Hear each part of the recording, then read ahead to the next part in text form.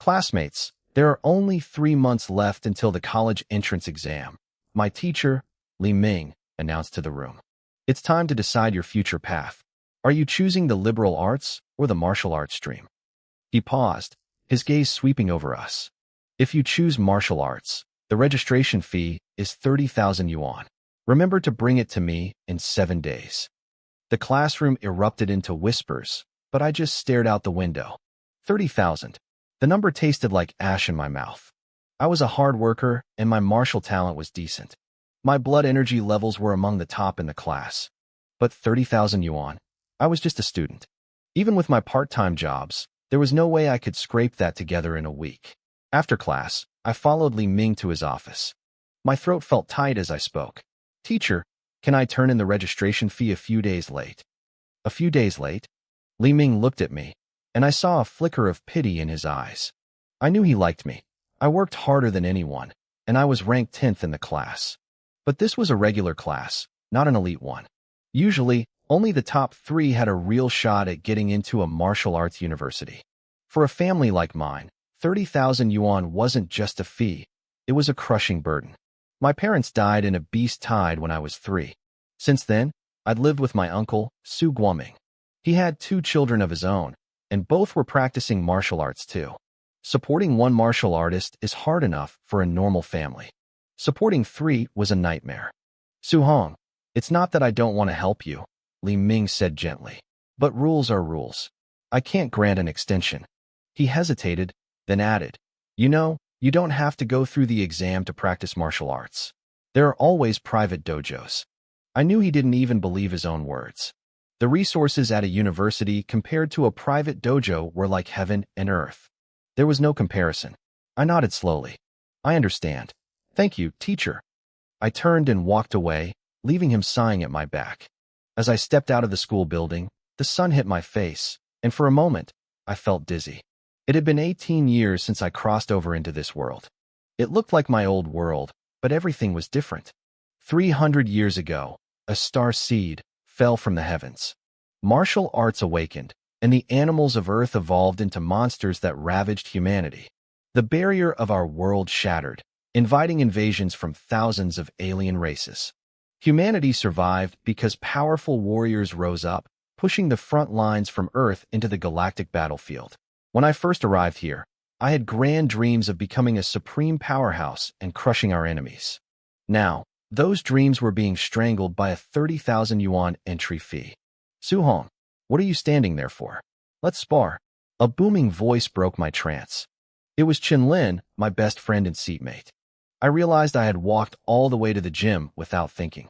He was waving at me from the steps. I took a deep breath, pushing the frustration down. There was no point in obsessing over money I didn't have. I had to focus on what I could control. Coming, I shouted back. The sun dipped below the horizon, and the moon took its place. The lights of the Star City First High Gym stayed bright.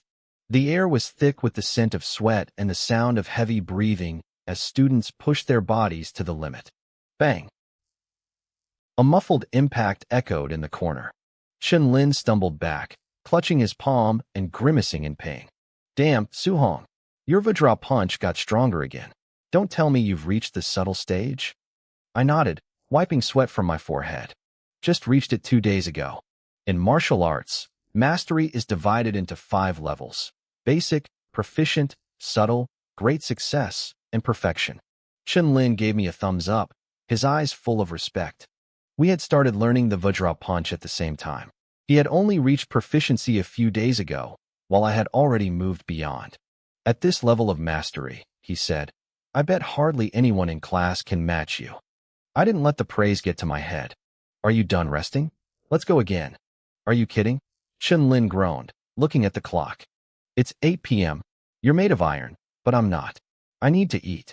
He'd been trying to sneak out since 5, but I'd kept him pinned here. Fine, go eat, I said. Come back when you're done. No way. Spare me, man. I'm finished for the day.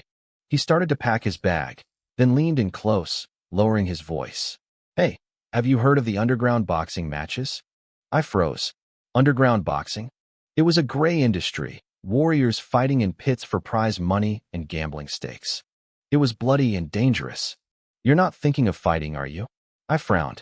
The thought had crossed my mind because of the fee, but the people who fought there were grizzled veterans or mercenaries who killed monsters for a living. They were ruthless. People died in those pits all the time. I'm not crazy, Chenlin laughed. I just meant we should go watch. See what real combat looks like. You want to go? Maybe, I muttered.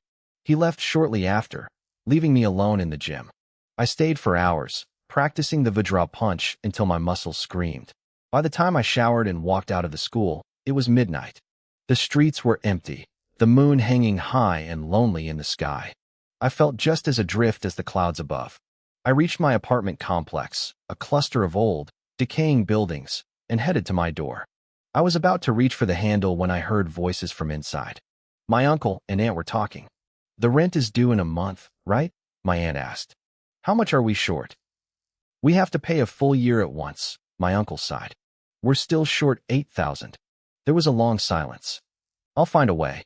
Don't tell the kids. Especially not Xiaohong. She's at a critical point with the exams coming up. I don't want her worried. I froze, my hand hovering inches from the door. I leaned my back against the cold hallway wall, listening. I know, my aunt said, her voice trembling. But the neighbors said the registration fee for the martial arts stream is expensive. How much is it? A few tens of thousands, my uncle replied. I heard the click of a lighter. My uncle must have walked to the window to smoke. Maybe I should stop my medication, my aunt whispered. It's not curing me anyway. It would save so much. And Xiaohai and Xiaoming are in middle school now. They're growing. They're practicing martial arts. They need to eat well. I can go back to work. Doing needlework at home isn't enough. Your health is too poor for that. My uncle snapped, his voice thick with emotion. Don't even think about it. You keep up with your treatment. The kids will have what they need to eat. And Xiaohong's fee, she's the most talented one in this family. She has to take that exam. But, no buts, he grunted. I stood in the dark hallway, my heart feeling like it was being squeezed by a giant hand. I couldn't just walk in there. I couldn't look them in the eye. Not yet. As long as I'm here, this family won't fall, Su Guoming said softly. I'll find a way. Just don't tell the 3 kids. We don't want to wake Xiao Hai or Xiao Ming, and Xiao Hong should be home any minute.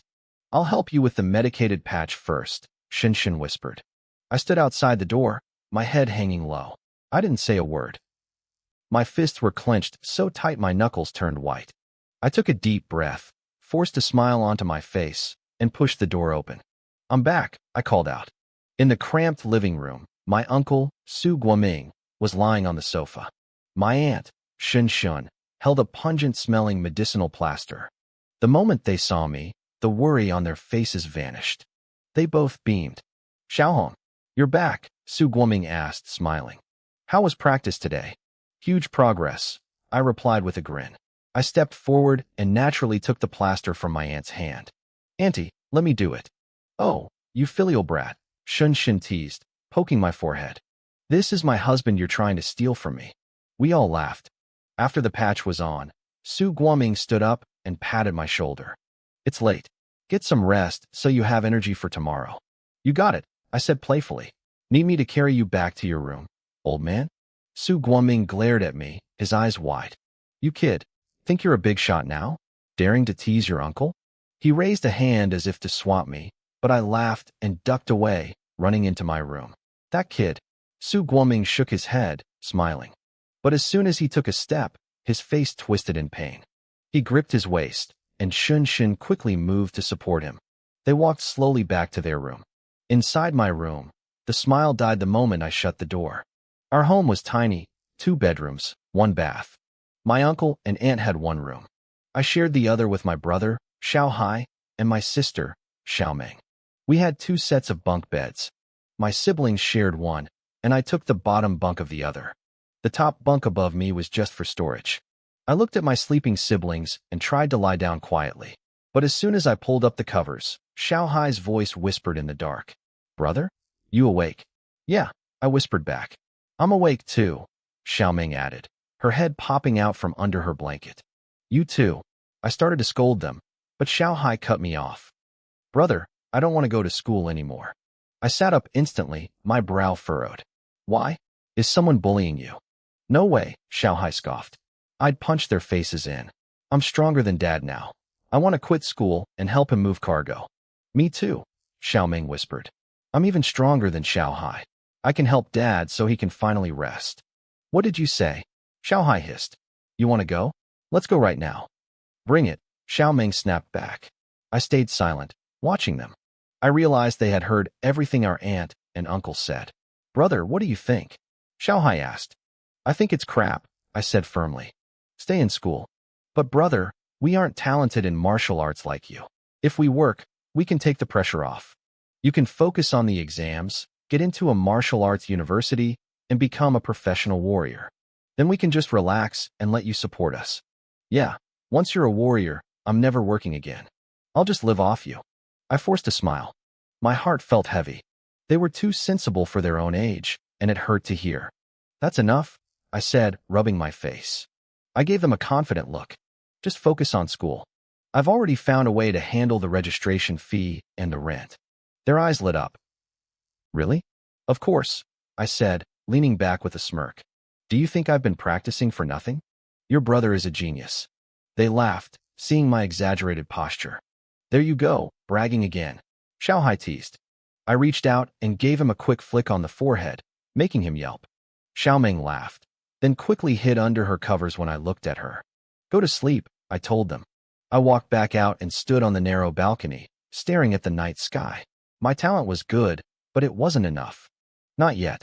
I pulled out my cracked phone and searched for something Chen Lin had mentioned earlier, underground boxing. The prize money numbers stared back at me. With my mastery of the Vajra fist, I had a chance. I had been hesitant before, but seeing my younger siblings willing to give up their futures for the family changed everything. I was an 18-year-old man. I couldn't keep wavering. The moment I made my decision, a crisp electronic chime echoed in my brain. Ding. Host's indomitable martial heart detected. System binding successful. Ding. Beginner gift pack opened automatically. Ding. Congratulations. You have obtained the talent. Eternal unparalleled. Chapter 3. 1 second insight. I froze. A system? I had been in this world for 18 years and had given up hope on such a thing. Indomitable martial heart, I muttered to myself. I realized the system had likely been there all along, waiting for me to find the resolve to risk everything. Being indomitable was easy to say, but hard to do. If I hadn't heard my family's struggles tonight, I might never have reached this state of mind. I took a deep breath and felt a new power surging through me. Everything was about to change. I took a deep breath, trying to steady my racing heart. I needed to focus. I closed my eyes and started digging into this system. As the minutes ticked by, my excitement only grew. This thing was incredibly powerful. To put it simply, if I defeated or killed an enemy, be it a person or a fierce beast, I would earn martial points. I could use those points to increase my blood chi, my physical constitution, or my martial arts proficiency. Open status panel, I whispered. A sleek, translucent screen flickered to life in front of me. Name, Su-hong. Talent, eternal unparalleled. Blood chi, 85 plus. Spirit, 23 plus. Constitution, mortal body 3% plus. Martial arts, Vajra fist, micro level 7% plus. Floating light palm, proficient 35% plus. Skytread step, entry level 56% plus. Martial points, 0. Every stat had a plus sign next to it. That meant as long as I had points, I could level up anything. My blood chi was at 85, up 3 points from last month. I was close. 90 points would make me a pseudo-martial artist, and 100 would officially make me a rank 1 martial artist. But then I saw this spirit stat. My eyes widened. In this world, there was another path besides being a martial artist, the spirit master. They could control objects with their mind. They were terrifyingly strong, and only one person in a million had the talent for it. And yet, this system could actually let me increase my spiritual power. I forced myself to calm down and looked at the rest. The martial arts stats were expected, but the mortal body caught my eye. I remembered reading that everyone's constitution was different. Some lucky people were born with special bodies that let them train 10 times faster than normal. There was a plus sign next to mine, too. Does that mean I can eventually evolve my body into something legendary? My heart hammered against my ribs. I took a second to breathe, then checked the description for my new talent, eternal unparalleled. The description was simple but arrogant. The greatest talent in history. None shall stand above you. The greatest in history? I muttered. I didn't feel any different. But then, I tried to recall the problems I'd been having with my Vajra fist training.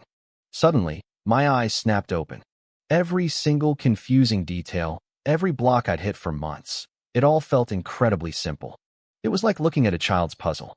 I thought about the floating light palm and the sky tread step. A thought flashed through my mind.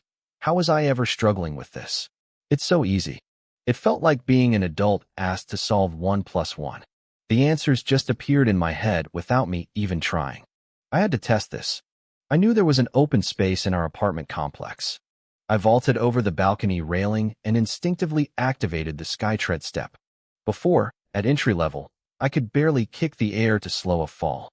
We lived on the 5th floor, and I figured one mid-air step would be enough to land safely. I was wrong. As I stepped out into the empty air, it felt like my foot hit solid concrete. A loud boom echoed through the silent night. I didn't just slow down, I shot upward like a rocket. I soared past the roof of the 8-story building and landed on the ledge of the top floor. I looked down at my feet, then back at the ground, completely stunned.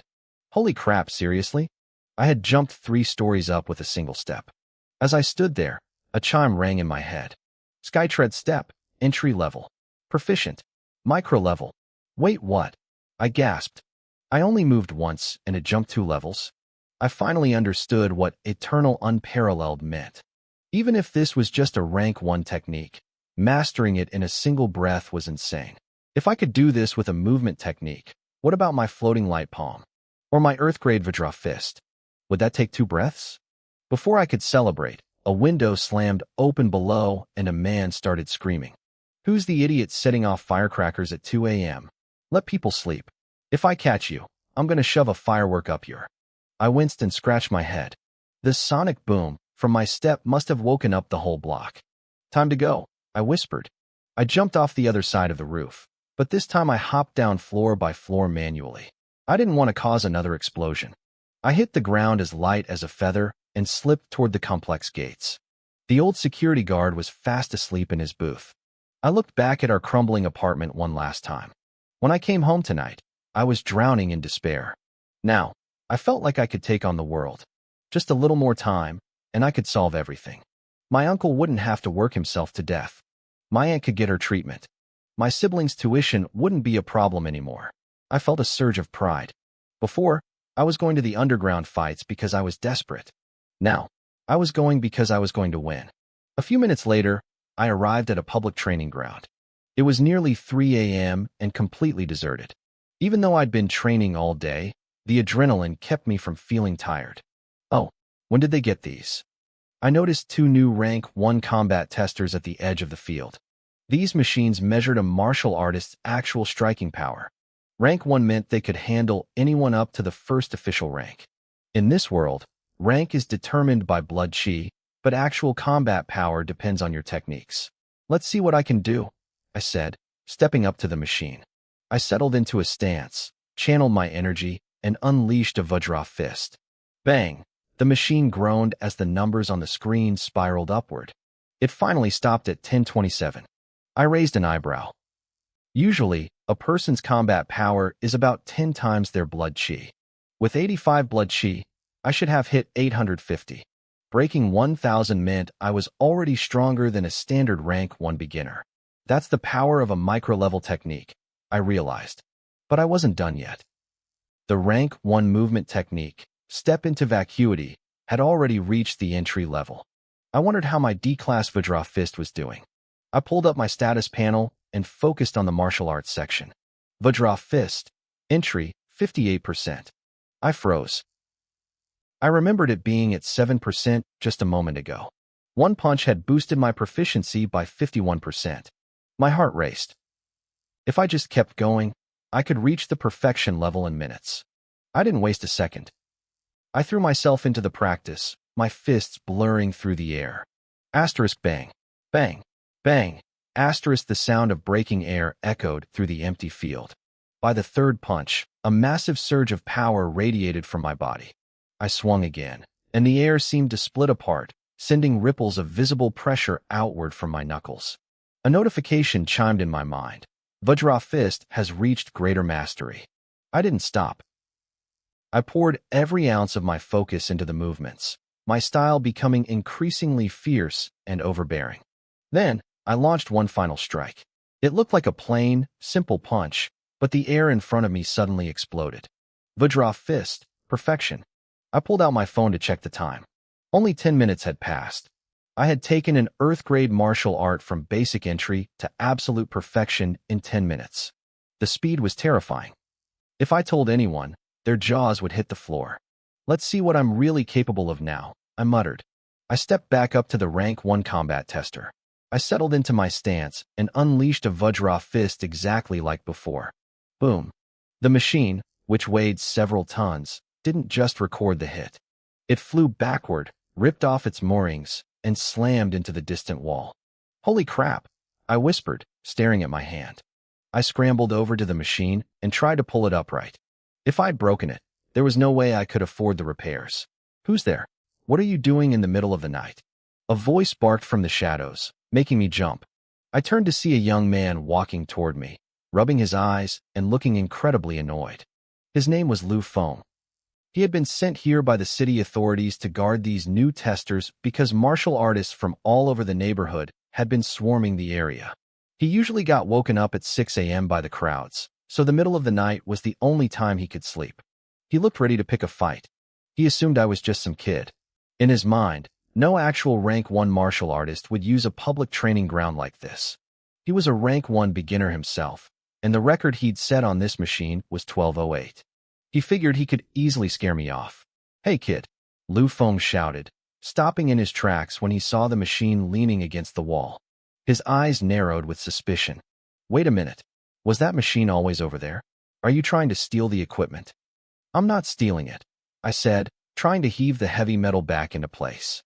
I was just testing my strength. Testing? You expect me to believe you moved a multi-ton machine to the wall just by testing it? Lu Feng sneered. He started rotating his shoulders, warming up. Kid, you better surrender. I'm the one who set the record on that machine. Don't make me get violent. I'm telling you, I didn't move it, I said, my voice turning cold. I was getting tired of the accusations. I hit it, and it flew back there by accident. Lu Feng almost laughed. Even he couldn't send the machine flying, and I looked like a high school student. He stepped forward to grab me, but as he passed the tester, his eyes caught the glowing screen. The numbers were still there, 1850. His pupils dilated. He looked at the screen, then at my face, then back at the screen. You want to fight me? I asked, my tone dropping an octave. Lu Feng felt a sudden chill run down his spine. His knees went weak. No. No, brother. I was just joking. Pretend I was never here. Keep practicing. But he turned on his heel and bolted. I stood there, completely confused. What's wrong with that guy? I shook my head, figuring I'd just run into a crazy person, and turned back to the display. A combat power of 1850. The perfection level of Vajra Fist was even stronger than I'd imagined. Back in his small guard shack, Lu Feng sat in a chair, his heart hammering against his ribs. 1850.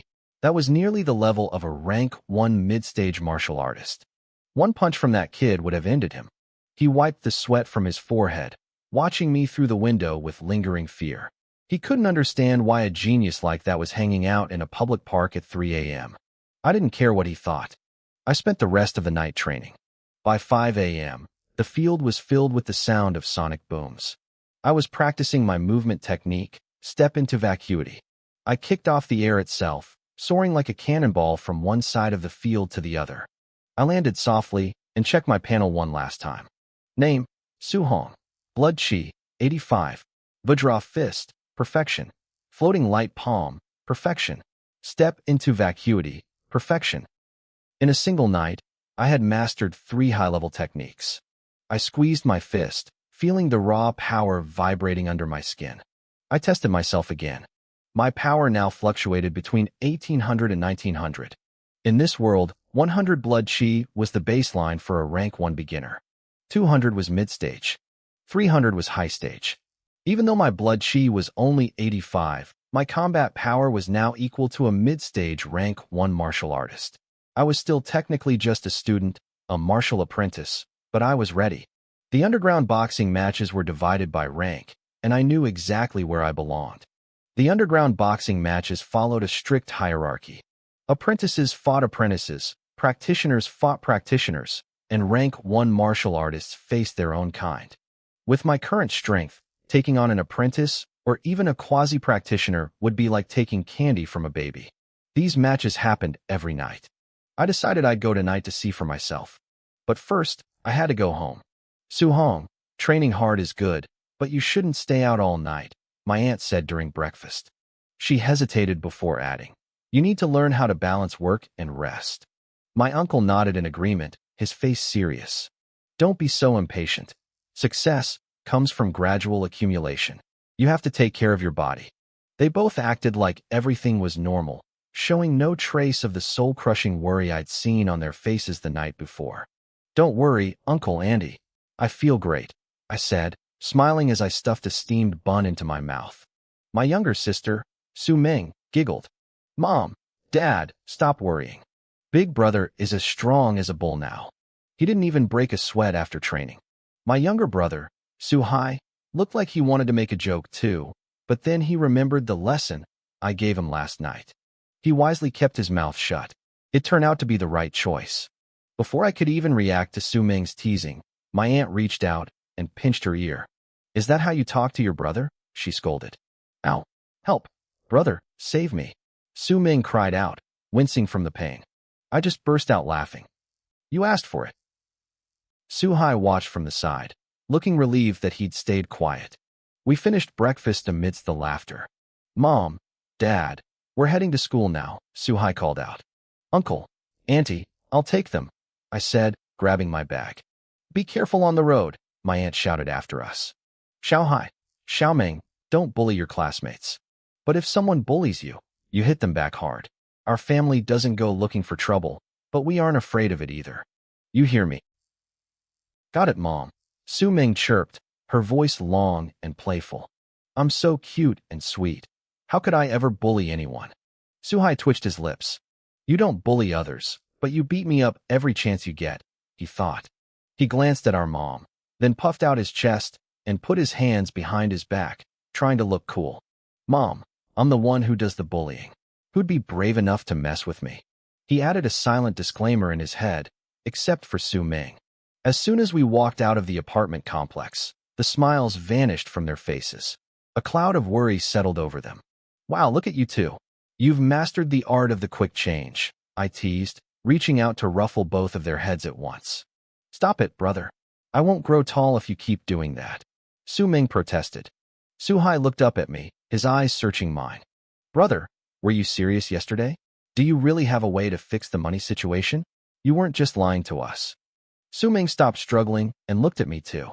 Brother, tell us the truth. If there's no way, we'll just drop out of school and help out at home. I stopped walking and turned them both around to face me. I looked them straight in the eyes. Trust me, I wasn't lying. I really do have a way. Seeing how serious I was, their eyes finally lit up. They knew that when I used that tone, I meant it. Yes. Su Ming cheered, jumping for joy. Su Hai finally broke into a bright, genuine smile. Watching them return to their usual, lively selves, I felt a weight lift off my chest. This was why I was doing this. Not for fame or power, but to see my family smile like this. After dropping them off, I made my way to Class 6 at Star City First High. The moment I walked in, my friend Lin practically dragged me to my seat. Su-hong, have you thought about it? Are we going to the underground matches tonight? I'm not going, I said, shaking my head. Lin's eyes widened. Are you serious? You're going to miss out on watching real martial artists go at it? You won't regret it. I'm not going to watch, I thought. I'm going to fight. I didn't tell him. If I did, he'd try to stop me, or worse, tell my aunt and uncle. I didn't need them worrying more than they already were. Quiet down, everyone, our homeroom teacher, Li Ming, shouted as he walked in. Everyone head to the gymnasium immediately. The class looked confused. Teacher, what about morning study? Li Ming grinned. You can stay for study if you want, but the principal has invited a rank 3 martial artist to teach everyone a grade C technique. Are you sure you want to stay? A rank 3 master? A grade C technique? The class erupted into cheers and sprinted for the gym faster than they usually ran for lunch. My eyes lit up. I wasn't afraid of difficult techniques. I was afraid of not having enough of them to learn. A grade C technique. Chun-Lin whispered excitedly as we ran. If I learn this, I'll crush the monthly exams. Heck, I might even be brave enough to step into the underground ring myself. I looked at him, genuinely shocked. He blinked, then punched my arm. What? You don't believe me? Then he deflated. Fine, even if I learn it, I'm not going. Those guys are brutal. Most of them have mastered their techniques to the perfection level. I'd just be a punching bag. He paused, then patted my shoulder with a mischievous glint in his eye. But you, Su-Hong, I've got high hopes for you. Once your Vajra fist hits perfection, you go fight. I'll place the bets, and we'll split the winnings 50-50. We'll be rich. He started laughing at his own joke. Pretty funny, right? I gave him a thumbs up. Hilarious.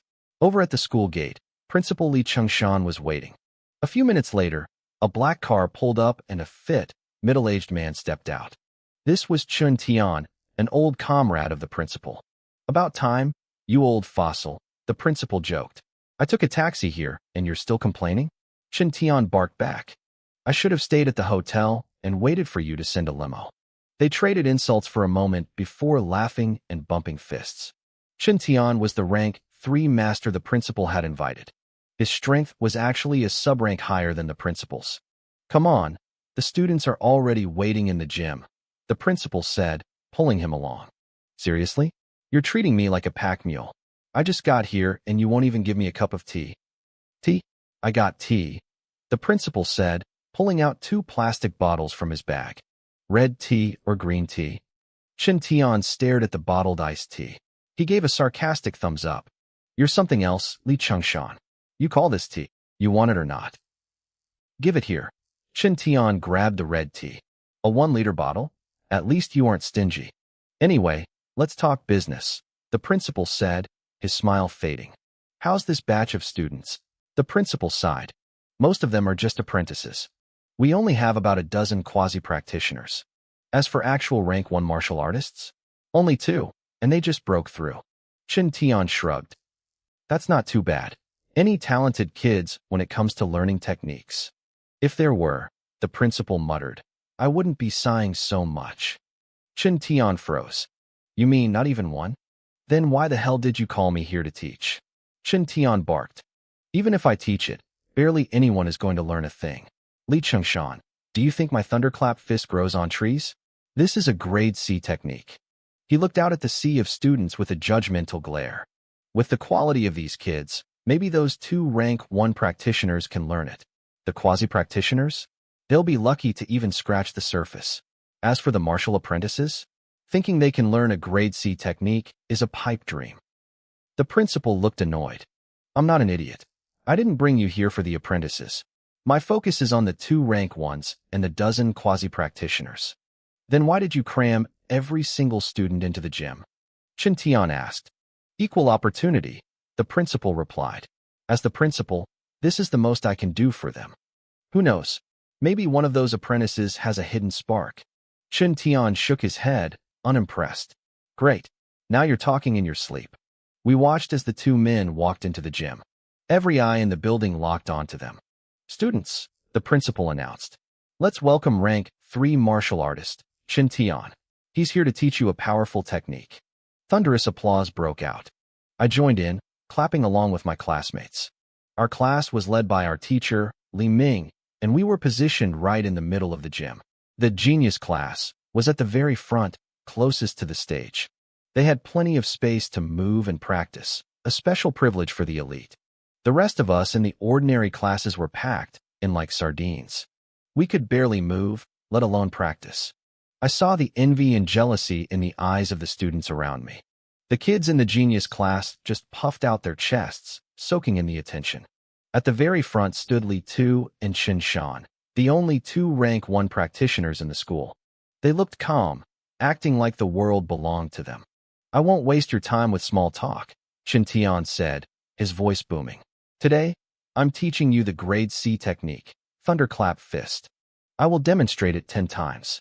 How much you learn depends entirely on you. He dropped into a stance. The gym went silent. Everyone stared, terrified of missing a single detail. The genius class students immediately started mimicking his movements. Watch closely, Li Ming whispered to us. This is a rare opportunity. Even our teacher was wide-eyed. As a rank 1 himself, this was a massive chance for him to grow, too. Tian began the demonstration. Thunderclap fist is fierce and overbearing, he explained as he moved. When you reach the entry level, your punch will produce a single crack of thunder. He threw a punch. Boom. A sound like a lightning strike echoed through the gym. At the proficient level, you hit 3 sounds. At the mastery level, 5. At the great success level, 7, which is where I am now. Suddenly, his speed exploded. Asterisk boom. Boom. Boom. Asterisk. 7 consecutive thunderclaps shook the air. He pulled back his fist and stood tall. And if you reach perfection, that's 9 sounds. He shook his head. I haven't even reached that level yet. Don't get ahead of yourselves. If any of you can hit the entry level today, I'll be impressed. He glanced at the genius class. Li Tu and Chen Shan were copying him, but their movements were hollow. They had the form, but none of the spirit. 10 seconds to memorize, Chen Tian said. Then I go again. In my row, Chun Lin leaned over and hissed. Are you kidding me? How are we supposed to learn this? The difficulty is insane. He looked around at the crowded space. I can't even stretch my legs. By the time we find space to practice, I'll have forgotten everything. Right, Suhong? Chun Lin turned to look at me, but I wasn't there. His jaw dropped. Where did he go? He looked left and right, then poked Li Ming. Teacher, Suhong is gone. Li Ming blinked, confused. He was just here. He scanned the room and caught a glimpse of my back disappearing through the gym's back door. Li Ming sighed and shook his head. He thought I had given up.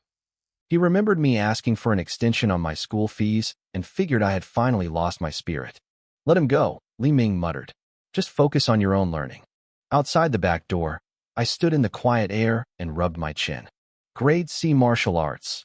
Doesn't seem that hard, I muttered to myself. I closed my eyes and replayed Chen Tian's movements in my mind. I stepped into the clearing, found my balance, and threw a punch. A single, crisp thunderclap rang out. Ding! A notification sounded in my head. Thunderclap fist, entry level reached. I didn't stop. I was locked in. I threw myself into the rhythm, my body moving with a fluid, violent grace.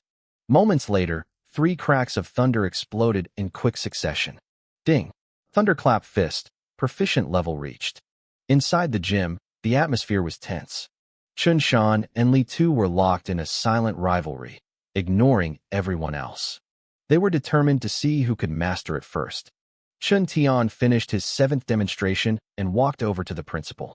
How is it? The principal asked. Not bad, Chun Tian replied. Chun Shan and Li Tu have the best talent. They should hit the entry level soon. The principal felt a weight lift off his chest. Grade C techniques were notoriously difficult to learn. If his 2 best students could pull it off, his efforts wouldn't be wasted. What about the others in the genius class? Chen Tian shook his head.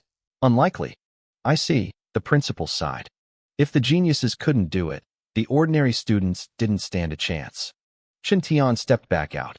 Last 3 times. He flew through the forms. As soon as he finished, Li Tu threw a punch. Boom. Holy crap. Li Tu did it, someone shouted. Li Tu smirked, feeling like a god.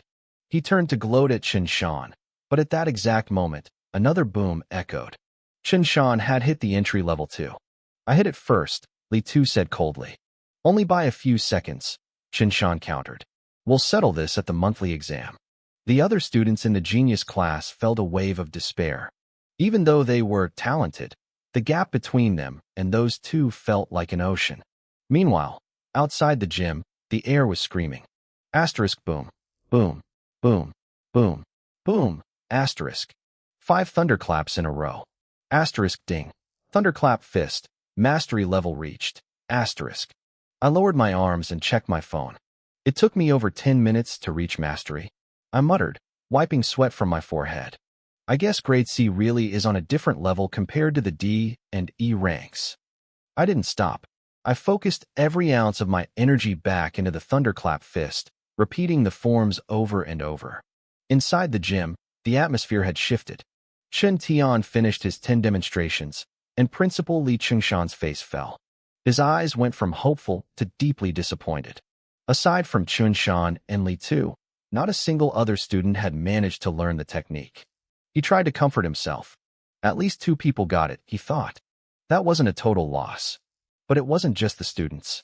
Even the teachers from the ordinary classes were shifting uncomfortably. They hadn't learned it either.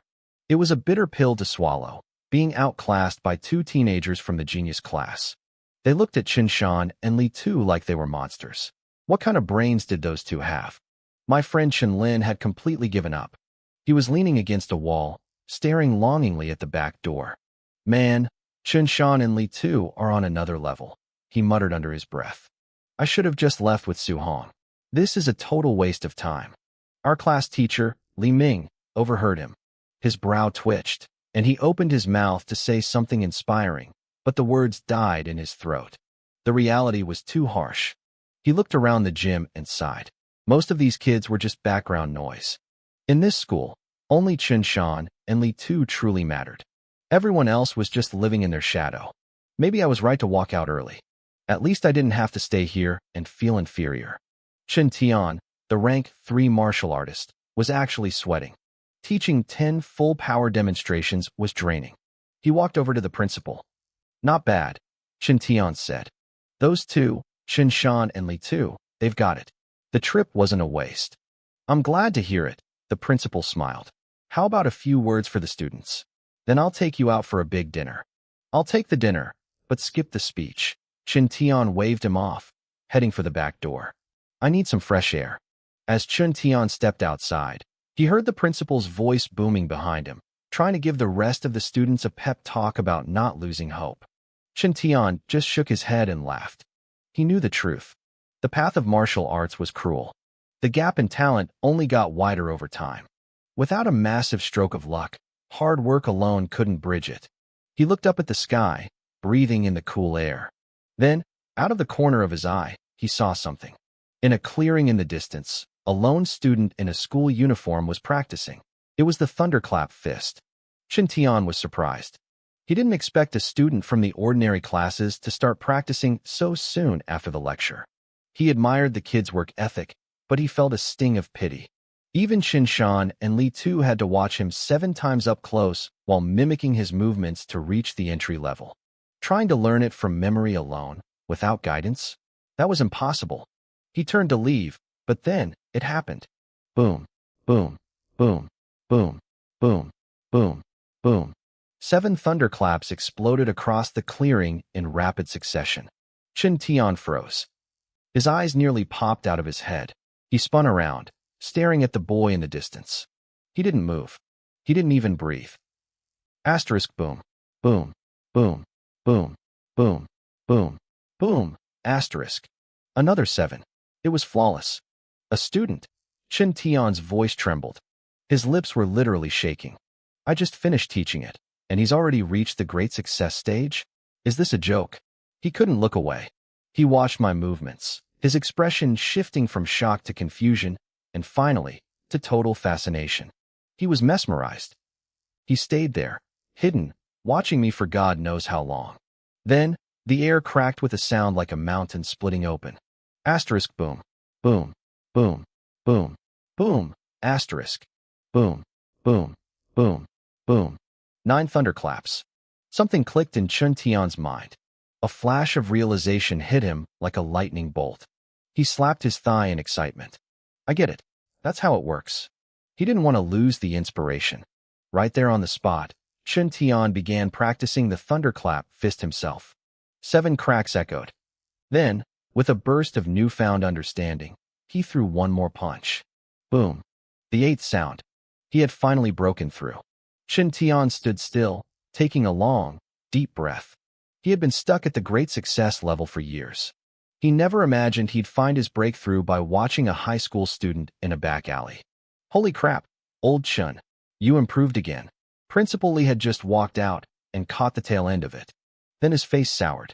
Wait a minute. You old fox, were you holding out on me? You told me you could only hit 7. What are you talking about? Chen Tian was still dazed. You hit 8? I bought you that expensive tea and you didn't even show my students the full version? Chen Tian snapped out of it and started cursing. You have the nerve to bring up that cheap tea? I came all this way to teach for you, and you're complaining? I just broke through, you idiot. Suddenly, Chen Tian stopped. He looked back at the clearing. It was empty. I was gone. Oh, you just broke through? The principal didn't notice Chen Tian's panic. Anyway, let's go eat. Chen Tian let out a frustrated yell. What's wrong with you? The principal asked, baffled. It's because you showed up and distracted me. Chen Tian was fuming. He actually swung and punched the principal right in the eye. Ow. What the hell, Chen Tian? It was just a joke about the tea. The principal clutched his bruised eye, hissing in pain. You said this school didn't have any top-tier talent, Chen Tian said, his voice low. The principal nodded reflexively. Yeah, you saw them. Chen Shan and Li Tu are the best we've got.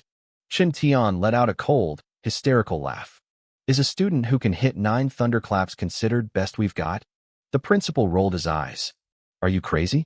Someone like that isn't a good prospect. They're a freaking monster. Wait. He froze. His breath hitched. What do you mean? What did you see? Chen Tian explained everything. By the time he finished, the principal's legs went weak. He almost collapsed onto the grass. He stared at the sky like he'd lost his mind. My school has a monster like that? How did I not know? He scrambled up, his eyes wild. You said he was right here? In this clearing? Yes. The principal didn't wait. He moved like a blur, leaving afterimages behind as he sprinted toward the clearing. He looked everywhere until he spotted a student in a uniform walking toward the cafeteria. His eyes lit up. Hey, you. Stop right there. He ran over, panting. I wasn't there anymore, but the student turned around. What's your name? The principal demanded. I'm Chen Lin, the boy stammered, looking terrified. Quick, show me the thunderclap fist. Right now. Here? Right now.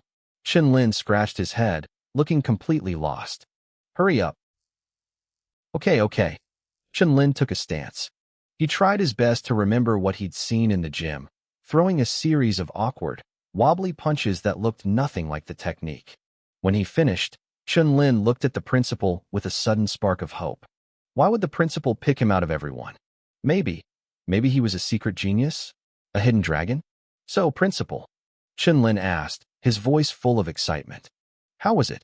Am I a natural? Principal Li stood there in dead silence. He looked at Chen Lin's expectant face, opened his mouth to speak, and then just shut it.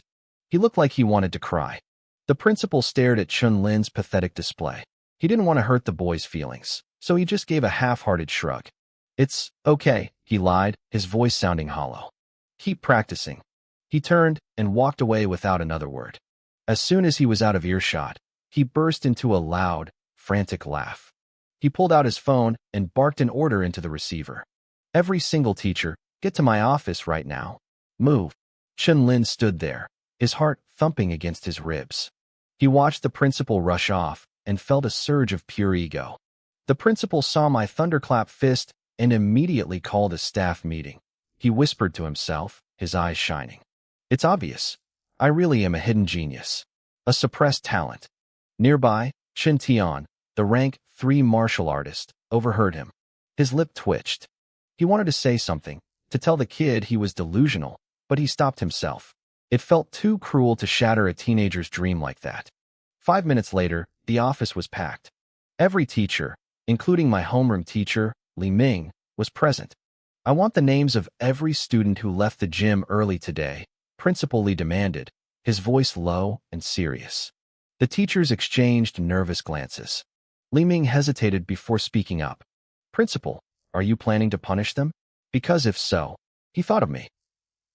He knew why I was struggling. He didn't want to add more weight to my shoulders. Punish them. The principal's face broke into a wild grin. I'm thrilled.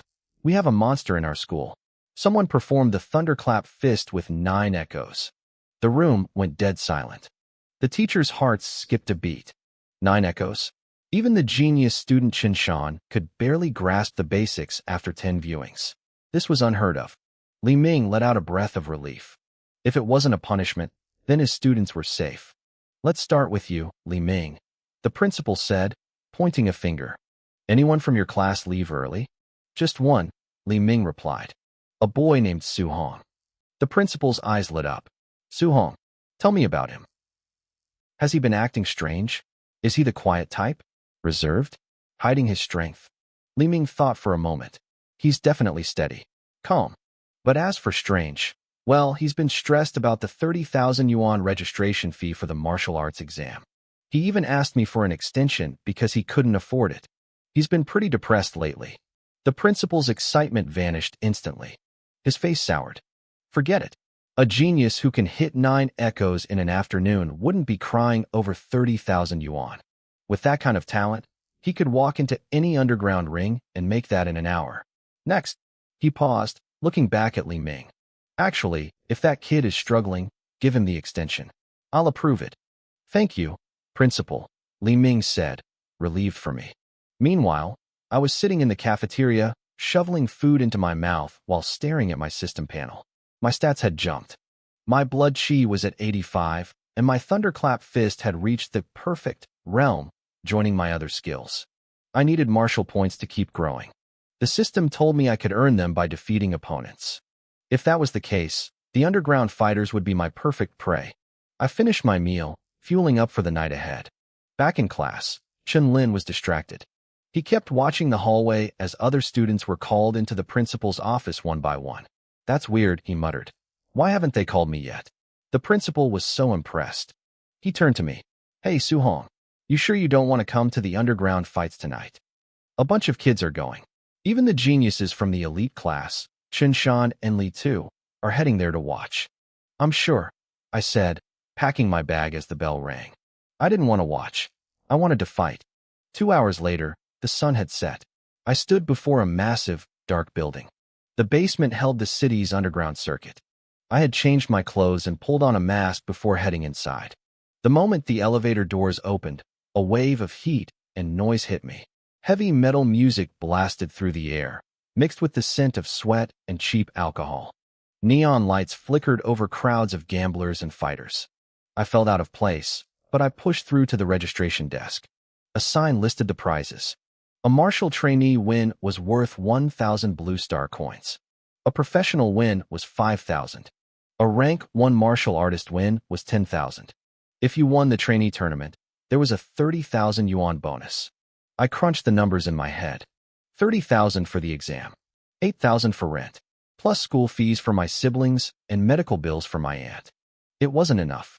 You sound pretty young to be acting this arrogant, a woman behind the desk said, smirking at me. She was attractive, dressed in a way that commanded attention. If you think you're that good, you can try arena guard mode. You stay in the ring and fight everyone, one after another, until you're the last one standing. My interest piqued. Does the prize change? She leaned in, her eyes twinkling with amusement. If you beat everyone, the final prize doubles.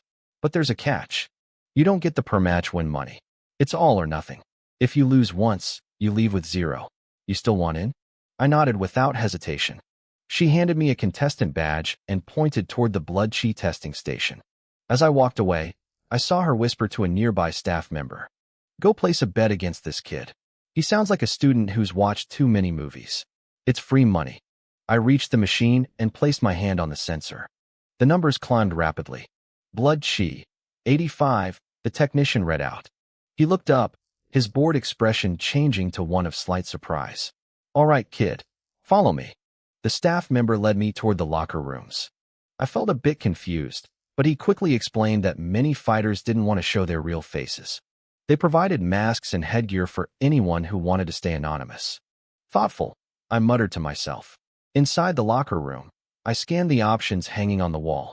My eyes landed on a rubber bull mask. It looked ridiculous, but it was sturdy. I pulled it on, making sure my vision wasn't blocked. I shook my head, watching the 2 horns wobble in the mirror, and then headed to the waiting area. As soon as I stepped inside, a loud bang echoed through the room. A group of fighters was huddled around a combat power tester, shouting and cheering. I stood off to the side and watched. There were 50 of us in total, not counting me.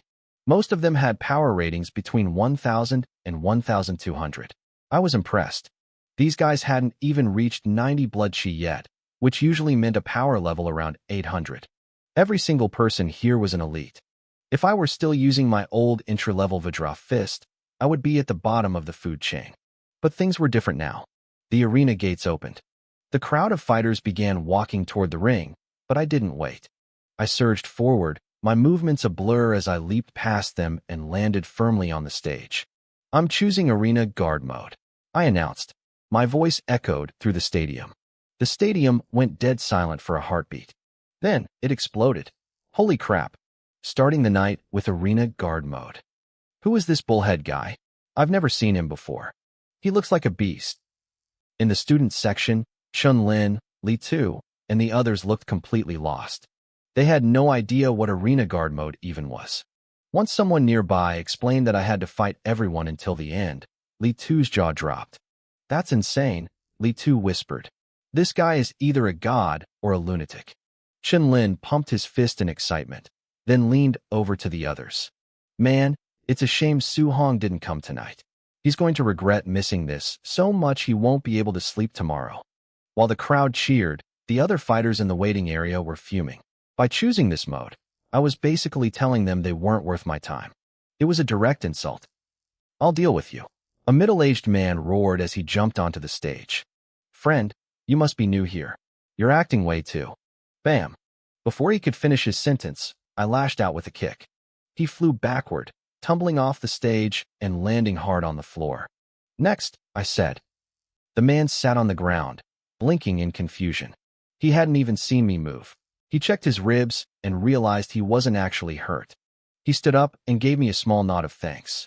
In this ring, people died or left with broken bones every night.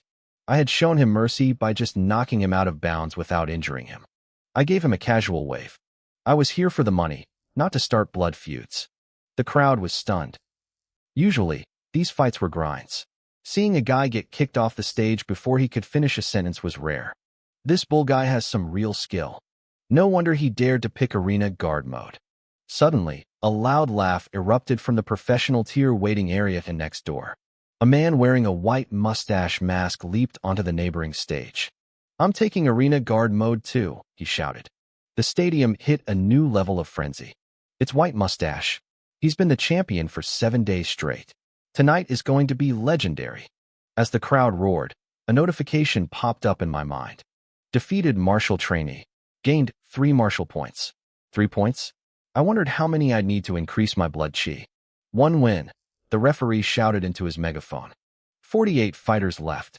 Will the bullman succeed, or will someone shut him down?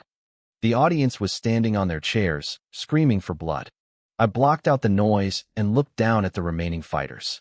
I beckoned with my hand. Next, a burly man jumped up. He grinned at me. Hey, thanks for going easy on my brother just now. As a reward, I'll try not to hurt you too much. He released his blood chi. The pressure he gave off was intense, just a hair's breadth away from being a professional. He was strong. Come on then, I said, stepping into a stance. Here I come, he roared. He closed the distance in 3 steps and threw a punch that whistled through the air. I didn't dodge. I threw a punch of my own, meeting him head-on. The man's eyes widened. He didn't expect me to match his power directly. Fearing he might kill me, he tried to pull his punch back slightly. He shouldn't have. My fist accelerated instantly. Our knuckles collided, and the man's face went pale as a terrifying force surged through his arm. He tried to roar and put his full weight into it, but I was faster. My foot swept up and caught him square in the chest. He flew off the stage, landing right next to his brother. He sat there, dazed, feeling the lingering warmth on the floor where his brother had just been sitting. I lost. He looked up at me, his eyes filled with shock. His blood chi was 89. He was the best among the trainees tonight. Yet I had matched his strength and kicked him out effortlessly. He realized then that if I had wanted to, I could have shattered his ribs. 2 wins, the ref screamed. After that, it was a blur. One by one, over a dozen fighters charged the stage. One by one, I sent them flying. I wasn't even winded. With my Vajra fist at the perfect realm, no trainee could touch me. 5 wins, a voice shouted from the neighboring ring. I glanced over. White Mustache was standing calmly over his fifth opponent. As expected of White Mustache, someone in the crowd yelled, "He's on another level." I turned back to my own line of opponents. I had a lot of work to do and a lot of debt to pay. I didn't care who White Mustache was. Tonight, the ring belonged to the bull. I heard the crowd whispering. They said White Mustache had mastered an Earth-grade technique to the perfect realm, putting him on a level far beyond any other trainee. My eyes narrowed. If that was true, he was at the exact same level as my Vajra fist. If that kind of power was enough to win 5 matches in a row with ease, I knew exactly where I stood. Suddenly, a sharp whistle of wind cut through the air behind me. I didn't think. I just moved. I lunged to the side, and a heavy thud echoed right where my head had been a second ago. I looked up and saw a young man grinning at me. He didn't look embarrassed about the sneak attack at all. My blood turned to ice. That punch had been aimed at the back of my skull. If I hadn't dodged, I'd be a corpse on the floor right now. "Look, it's that shameless Lin Ping again," someone in the crowd yelled. They started shouting about how he had won yesterday's championship by blindsiding his opponents and intentionally crippling them. The referee didn't move. This was an underground ring. The fight started the moment you stepped onto the stage, and the rules were written in blood. Lin Ping didn't care about the insults. He just waved at the crowd with a smug smile. He thought he was untouchable. I moved faster than he could blink. 1 second I was standing still, and the next, I was a blur in his peripheral vision. My fist grew larger in his pupils as it roared toward his face. Lin Ping's expression shattered. He tried to tilt his head and throw a counterpunch, but he was too slow. When our fists collided, his hand didn't just break, it deformed. His knuckles crushed into powder. The sheer force of my strike sent his arm bones sliding out of alignment, driving his forearm bone straight through his skin. A jagged shard of white bone poked out into the open air. He hit the floor on his knees, screaming in pure agony. I didn't stop. I walked toward him with heavy, deliberate steps. Lin Ping looked up, his face twisted with terror. He tried to open his mouth to surrender, but I reached out and snatched his chin. With a sharp jerk, I dislocated his jaw. His plea for mercy turned into a muffled, garbled mess. He tried to crawl away, his legs shaking as he scrambled toward the edge of the ring.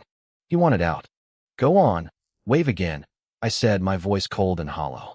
"Wasn't that what you liked?" I didn't hesitate. I drove my foot into his chest. I felt his ribcage collapse under my boot.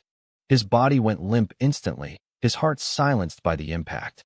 I pulled my leg back and stood in the center of the ring. If someone showed me respect, I gave it back tenfold. But this man had tried to kill me from behind. I felt no guilt. The arena went silent. The crowd was frozen, staring at Lin Ping's sunken chest. Then, the silence broke. The audience exploded into a roar of approval. They were screaming for the bull. In the stands, my classmates were a different story. Chen Lin and the others were pale, some of them clutching their stomachs and gagging. This wasn't a school tournament. This was life and death. Even Li Tu, who always bragged about his lightning fist, was dead silent. This was the first time I had ever taken a life. I stood there, feeling my body tremble. I couldn't tell if it was from the adrenaline, the fear, or the sudden realization of what I was capable of. I took a deep breath, forced the nausea down, and looked toward the waiting area. Next, I called out. The referee glanced at me, a new level of respect in his eyes, and announced my 3rd consecutive win.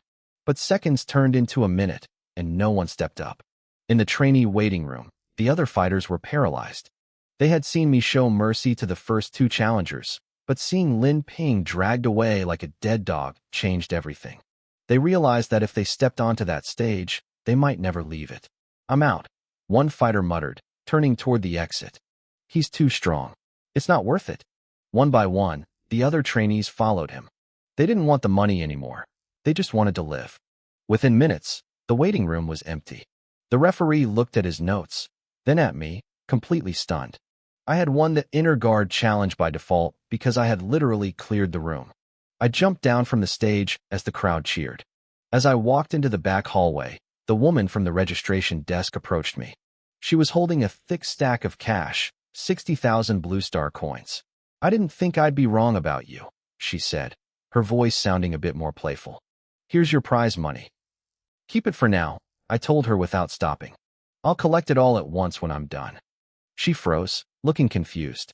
What do you mean? I didn't answer. I kept walking until I reached the heavy iron door on the far side of the hall. I looked up at the sign above it, pre-martial artist waiting room.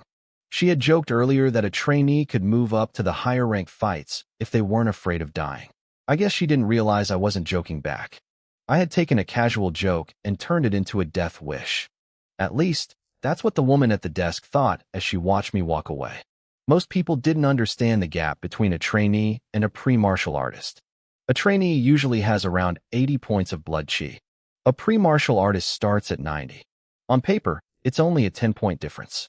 But in reality, once you hit 90, your physical body undergoes a massive transformation.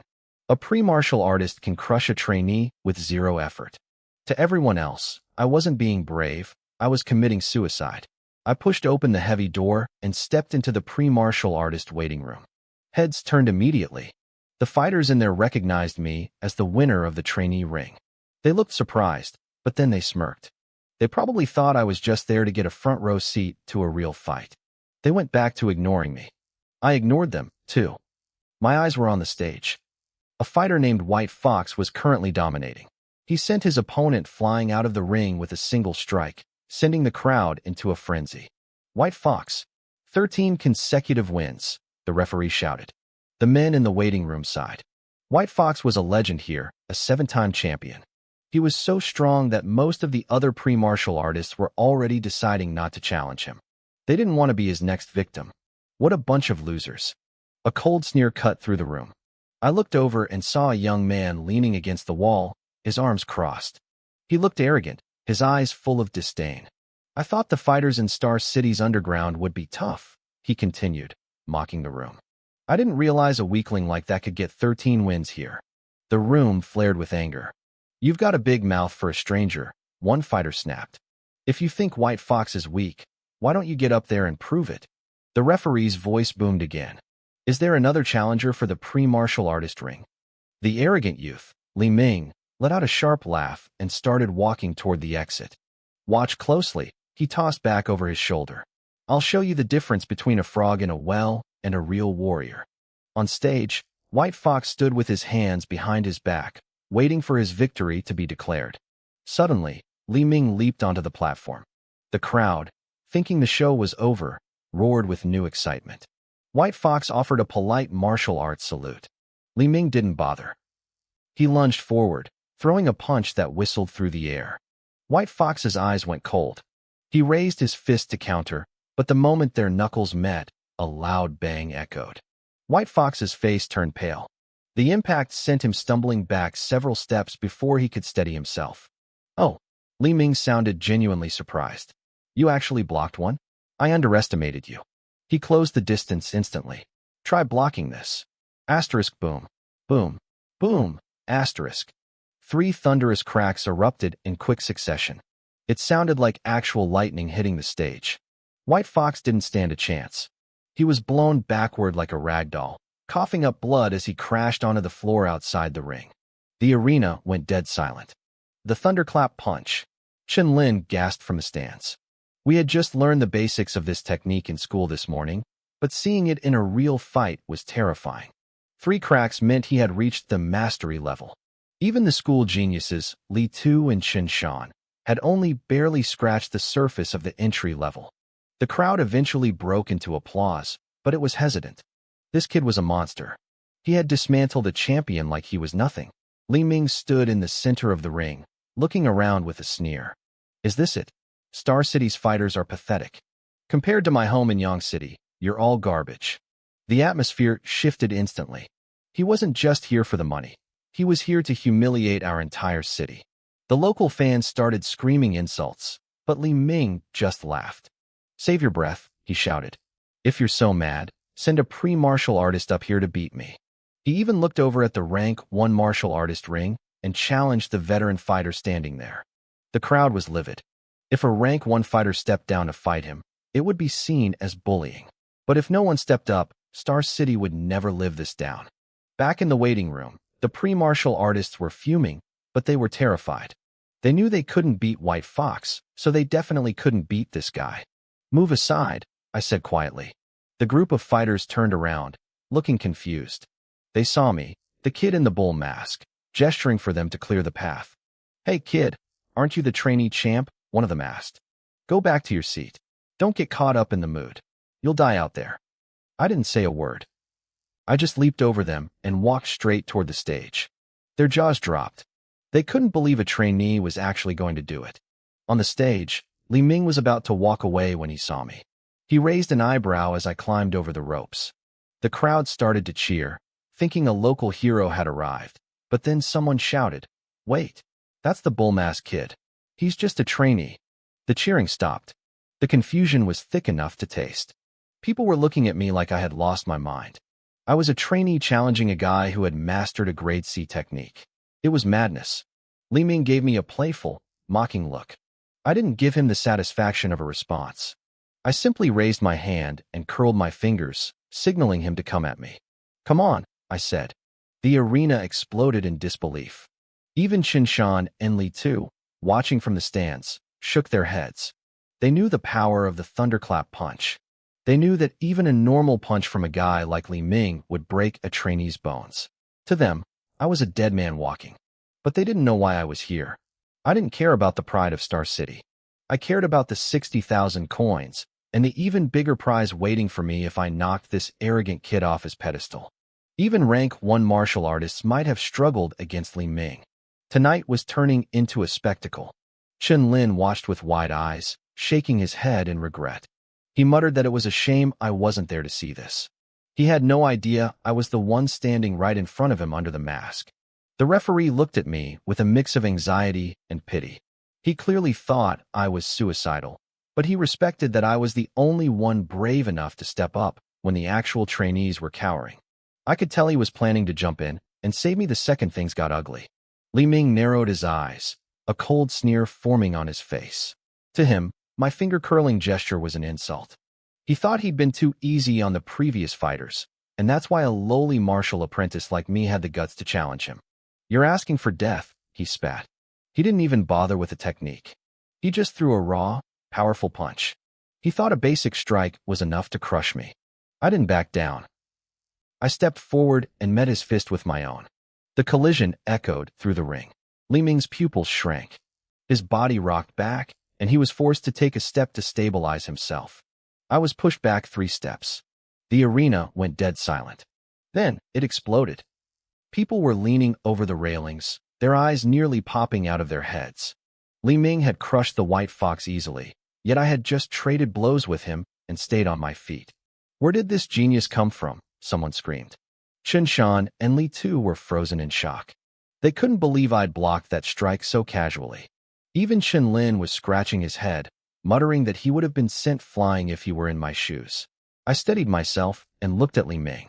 You're pretty strong, I said honestly. But to Li Ming, it sounded like the ultimate insult. A martial apprentice had just survived a head-on clash with him and then had the audacity to offer a compliment. His face turned purple with rage. His blood chi erupted, and the air began to crackle. 3 thunderclaps rang out. He was using the thunderclap punch. The referee tensed up, ready to dive in. But then his jaw dropped. From my side of the stage, a different sound erupted. It wasn't 3 claps. It was a roar. 1, 3, 6, 9. 9 thunderclaps exploded in rapid succession. Perfect mastery. Li Ming started to shake. He looked like he'd seen a ghost. He didn't even have time to react before my fist connected. He sprayed blood into the air and collapsed, out cold before he hit the canvas. The silence that followed was heavy. The referee stood there like he'd been struck by lightning himself. Then, the crowd turned into a riot. People were screaming. A martial apprentice beat a trainee. This is insane. Chen Lin looked like he'd lost his mind. Li Tu and Qinshan were trembling. 9 claps meant the perfect realm of the thunderclap punch. They had been praised as geniuses for learning the move after watching it 10 times. But compared to me, they felt like nothing. I turned to the stunned referee. I won. I assumed the prize money is mine. He blinked, nodding frantically. Yes, yes. If no other trainees challenge you, it's yours. I looked toward the waiting room where the other trainees were gathered. They didn't just stay back. They scrambled away from the door, shaking their heads in terror. Nobody wanted to fight a monster who had mastered a grade C technique to the perfect realm. The winner of the trainee circuit is the bull mask, the referee shouted. I didn't wait for the cheers. I leaped off the stage and vanished into the back. As I walked through the waiting room, the trainees parted like the Red Sea. They watched my back with awe, wondering where a freak of nature like me had come from. Outside, the young woman from the desk was staring at me, completely dazed. I held out my hand. My prize money. She handed it over with trembling fingers. I counted it carefully. 60,000 for the apprentice circuit, 100,000 for the trainees. 160,000 total. In just a few hours, I had earned more than my aunt and uncle made in an entire year. The weight on my chest finally lifted. My school fees, the rent, and my siblings' tuition were all covered. I could even afford several rounds of treatment for my aunt's illness. The woman tried to grab my arm, her eyes sparkling. It's late. We have rooms here if you want to rest. I pulled my arm away and kept walking. Women will only slow down my training, I thought. I changed back into my school clothes, bundled up to hide my identity, and slipped into the cool night air. It was past 9. The streets were empty. I pulled up my system panel to check the damage. My blood chi was at 85. My spirit was 23. My thunderclap, vajra punch, and floating light palm were all at perfect mastery. I had 67 martial points stored up from the 4 people I'd defeated tonight. The biggest chunk had come from Li Ming. It seemed the stronger the opponent, the bigger the reward. I decided it was time to level up. I looked at the plus sign next to my blood chi. I put in 1 point. A surge of warmth flowed through me. My blood chi ticked up to 85.1. 1 point for 0.1 chi. It sounded small, but normal training would take weeks to get that much. I had 66 points left. If I used them all, I could break through to the trainee rank right here on the sidewalk. I hesitated. If I added too much at once, would my body explode? I decided to test the limits. 2 points. 5 points. 10. When I dumped 20 points in at once, my muscles began to ache and swell. I waited for the sensation to fade, letting my body adapt. Then I pushed more. 89.1, 89.5. The moment I hit 90, my aura exploded outward. I felt a transformation starting deep in my bones. I wasn't just a student anymore. I was becoming something else entirely. An invisible ripple exploded from my body, rushing outward in every direction. Fallen leaves on the pavement caught the draft, swirling into the air like a localized storm. A moment later, the surging blood chi beneath my skin began to settle. It felt calm, deep, and terrifyingly powerful. I was a trainee martial artist now. I clenched my fists, feeling a level of strength that dwarfed my previous self. I closed my eyes, savoring the sensation. It was intoxicating. This kind of rapid growth was addictive. My physical body felt denser, tougher, and more refined. I licked my lips, taking a second to commit the feeling to memory. I didn't stop there. I looked at my remaining martial points and dumped every last one into my blood chi. The numbers ticked up steadily until they hit 91.7. I had gained nearly 7 full points in a single night. My phone buzzed in my pocket. I pulled it out and saw the name on the screen, Song Fei from the Raging Thunder Dojo. Before I had this system, I worked part-time at the dojo every week to make ends meet. I was a sparring partner. For 100 credits an hour, I let people use me as a human sandbag. Even with protective gear, I usually went home covered in bruises. I hadn't gone every day lately because the injuries interfered with my own training, but I had a scheduled session tonight. I picked up. Suhong, it's almost 10. Where are you? On my way, I said. Good. Hurry up. The line went dead. Even though I didn't need the pocket change anymore, I'd given my word. A man stays true to his promises. I checked my bearings and started heading toward the dojo. 10 minutes into the walk, I passed an open-air martial arts field. My eyes lit up. I remembered this place from yesterday. It had a grade 1 combat power tester. I wanted to see exactly how much stronger I'd become after the breakthrough. I slipped inside. In a small shack nearby, a young guard let out a long yawn. He was thrilled that the training field had emptied out early for once. Finally, he could get some sleep. He lay down, thinking about a genius who had shown up in the middle of the night a few days ago to test his strength. He pushed the thought aside. Lightning wouldn't strike twice. He drifted off, his snoring filling the room. Then it happened. Boom. 9 consecutive thunderclaps erupted, sounding like they were right next to his ear. The guard bolted upright, his head slamming into the ceiling with a loud crack. He crumpled back to the floor, clutching his skull and hissing in pain. Not again, he growled. He shoved the door open, ready to scream at whoever was making the noise. But halfway to the field, he slowed down. What if it was that same genius from before?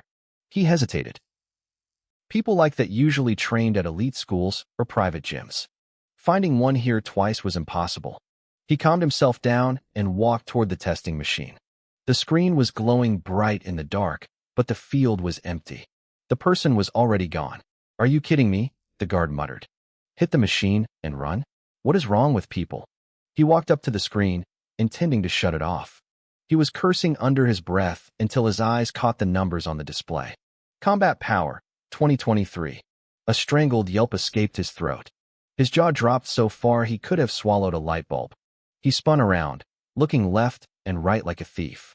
When he realized no one was there, he let out a shaky breath and wiped cold sweat from his forehead. Thank God, he whispered. He didn't hear me calling him a psycho. He slapped himself hard across the face. He'd almost offended a monster. Then he slapped himself again, the sound echoing through the empty night. Over 2,000 power. That was insane. I walked toward the Raging Thunder Dojo, feeling pretty satisfied with that number. Song Fei was already waiting for me at the entrance. He waved me over as soon as he saw me. Suhong, come on, let's get some practice in. I hired a specialized instructor tonight. You can learn alongside me. An instructor? I asked. Song Fei grinned. It's a grade C spear technique. Pretty rare stuff. My interest piqued. A weapon changed everything. For a martial artist, a good alloy weapon combined with the right technique could multiply their lethality. Alloy weapons and their corresponding manuals were ranked from F to SSS, and grade C was way out of my price range. I'd been meaning to pick up a weapon anyway. If I ran into an enemy with a blade and I was still using my bare hands, I'd be at a massive disadvantage. I followed Song Fei into the dojo. We headed to a massive training hall, over 200 square meters of polished floors and mirrored walls. About a dozen other martial artists were already there, stretching and chatting. Song Fei, you're late, one of them shouted. Did I miss it? Song Fei asked, his eyes wide. No, but you missed the last few days. Today is the final day for the grade C spear training. Song Fei groaned, clutching his head. I shouldn't have gone out partying. I could have mastered the basics by now. The room went quiet. The other martial artists looked at each other with bitter smiles. What's wrong? Song Fei asked. Don't worry about it, one man sighed. The instructor is Jiang Ming, a rank 3 martial artist. He's only here because he owes the owner a favor. He doesn't actually care about teaching us. He just performs the forms a few times and leaves. No tips, no corrections, nothing. We've been here for 6 days and none of us have even reached the entry level. The man looked at me. Who's this? My buddy, Song Fei said. I figured he could tag along. That okay? Sure, plenty of room. Don't be shy, brother. We're all in the same boat. I nodded. Thanks. I appreciate it. No problem. We might not be experts, but we've been watching him for a week. If you have questions, just ask us. Even a little bit of a grade C technique is better than nothing. Before he could finish, the heavy doors swung open. A young man stumbled in, his clothes torn and stained with fresh blood. The young man limped into the room, leaning heavily against the wall for support. He looked like he'd been dragged through a gravel pit. His clothes were shredded and soaked with fresh blood. Despite his pathetic state, he carried himself with an insufferable arrogance. If my teacher is bad at explaining things, it's because you guys are too stupid to understand. He spat, his voice rasping. Stop making excuses for your own lack of talent. The room turned cold. The martial artists around me bristled, their brows furrowing in collective anger. I stayed quiet, but I was surprised. Who was this kid? And why was he acting like he owned the place? Who is that? Song Fei whispered to the guy next to him. He's got a big mouth for someone who looks like a used rag. That's Li Ming. The man whispered back, his voice tight. He's the instructor's disciple. He's always like this. Thinks he's better than everyone in Star City, just because he's from the capital. Li Ming's eyes snapped toward us. What are you losers whispering about? None of your damn business, someone barked back. Li Ming let out a sharp, mocking laugh. Typical. No talent, and no spine either. That was the breaking point. One of the older martial artists stood up, a sneer on his face. You're talking big for someone who just got his ass kicked. Look at you. You look like a dying dog. Where's all that talent now? Li Ming's face went from pale to a deep, angry purple. He stared at the man, his fists trembling as if he wanted to strike, but his injuries held him back. He let out a bitter huff and turned away, limping toward the stairs leading to the second floor. Upstairs, in a private room, Jiang Ming stood by the window. He was a rank 3 martial artist, his hands tucked behind his back as he stared out at the city. Teacher, I think Li Ming went out again, a burly young man named Li Yin said, bowing respectfully. Jiang Ming frowned. That boy. I brought you both from Yang City to challenge the geniuses of Star City's high schools. Spending time in these low-level places is a waste of effort. Jiang Ming was annoyed. Li Ming was already a peak martial trainee. He knew the spear techniques and had even mastered the grade C thunderous punch to the proficient level. To Jiang Ming, Li Ming going to underground fights was like a professional athlete bullying kids in a playground. It was beneath him. Li Yin, go find him and bring him back, Jiang Ming ordered. He needs a lesson in discipline. Just then, the door pushed open. Li Ming stumbled in, looking like a wreck. Jiang Ming and Li Yin both froze, their eyes widening in shock. What happened? Jiang Ming demanded, his voice dropping an octave. Did you pick a fight with a rank 1 martial artist? No. Li Ming looked at the floor, his face burning with shame. He didn't want to admit it, but under his teacher's piercing gaze, he had no choice. He told them everything. When he finished, Li Yin looked like he'd seen a ghost. A martial trainee? He hit 9 consecutive thunderous punches. Jiang Ming's brow furrowed deep. A genius like that wouldn't be wasting time in an underground ring. Are you lying to me?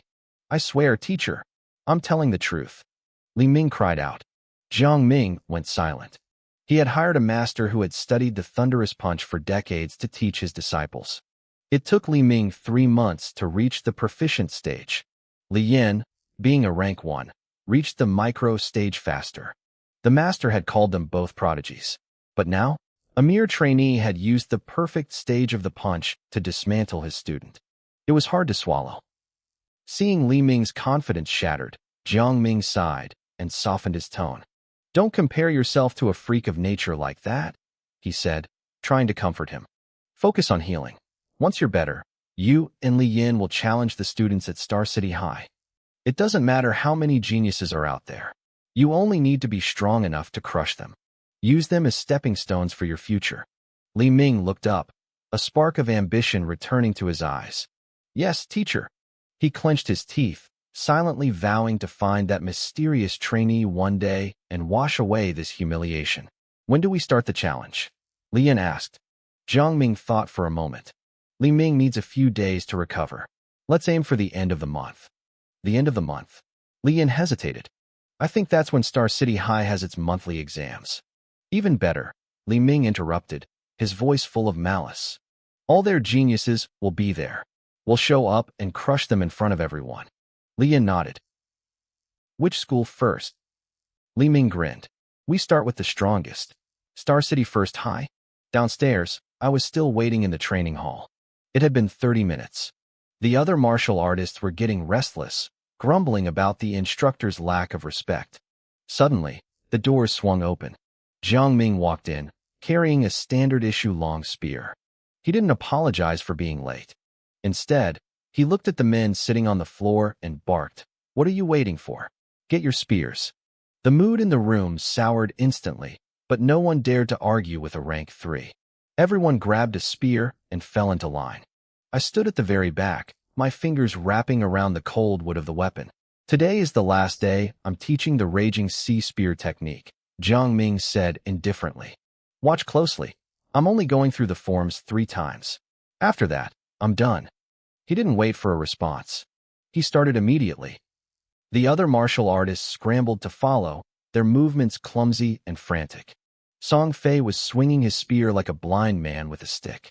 I didn't move. I just watched. In my eyes, Jiang Ming's blurred, high-speed movements began to slow down. Every shift in his weight, every flick of his wrist, and every rotation of the spear became crystal clear. My mind raced, absorbing the logic of the technique at an impossible speed. By the time Jiang Ming finished the first round, a notification echoed in my mind. Raging Sea Spear Technique, entry level. It was slightly harder than the thunderous punch, but only slightly. Jiang Ming didn't give anyone a second to breathe. He launched straight into the second round, then the third. In less than 10 minutes, he was finished. How much you've learned is up to you now, he said coldly. He didn't look back as he walked out of the room, leaving a hall full of confused, sweating men behind him. The moment Jiang Ming left the room, the tension snapped. The other practitioners couldn't hold back their anger anymore.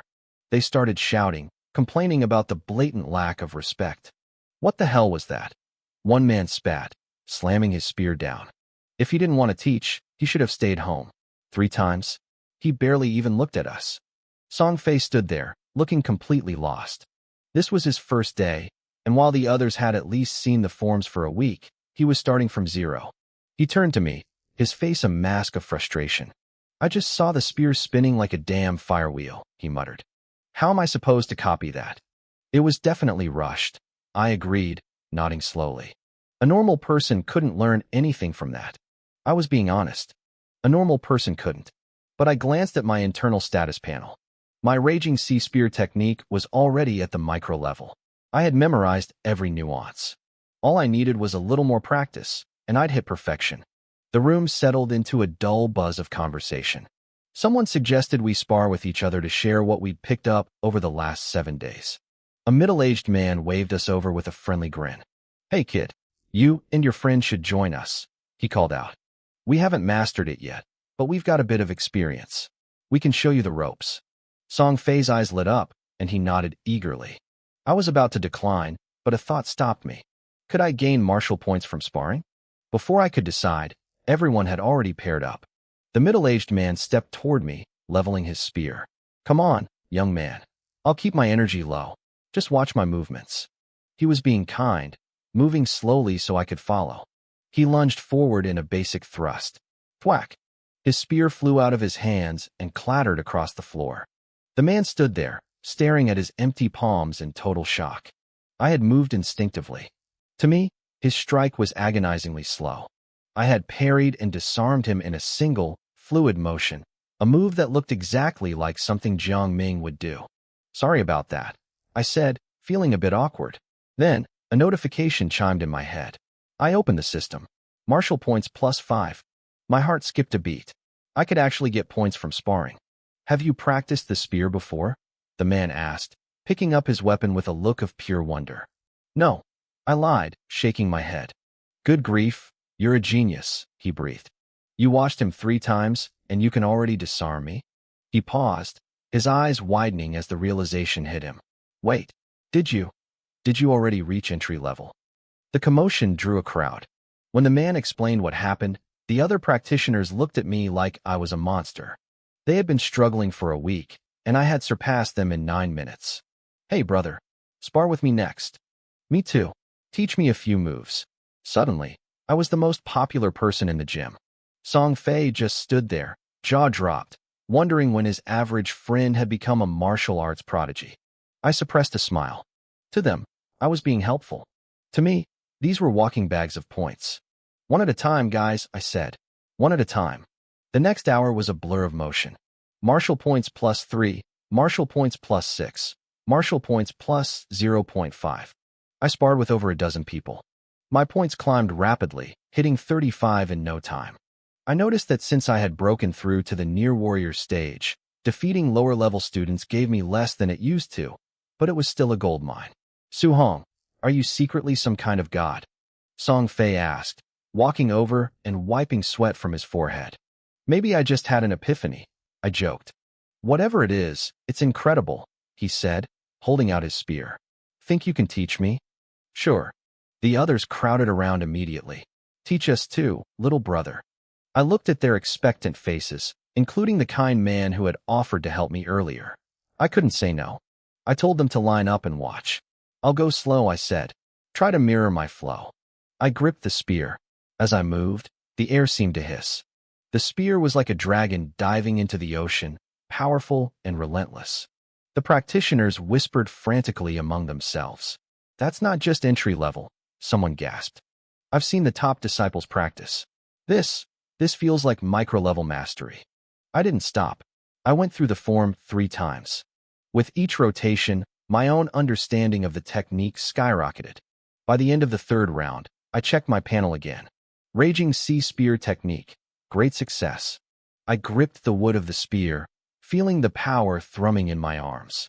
I spent the rest of the session walking through the crowd, correcting their stances, adjusting their angles, and explaining the logic behind the strikes. I was actually a better teacher than Jiang Ming. I cared if they learned. Suddenly, a loud whoosh echoed through the hall. The middle-aged man had just executed a perfect thrust, the sound of a crashing wave following his spear tip. I did it, he yelled, jumping for joy. I reached entry level. It was like a spark in a powder keg. Inspired, the others redoubled their efforts. One by one, they started finding the rhythm. I got it too, Song Fei shouted, his face red with excitement. He turned to me, throwing a punch into the air. Su Hong, you're a legend. If you don't become a professional instructor, it'll be a crime. The whole room nodded in agreement. For the first time in a week, they weren't frustrated. They were warriors. Jiang Ming had spent 7 whole classes teaching these people. In all that time, not a single person had managed to reach the entry level. Yet, in just 20 minutes, I had guided 4 martial artists to success. One of them was Song Fei, who had started the day with 0 knowledge. My teaching wasn't just effective, it was transformative. By the time the 7th martial artist successfully executed the technique, I slowly lowered my spear. I wiped the sweat from my forehead, feeling the exhaustion set in. My agreed-upon time as Song Fei's sparring partner was up. I looked at Song Fei. She had reached the entry level too. Originally, our arrangement was a simple transaction. She paid me to be her human punching bag. She had no obligation to bring me along to learn a grade C technique like the Raging Sea Spear, but she did it anyway. I believed in returning kindness with kindness. That's why I had been so meticulous in teaching her. Now that she had mastered the basics, I had no reason to stay. Is it over? Someone whispered. The group of martial artists lowered their spears, their faces filled with a sense of wonder. As I turned to leave, they looked at one another, then rushed forward to block my path. Young man, Su Hong, right? One of them said, his voice thick with gratitude. Thank you for being so patient with us today. Please, take this. It's not much, just a token of our appreciation. I have some for you too, another added, reaching for his wallet. I froze, caught off guard by the gesture. I tried to decline, pushing their hands away, but they were insistent. In the end, I had no choice but to accept the money. When I counted it, I was stunned. It totaled 50,000 Blue Star coins. Su Hong, don't feel bad about taking it, one of them said firmly. With the quality of your teaching, 50,000 is actually a bargain. I nodded my thanks and walked out of the hall as they waved me goodbye. He's a genius, I heard one of them mutter behind me. If only we could hire him for a few more days. They turned to Song Fei. Song Fei, you came with him. You must be close, right? We're willing to pool our money to hire him. Song Fei looked at the closed door and shook her head with a bitter smile. She was the youngest among them, but because of her wealthy background, she had seen more of the world. She knew that the word genius didn't even begin to describe what I had done today. She also realized that I had been the most attentive to her as a way of settling the favor she owed me. Once the debt was paid, I was gone. Forget it, everyone, Song Fei said softly. A genius who can master a grade C technique to the micro level in less than an hour. Having him teach us even once was a stroke of incredible luck. The other martial artists went silent. They knew she was right. They stood there, feeling like they were waking up from a dream. My teaching was leagues better than anything Jiang Ming had offered. Just as they were reminiscing, the heavy doors swung open. Li Yin walked in, her voice cold and sharp. Still gossiping behind people's backs? My teacher taught you for 7 days straight. 7 days, and not one of you learned a thing. Your comprehension is pathetic, yet you have the nerve to complain about his teaching? The insults hit like a physical blow. The martial artists didn't take it lying down this time. Oh, so it's our fault, one snapped. The teaching was garbage. Do you think we're blind to his laziness? Exactly, another shouted. Someone else taught us for less than half an hour, and we made more progress than we did in a week with your teacher. It's not even close, a third added. It's like heaven and earth. Li Yan's face flushed with rage. She was about to snap back when Jiang Ming walked over. What's going on? Teacher, Li Yan pointed at the group. They're saying someone taught them for 30 minutes, and it was better than your entire week. Jiang Ming's brow furrowed. He knew he hadn't been putting in much effort, but he couldn't believe anyone in this small-town gym had a deeper understanding of the spear than he did. The gym owner was a rank 3, sure, but he was a saber user. Nonsense, Jiang Ming said coldly. You claim someone is better than me? Where is this person? Let me see this master for myself. He paused, a sneer forming on his lips. Or did you just make him up? Song Fei stepped forward, her eyes narrowing. He's my friend. He's already left. Jiang Ming let out a mocking laugh. Your friend? Listen, I admit I wasn't being entirely serious with you all, but no friend of a mere quasi-martial artist could ever hope to compare to me. That was the breaking point. Every martial artist I had just helped was now fuming. Song Fei didn't argue. She simply picked up a standard spear from the floor. Watch closely, she said. She lunged. The spear moved with a fluid, rhythmic power. As the sound of crashing waves echoed through the room, Li Yan's pupils shrank. She actually learned it. Jiang Ming was stunned for a second, but he quickly masked it with arrogance. I haven't seen you here the last few days. This must be your first time. That just means you have high natural talent. You picked it up from watching my 3 demonstrations. The room erupted in scoffing laughter. Your 3 demonstrations? You finished those in 9 minutes and walked away. And if you think she's just talented, what about us? Jiang Ming sneered. You? Your comprehension is too low for high-level techniques. Then open your eyes and look. One of the men roared. They all grabbed spears. One by one, they began to perform the Raging Sea Spear technique. The sound of the tide filled the hall as 6 different martial artists executed the forms with perfect entry-level precision. Jiang Ming and Li Yan stood frozen. Including Song Fei, that was 7 people. We followed you for 7 days and got nothing, a martial artist spat. He taught us for 30 minutes, and we mastered it. What do you have to say now? Jiang Ming's jaw twitched. He tried to find words, but they failed him. And since you look down on my friend so much, Song Fei added with a cold smile, you should know he's just a high school student. A quasi-martial artist who had never even touched a spear before tonight. He watched your lazy demonstration 3 times, mastered it to the micro level instantly, and then spent 30 minutes fixing your mess. Jiang Ming's face went pale. Impossible. That's absolutely impossible. Song Fei didn't say another word. She ran through the form again, the sound of the ocean roaring louder than before. Jiang Ming's mouth hung open. The ironclad proof was right in front of him. The group of martial artists didn't wait for an apology. They turned their backs on him and walked out of the training hall in a silent protest. Jiang Ming stood in the empty room for a long time. A quasi-martial artist, never touched a spear, micro-level in 1 night. He muttered to himself, what kind of monster is he? Li Yan was equally shaken. Teacher, they have to be lying. She had taken 2 days to reach the entry level, and she had been called a genius for it. To hear that someone had reached the micro-level and taught 7 others in under an hour was insulting to her entire reality. Then, she remembered something. Teacher, Song Fei said he was a student. Jiang Ming's mind raced through every famous young genius in Star City. He went through the names of the top high school prospects, the sons of powerful families, the rising stars. But no matter how hard he searched his memory, there wasn't a single name that fit the description of the boy who had just outclassed him. Jiang Ming couldn't find a single name in his memory that matched the description. He shook his head, trying to clear his mind. Forget it, he muttered. If he's really a student from this city, we'll cross paths eventually. When Li Ming recovers, and you all go to challenge the geniuses at Star City High, he's bound to show up. He patted Li Yan on the shoulder, trying to reassure her. Don't worry too much. Song Fei was probably exaggerating. Reaching the micro level in less than 30 minutes? Even the monsters at the capital's top academies aren't that fast. He likely practiced the spear for a long time in secret. Just focus on your training. With your mastery of the Raging Sea style and your high vitality, there aren't many peers in this city who can stand against you. I walked down the dim street. the yellow glow of the street lamps casting long shadows behind me. My backpack felt heavy, but in a good way. I had just earned another 50,000.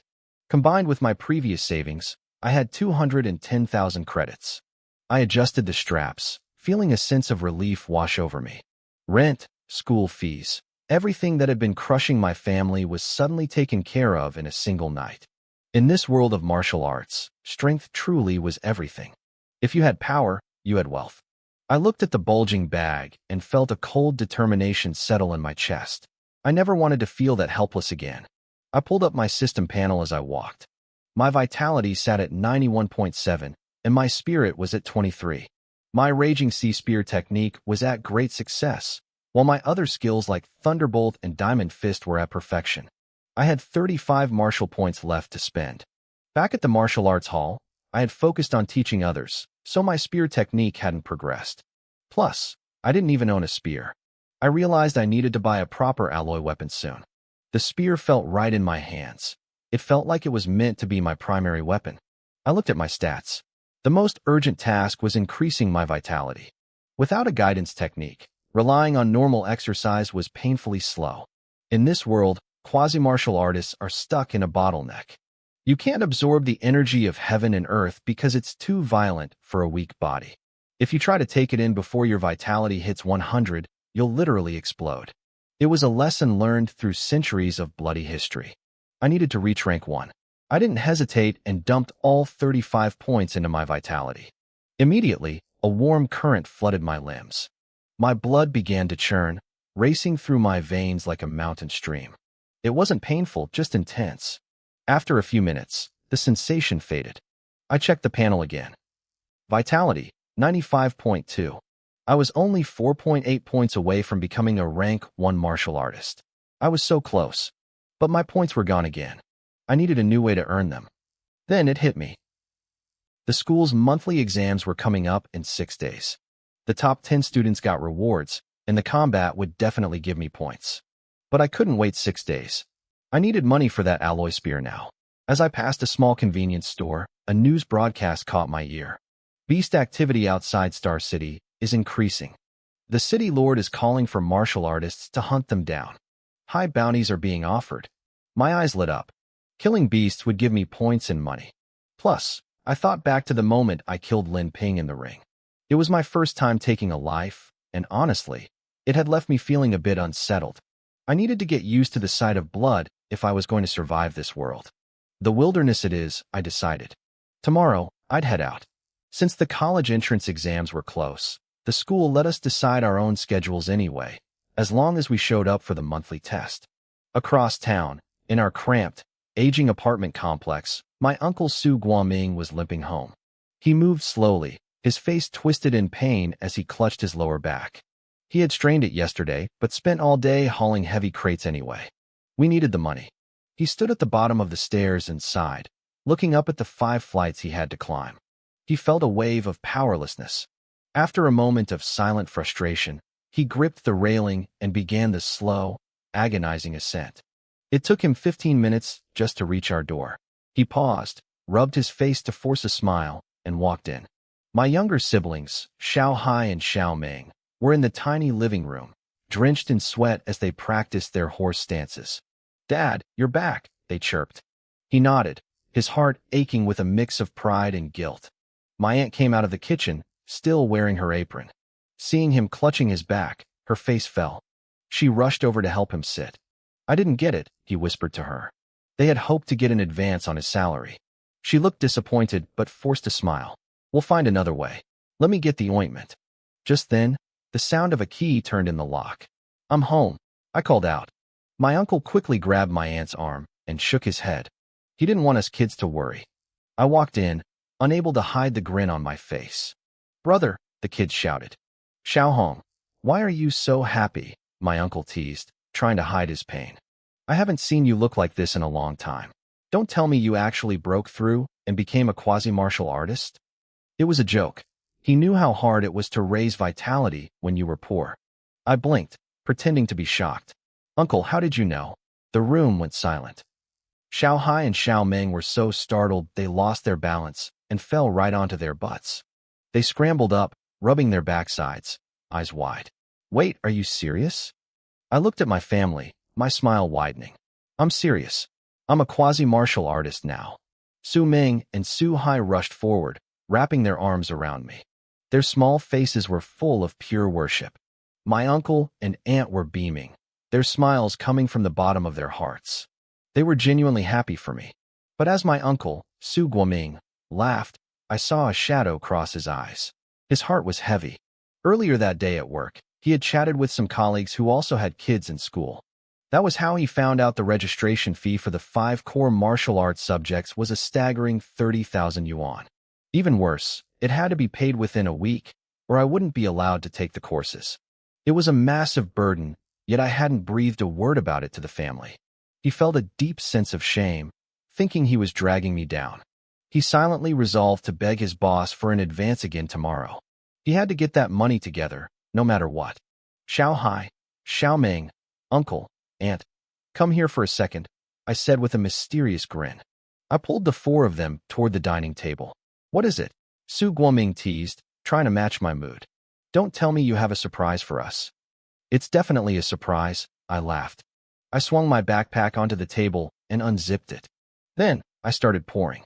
Stacks of cash tumbled out of the bag, piling up on the table one after another.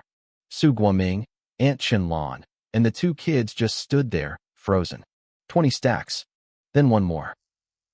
21,000 Blue Star coins in total. The small dining table was practically buried under the sea of bills. None of them moved. Their minds went completely blank. For a family like ours, this much cash was something they had never seen in their entire lives. Xiao Hong. My uncle finally stammered, his voice trembling. This money, where did it come from? He looked terrified, scared that I had taken a dark path or done something illegal to get it. My aunt and the kids stared at me, waiting for an answer. Don't worry, uncle, I said, telling a white lie. After I broke through and became a quasi-martial artist, the principal saw my potential. He gave me a special scholarship. I knew if I told them I wanted in an underground death match, they would never sleep again. As soon as I said scholarship, the tension left their bodies. They let out a massive sigh of relief, and their smiles became genuine again. Uncle, aunt, you've worked so hard all these years, I said, my voice thick with pride. From now on, I'll be the one to carry this family. Winning the underground championship was great, and being praised by martial artists at the gym felt good, but nothing compared to the satisfaction of this moment. Good boy, Su Guoming whispered, his voice cracking. He tried to stay composed, but his emotions were overflowing. Auntie, focus on your treatment. I'll earn the money for everything, I told her. She covered her mouth, tears streaming down her face as she looked at me. Xiao Hai and Xiao Ming had stars in their eyes. Their admiration for me had reached a peak.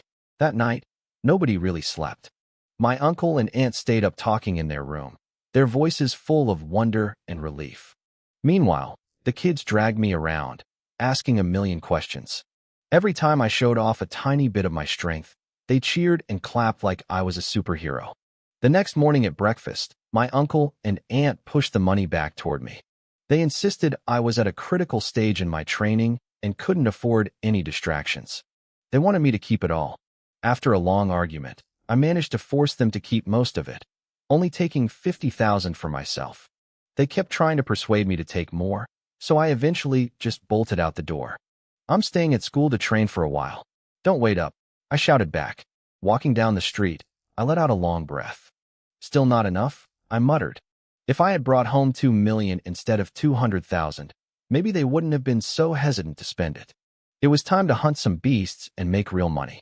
I hailed a taxi and headed for the outskirts. About 10 kilometers outside Star City sat a martial artist base. It was built shortly after the city was founded to provide services for hunters venturing into the wilderness. Because of the news yesterday, the place was packed. Everyone wanted a piece of the bounty. The entrance was a mess of traffic. I saw martial artists arriving alone or in small teams. I hopped out of the cab and sighed at the massive crowd. It took me half an hour just to get inside the base. The building had massive transparent glass walls, offering a clear view of the wasteland outside. I noticed a crowd gathered around a giant LED screen. Near the exit to the wilderness, Hunters were trickling back in, covered in blood and grime. Most of them carried dripping bags. I realized those bags were filled with the left ears of mutated beasts. I watched as they went to a settlement counter. The staff would dump out the ears, identifying the species and rank. 3 Tier 1 low-level beasts. I heard a clerk call out. I turned my attention to the bounty screen. Unranked beasts, 300 coins. Tier 1 low-level, 1,000 coins. Tier 1 mid-level, 3,000 coins. Tier 1 high-level, 5,000 coins. The note at the bottom was clear. No left ear, no pay. It was straightforward.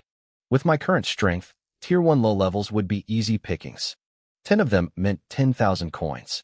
Plus, the pelts and meat were worth money too, though most hunters ignored them because they took up too much space.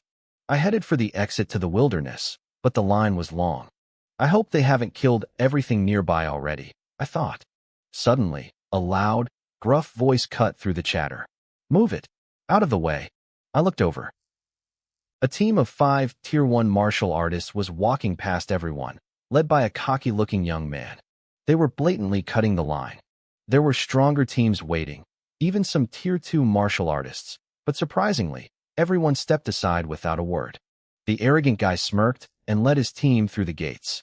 Once he was gone, the whispers started. Damned brat. Thinks he's special just because of his uncle. If it wasn't for Yi Chi, I would have slapped the teeth out of his mouth. I listened in and pieced it together. The guy was Yi Feng, a Tier 1 mid-level fighter. His uncle, Yi Chi, was a Tier 3 martial artist and the head of this entire base. He spoiled his nephew rotten. I shook my head. There's always someone like that. Finally, it was my turn at the gate. The guard looked at me, surprised. Huh, you're pretty young to be heading out alone. The guard gave me a surprised look, but he didn't say anything. He waved me through, and I stepped into the tunnel. After walking a dozen meters, my boots hit the soil of the wilderness. The air out here was sweet and fragrant, a sharp contrast to the city. I took a few deep breaths, picked a random direction, and started walking. I moved through a dense forest filled with massive, ancient trees. My eyes scanned the shadows. I stayed alert, my body ready for anything. Suddenly, the grass ahead rustled. I dropped into a low crouch, muscles tensed. A second later, a person stepped out from the brush. I felt a bit speechless. I had been walking for a while now and hadn't seen a single beast. Instead, I kept running into other martial artists. The outskirts were picked clean. If I wanted to find anything, I had to go deeper.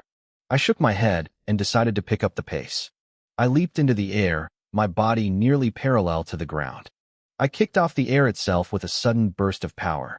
A loud sonic boom echoed through the trees. For a moment, I felt like a superhero, flying forward dozens of meters in a single bound.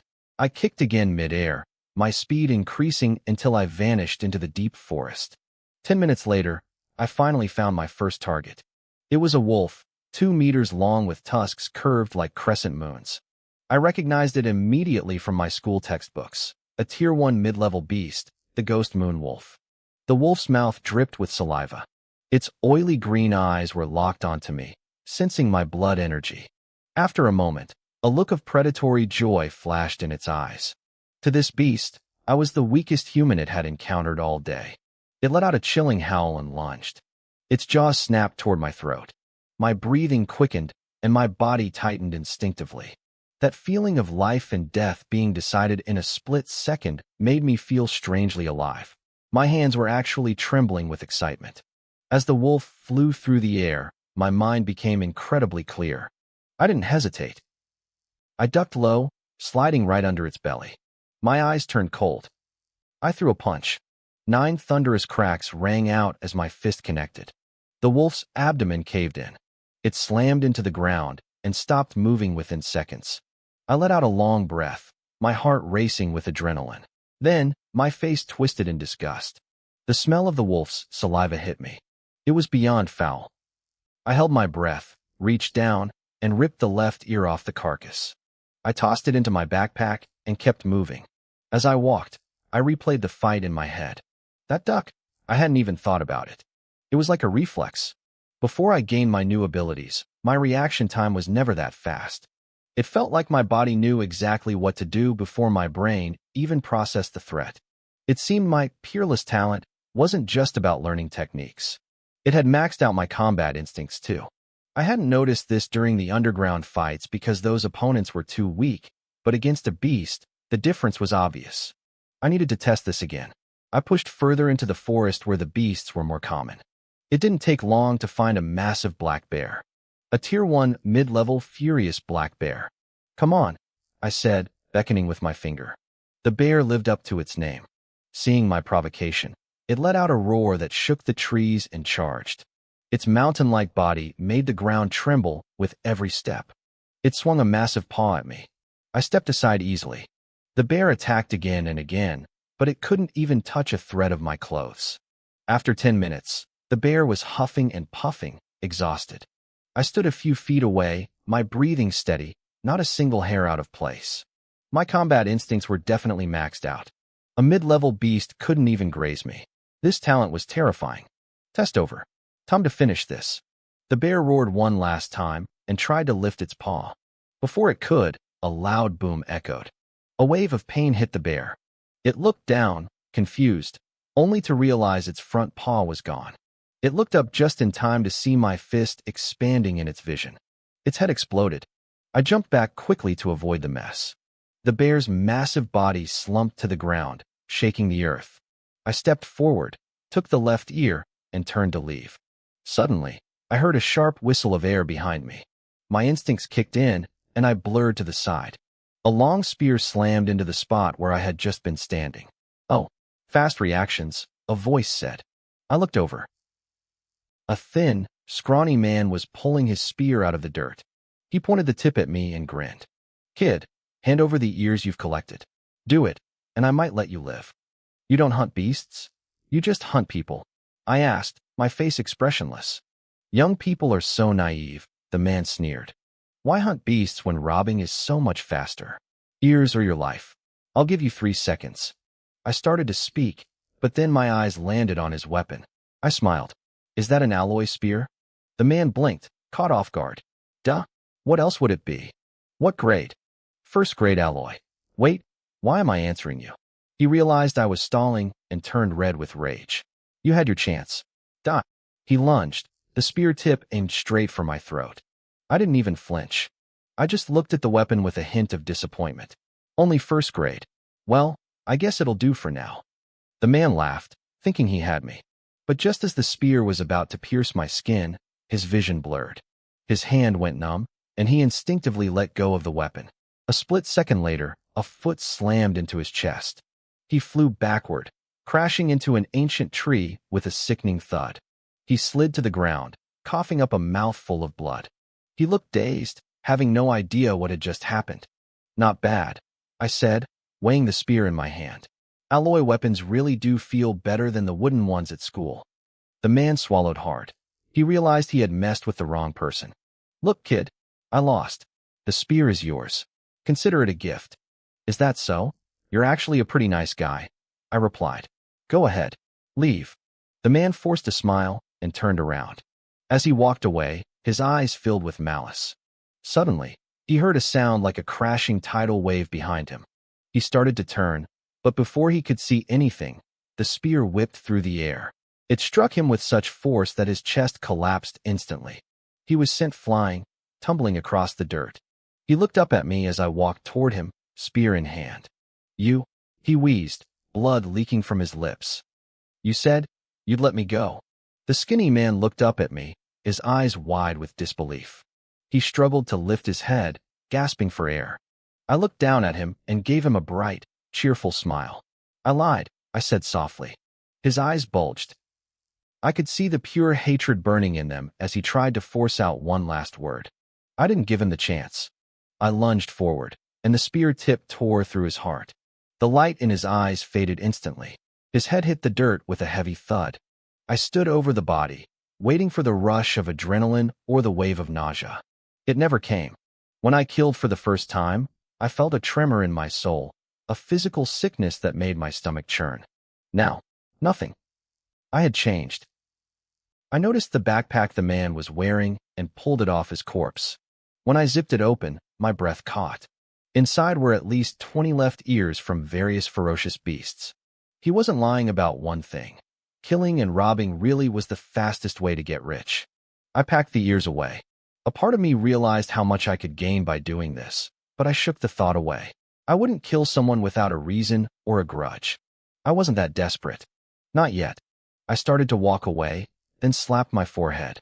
I turned back and quickly searched the rest of his body. Almost forgot to loot the corpse. I muttered. I found nothing else of value. I'd have to remember for next time.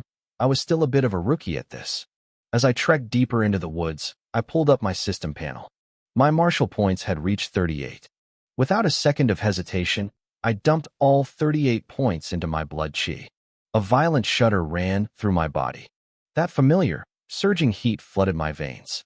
My blood chi climbed from 95.2 to 99. I was only 1 point away from breaking through to a rank 1, 5-fold martial artist. I couldn't wait. Not only would my strength skyrocket, but I'd finally be able to practice advanced guidance techniques. I looked at the D-grade alloy spear in my hand. I really had to thank that guy for the ambush.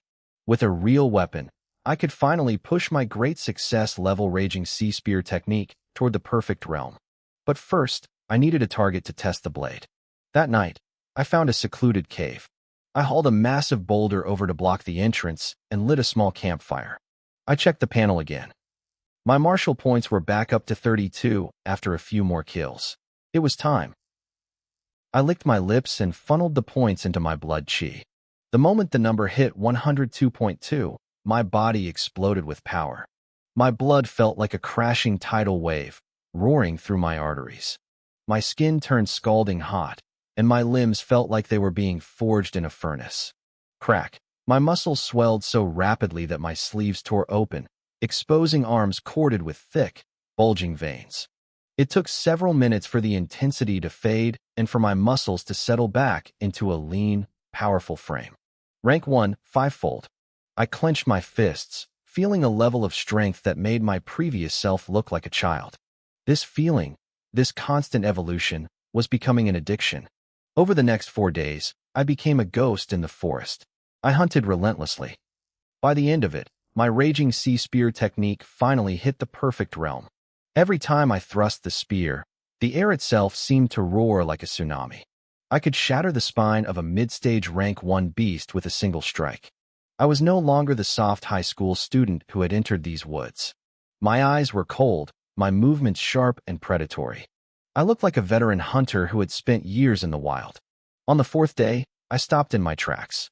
Slithering in front of me was a black jade giant python, nearly 20 meters long. It flicked its tongue, its golden eyes locked onto me. This thing was at the absolute top of the food chain for rank 1 beasts. It moved faster than something that size should. Its tail whipped toward me like a thunderbolt, shattering a boulder in its path. I didn't try to block it. That would be suicide. I leaped into the air, using my skystep movement. Mid-air, I lunged. The alloy spear became a blur, piercing straight through the python's left eye. Blood sprayed everywhere. The beast roared in agony, lashing out blindly with its tail. I smirked, yanked the spear out, and retreated. The python's own tail slammed into its head where I had just been standing. It dazed itself, and I didn't waste the opening. I surged forward again, blinding its other eye. I spent the next 10 minutes playing a deadly game of cat and mouse. Every time it slowed down, I'd dart in and leave another wound.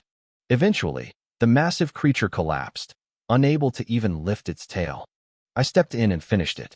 My heart was hammering against my ribs. It looked easy, but one mistake would have left me a smear on the ground. My eternal peerless talent was the only reason my combat instincts were this sharp. I looked at the mountain of meat and realized pythons don't have ears to collect for the bounty. Then, I saw it, a single scale on its forehead that glowed brighter than the rest. I dug it out. My alloy spear couldn't even scratch it. This was high-grade material, worth a fortune if I sold it to an armorsmith. I stuffed the scale and a few regular ones into my bag. My backpack was bulging, stuffed to the brim with over 80 beast ears. It was time to head back and cash in. On the way out of the forest, I passed other martial artists.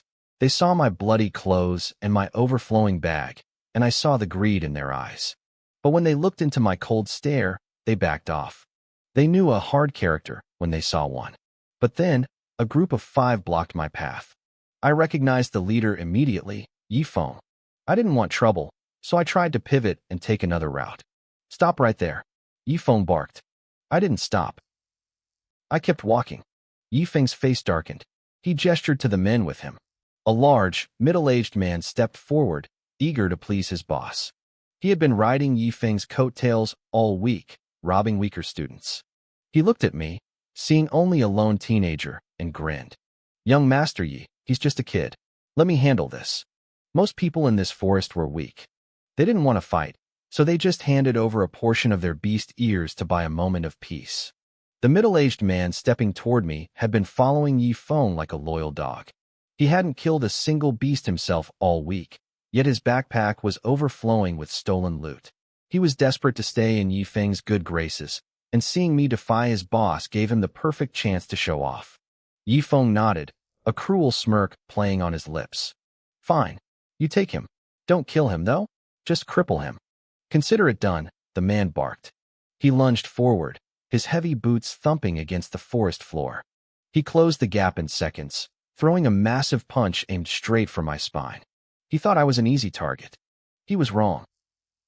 I had sensed him the moment he moved. I spun on my heel, the alloy spear in my hand becoming a blur of cold steel. Before he could even register the movement, my spearhead tore through his chest, piercing his heart with surgical precision. The man froze. He looked down at the shaft growing out of his chest, his eyes wide and vacant. His throat worked, trying to squeeze out a final word, but blood flooded his lungs. He could only make a wet, gurgling sound. I ripped the spear out. He collapsed like a sack of wet flour, silent and still. I started to walk away, then stopped. I looked at the man's backpack, the one stuffed with stolen beast ears. I didn't hesitate. I grabbed it, slung it over my shoulder, and vanished into the shadows of the deep forest. It happened so fast that Yifeng and his 3 remaining lackeys just stood there, stunned. 1 second their friend was gloating, the next, he was a corpse.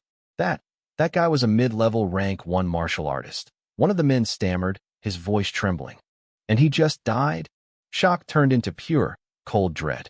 They looked at the spot where I had disappeared, their faces pale. Damn it, you dare kill my man. Yifeng finally snapped out of it, his face flushing deep red with rage. And he took the bag. You're dead meat. He turned to the remaining 3, his teeth bared. Follow me. We're going to find him and kill him. The 3 martial artists hesitated. They were roughly the same strength as the man I had just gutted. Sure, their friend had been careless, but it took real power to kill someone that quickly. More importantly, a kid this strong at this age had to be a genius from Star City High. Robbing students was one thing, but murdering a top-tier talent? If the school found out, they were finished. Young Master Yi, one of them whispered, that kid is probably a genius. If we kill him. Yifeng whirled around, his eyes burning with a terrifying intensity. The man instantly shut his mouth. So what if he's a genius? Yifeng hissed. This is the wilderness. We kill him, toss him into a beast's mouth, and he's gone. Nobody finds a body, nobody knows a thing. The 3 men shared a look and slowly nodded. Move, Yifeng commanded. They gave chase, but after a few minutes, they realized they couldn't keep up. My speed was on a different level. As the distance grew, Yifeng's frustration boiled over. He cupped his hands and screamed into the dark trees. Kid, I've seen your face. Drop that bag right now, or I swear to God, I'll kill your entire family. I stopped dead in my tracks. I turned my head slowly, my eyes burning with a sudden, violent light. Yifeng had tried to rob me, and after I defended myself, he decided to threaten the only people I cared about. My siblings. My home. He had just signed his death warrant. I didn't say a word. I turned back and accelerated, disappearing completely into the darkness. Screw it, Yifeng screamed, kicking a tree. His men stayed silent, terrified of his temper.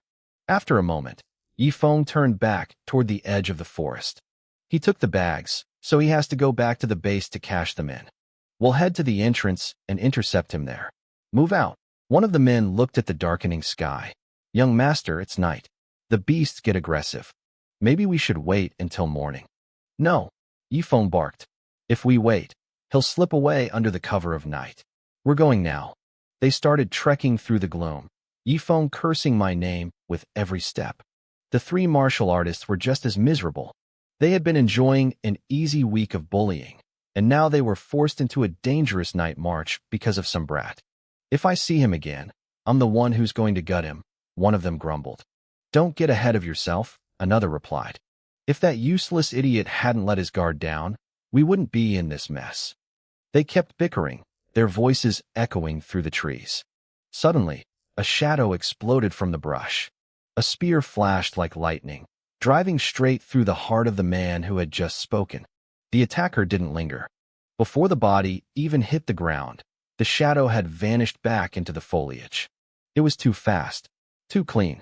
Yifeng and the others didn't even have time to raise their weapons. They stared at their companion, now a cooling corpse on the forest floor.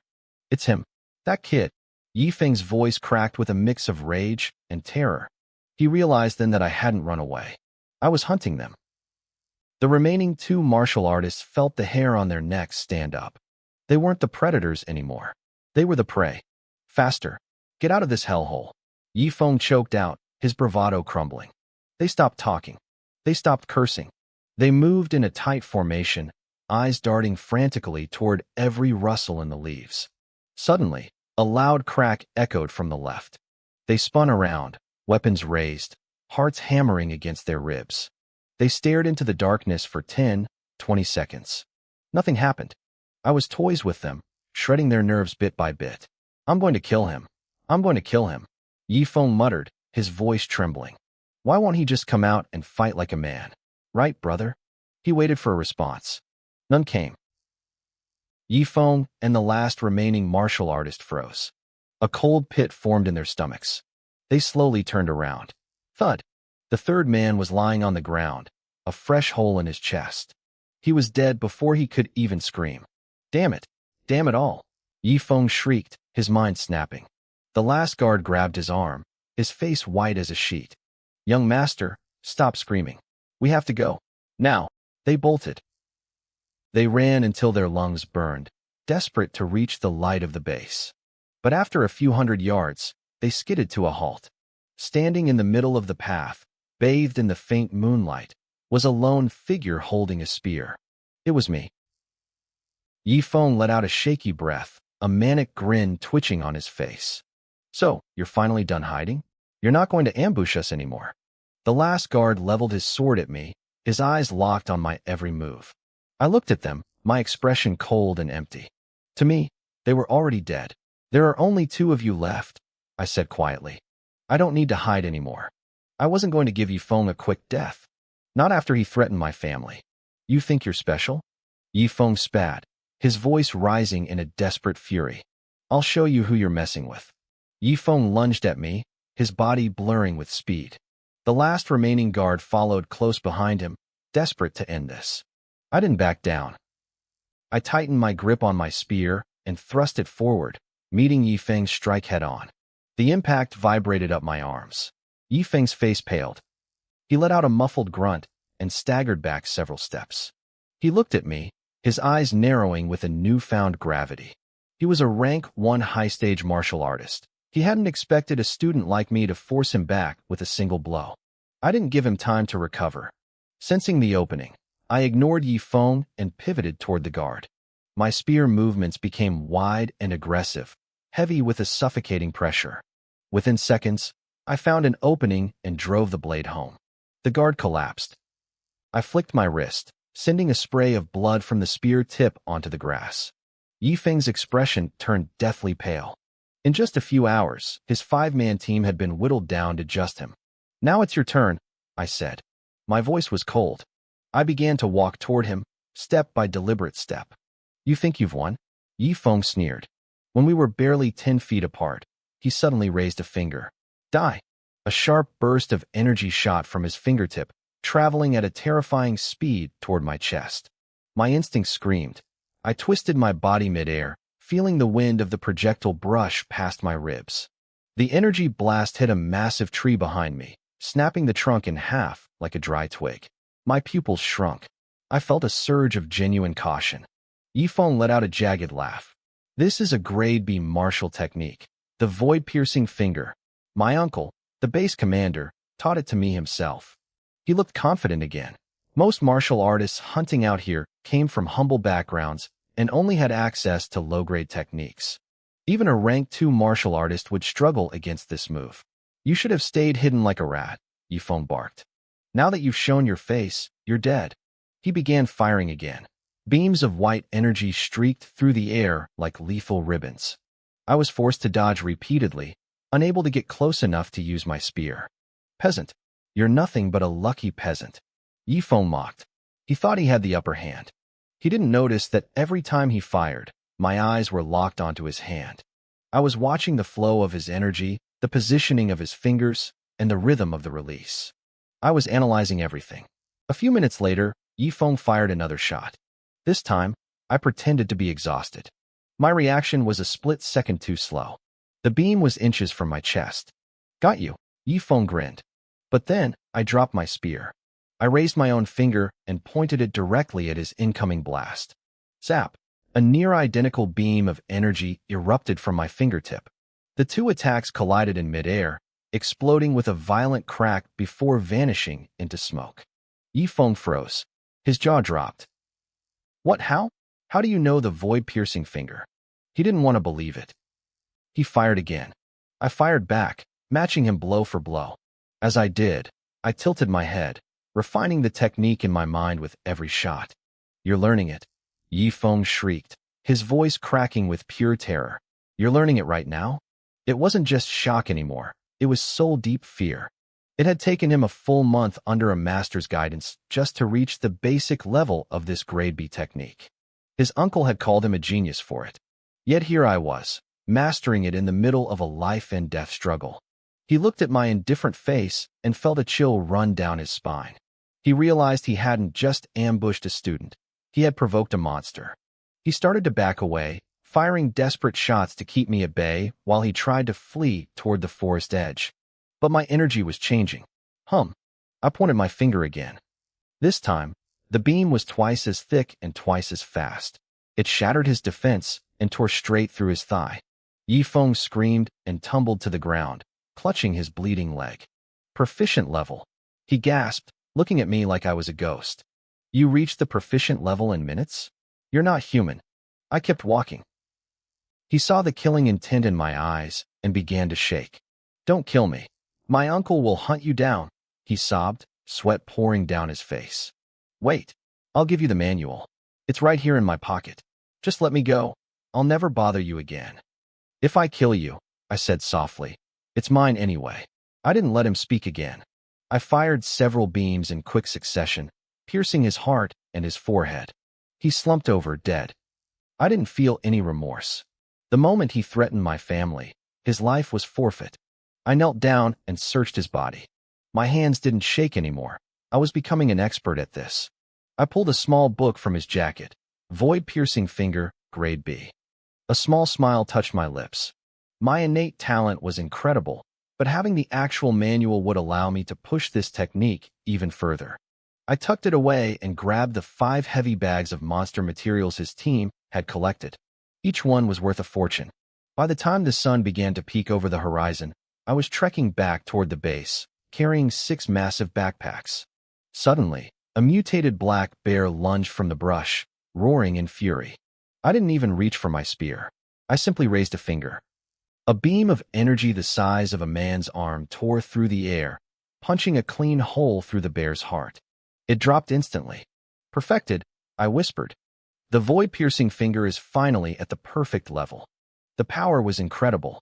I finally had a reliable mid-range attack that was nearly impossible to dodge. I looked up and saw the silhouette of the martial artist base in the distance.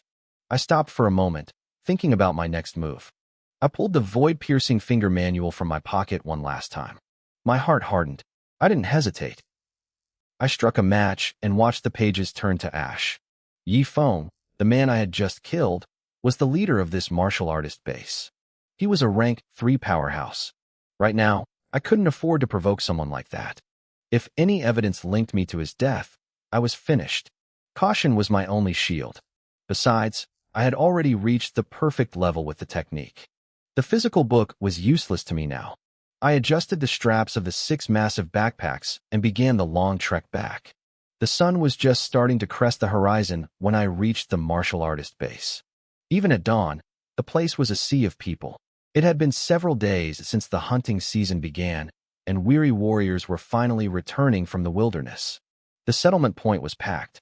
I watched as a group called the Thunder Squad handed over 4 bags to the staff. They were well known around here. A crowd gathered to watch their tally. 67 rank 1, low-tier beasts. 12 rank 1, mid-tier. Total value, 230,000 Blue Star coins, the staff member announced. The crowd erupted in whispers of envy. Thunder Squad is insane. Only a few days and they killed that many, one man muttered. 4 full bags. That's more than I make in 3 months, another added.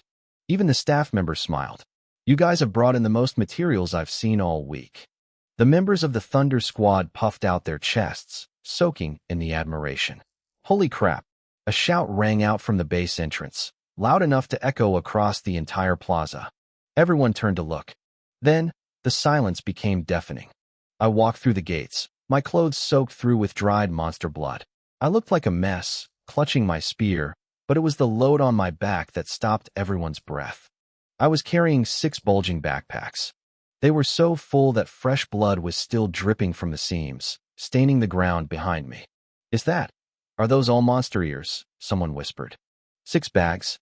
How many did he kill? He's alone. And look at his face. He looks like a high schooler. The Thunder Squad stared at me, their pride evaporating. They must be unranked beasts, someone suggested, trying to make sense of it. Quantity over quality. Even if they are unranked, another countered, there are 6 bags of them. And he's just one kid. The skeptics shut their mouths. Killing that many monsters solo, regardless of rank, was a feat of madness. Most people assumed I had spent my time slaughtering the weakest creatures in the forest just to fill the bags. After all, the 5-man Thunder Squad only had 4 bags. I ignored the stares and walked straight to the settlement counter. The crowd parted like the Red Sea. The staff member's eyes went wide. He didn't wait for me to speak. He scrambled over to help me unload. Sir, please, let me take those for you, he said, his voice dripping with respect. The other martial artists exchanged looks. This guy hadn't been nearly this polite to them. He grabbed the first bag and turned it over. Clatter! A mountain of monster ears spilled onto the floor. The crowd surged forward to see. Rage Black Bear? Ghost Moon Wolf? A veteran warrior gasped. My God, these are all rank 1. I don't see a single unranked ear in the pile. He looked at the other 5 bags, his heart visibly racing. The others, they can't all be rank 1, right? That's impossible. The staff member didn't say a word. He grabbed the remaining 5 bags and dumped them all. In seconds, the floor was carpeted in monster trophies. The air smelled of iron and death. The crowd went numb. Not one unranked beast, someone whispered, their voice trembling. They're all rank 1. There are mid-tiers. Wait, are those high-tier ears? They looked at me like I was a ghost. Then, a sharp-eyed man screamed. Look, is that a black jade python scale? The black jade python. It was the king of rank 1 monsters. The staff member picked up the heavy, shimmering scale, his hands shaking slightly. He inspected it and nodded. It is. This is definitely from a black jade python. The plaza exploded. That was a creature most squads ran away from on sight. The Thunder Squad, who had been feeling bitter about being upstaged, went completely silent. They had encountered one once and nearly been wiped out. And here I was, a lone teenager, having hunted it down. The staff member looked up at me, a sudden thought crossing his mind. The python has a unique gold and silver scale on its forehead. Did you happen to find it? I reached into my pocket and pulled out the iridescent scale. Yes, that's the one, he shouted, his face flushing with excitement. The base has a standing high price order for these. Will you sell it? How much? I asked. He held up a finger. 10,000 Blue Star coins. I blinked. A single high-tier monster ear was only worth 5,000. This one scale was worth double that. But considering how dangerous that snake was, it made sense. Deal, I said. All right, give me a moment to finalize the count. He worked quickly, but his hands were still trembling. When he finally looked up, his face was pale with shock. Final tally, he announced, his voice carrying across the silent plaza. 72 rank 1 low-tier beasts. 83 rank 1 mid-tier beasts. 17 rank 1 high-tier beasts. Plus the black jade python scale. He swallowed hard. Total value, 416,000 blue star coins. The crowd went ballistic. 400,000? I haven't made that much in 6 months. I'm only a low-tier rank 1. It would take me 2 years to kill that many. Is this what a genius looks like? I give up. I'm retiring. The Thunder Squad members just shook their heads. Any thought of competition was gone. They had 5 people and made 230,000. I was 1 person and I had doubled their haul. I was a monster. The transfer hit my phone almost instantly. I checked the screen, 416,000. My heart hammered against my ribs. I had done it. My family was safe. I turned to leave, and the crowd scrambled to get out of my way, their eyes filled with awe. But just as I reached the exit, a massive boom shook the building. A figure smashed through a second-story window, landing in the center of the plaza with a roar of pure fury. "Nobody moves," the man screamed. "Lock down the base. No one leaves until I say so. Not a single fly gets out of here." The shout echoed through the plaza, plunging the entire crowd into a dead silence. I looked up and saw the man who had just crashed down. It was Yi Chi, the head of the entire base. The other martial artists looked around, confused and nervous, as staff members scrambled to block every exit. One man finally found his voice and asked cautiously, "Chief Yi, what happened?" Yi Chi stood in the center of the floor, his eyes scanning the crowd with a freezing glare. "My nephew, Yi Feng, has been murdered," he growled. The room erupted in a collective gasp. Yi Feng was dead? It was no wonder Yi Chi was in such a murderous rage. But as I looked around, I saw something else in the eyes of the other martial artists. They were desperately suppressing smiles. Everyone knew Yi Feng. He had spent the last few weeks robbing almost everyone in the wilderness. If it weren't for his uncle's position, someone would have killed him a long time ago. To them, this was justice. "Starting now, everyone gets searched," Yi Chi announced, his voice cold. "Once you're cleared, you can leave." The mood shifted instantly from secret joy to outrage. "Searched? On what grounds?" someone muttered. "Just because your nephew died, we all have to be searched? That's not right," another man shouted, emboldened by the crowd. "Chief Yi, this search." Yi Chi didn't let him finish.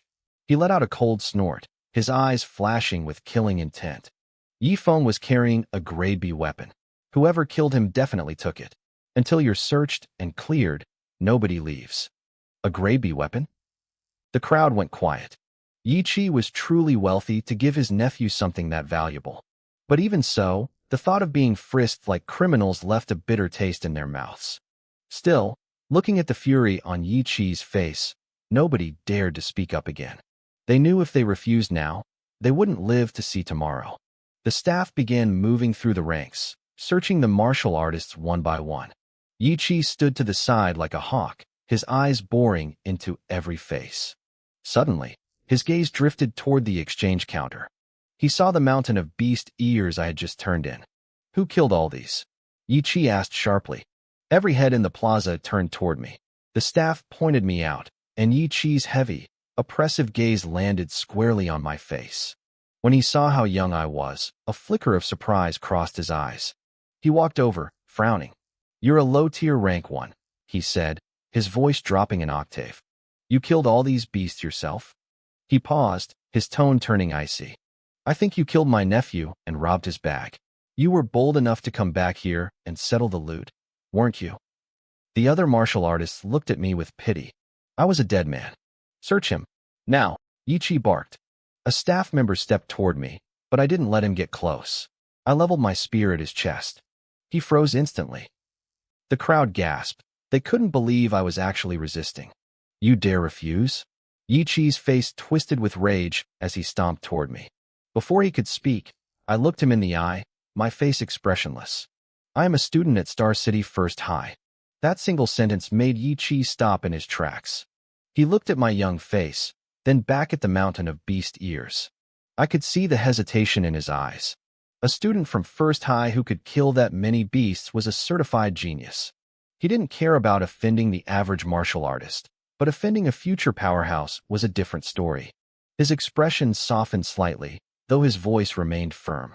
My nephew is dead. I have to conduct this search. But I won't make you do it for nothing. Cooperate with me, give me some face, and I'll give you 10,000 blue star coins as compensation. How about it? I furrowed my brow, acting as if I were offended and debating whether to accept. Yi Chi's eyes narrowed. He held up 3 fingers. 30,000. I waited a beat, then gave a reluctant nod. Fine. The search was quick. The staff member checked me thoroughly and shook his head at Yi Chi. Fine. You're clear. Get out, Yi Chi said, waving his hand dismissively. He signaled someone to transfer the 30,000 coins to my account. I didn't rush. I stayed calm, took a slow shower, and changed into clean clothes before finally walking toward the exit. Seeing how composed I was, Yi Chi finally looked away, his suspicion of me completely gone. Keep searching. I heard him roar behind me. Nobody leaves until I'm satisfied. The moment I stepped out of the base, my heart started hammering against my ribs. My face was a mask of stone, but inside, I was reeling. Thank God I was careful. If I hadn't burned that grade B skill book before coming back, I'd be a corpse right now. Yi Chi was smart, but he would never imagine that someone could master a grade B technique to the perfect realm in just a few hours on the walk back.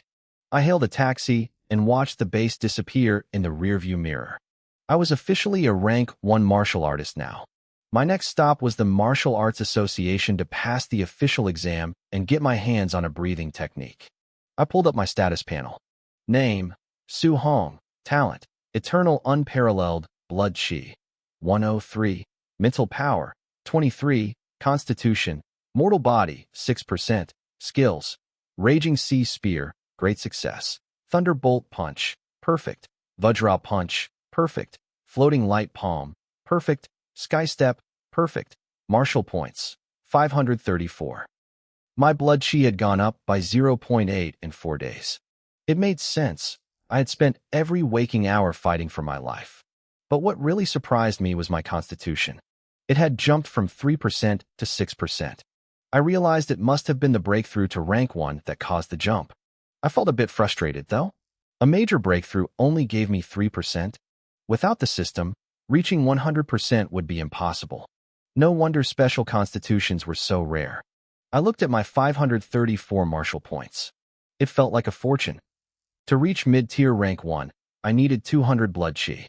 If I poured everything into it, I'd be halfway there. But between my blood chi, my mental power, and my constitution, these points were going to disappear fast. I took a deep breath. I had the money, I had the points, and I had the talent. My journey was just beginning. I needed to test a theory. I pulled up my status panel and funneled a single martial point into my constitution. The number shifted from 6% to 6.1%. I felt it immediately. A tiny surge of strength rippled through my muscles. It was subtle, but it was there. This was a game changer. Blood chi was just a benchmark for rank, but constitution was raw power. If I wanted to be a real fighter, this was where the real investment needed to go. The math was brutal, though. Every 0.1% cost me 1 point. To reach 100%, I'd need nearly 1,000 points. I tried the same with my mental power. It jumped from 23 to 23.1.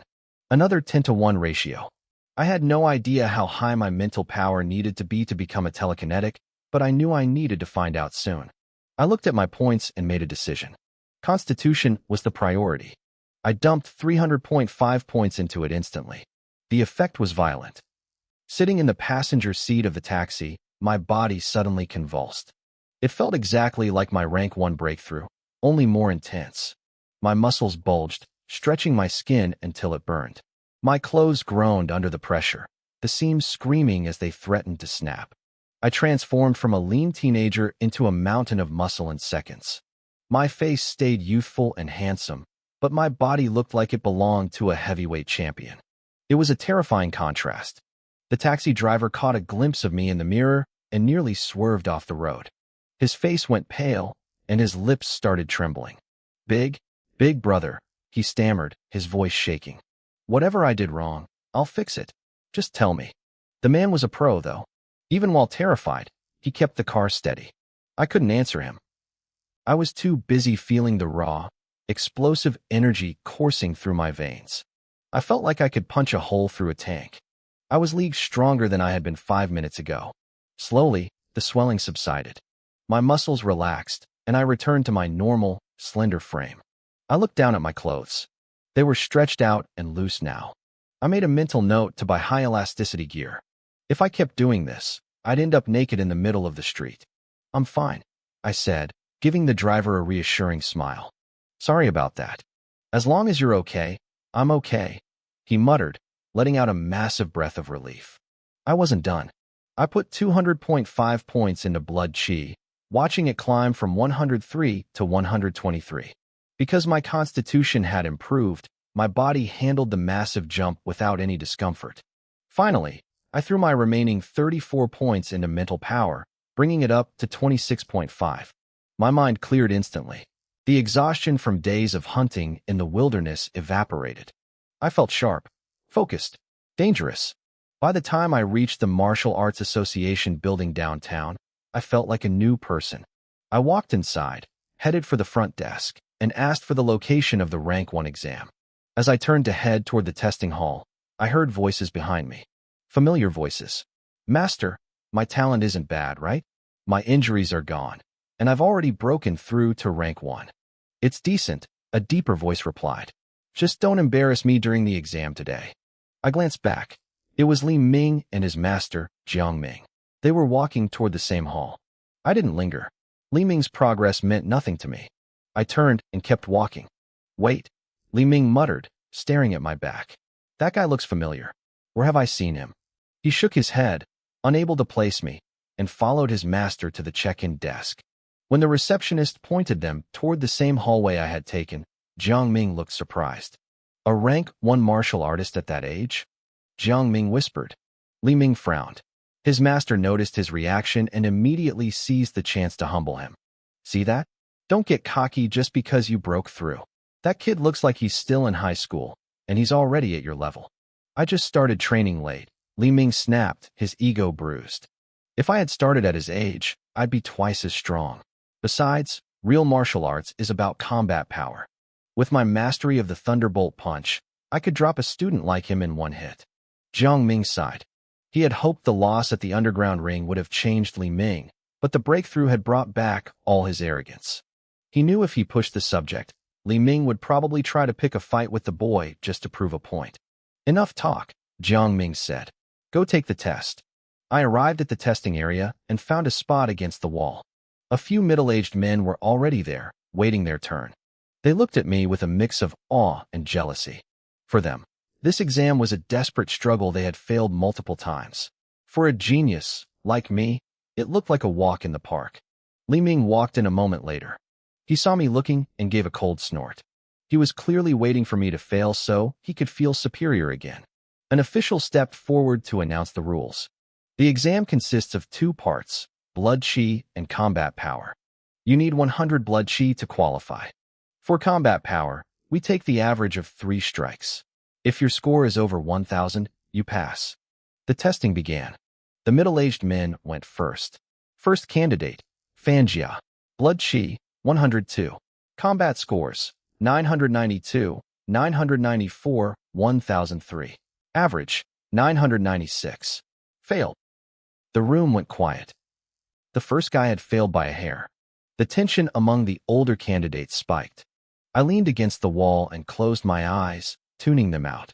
Li Ming watched the failures with a look of pure contempt. To him, this was just a formality.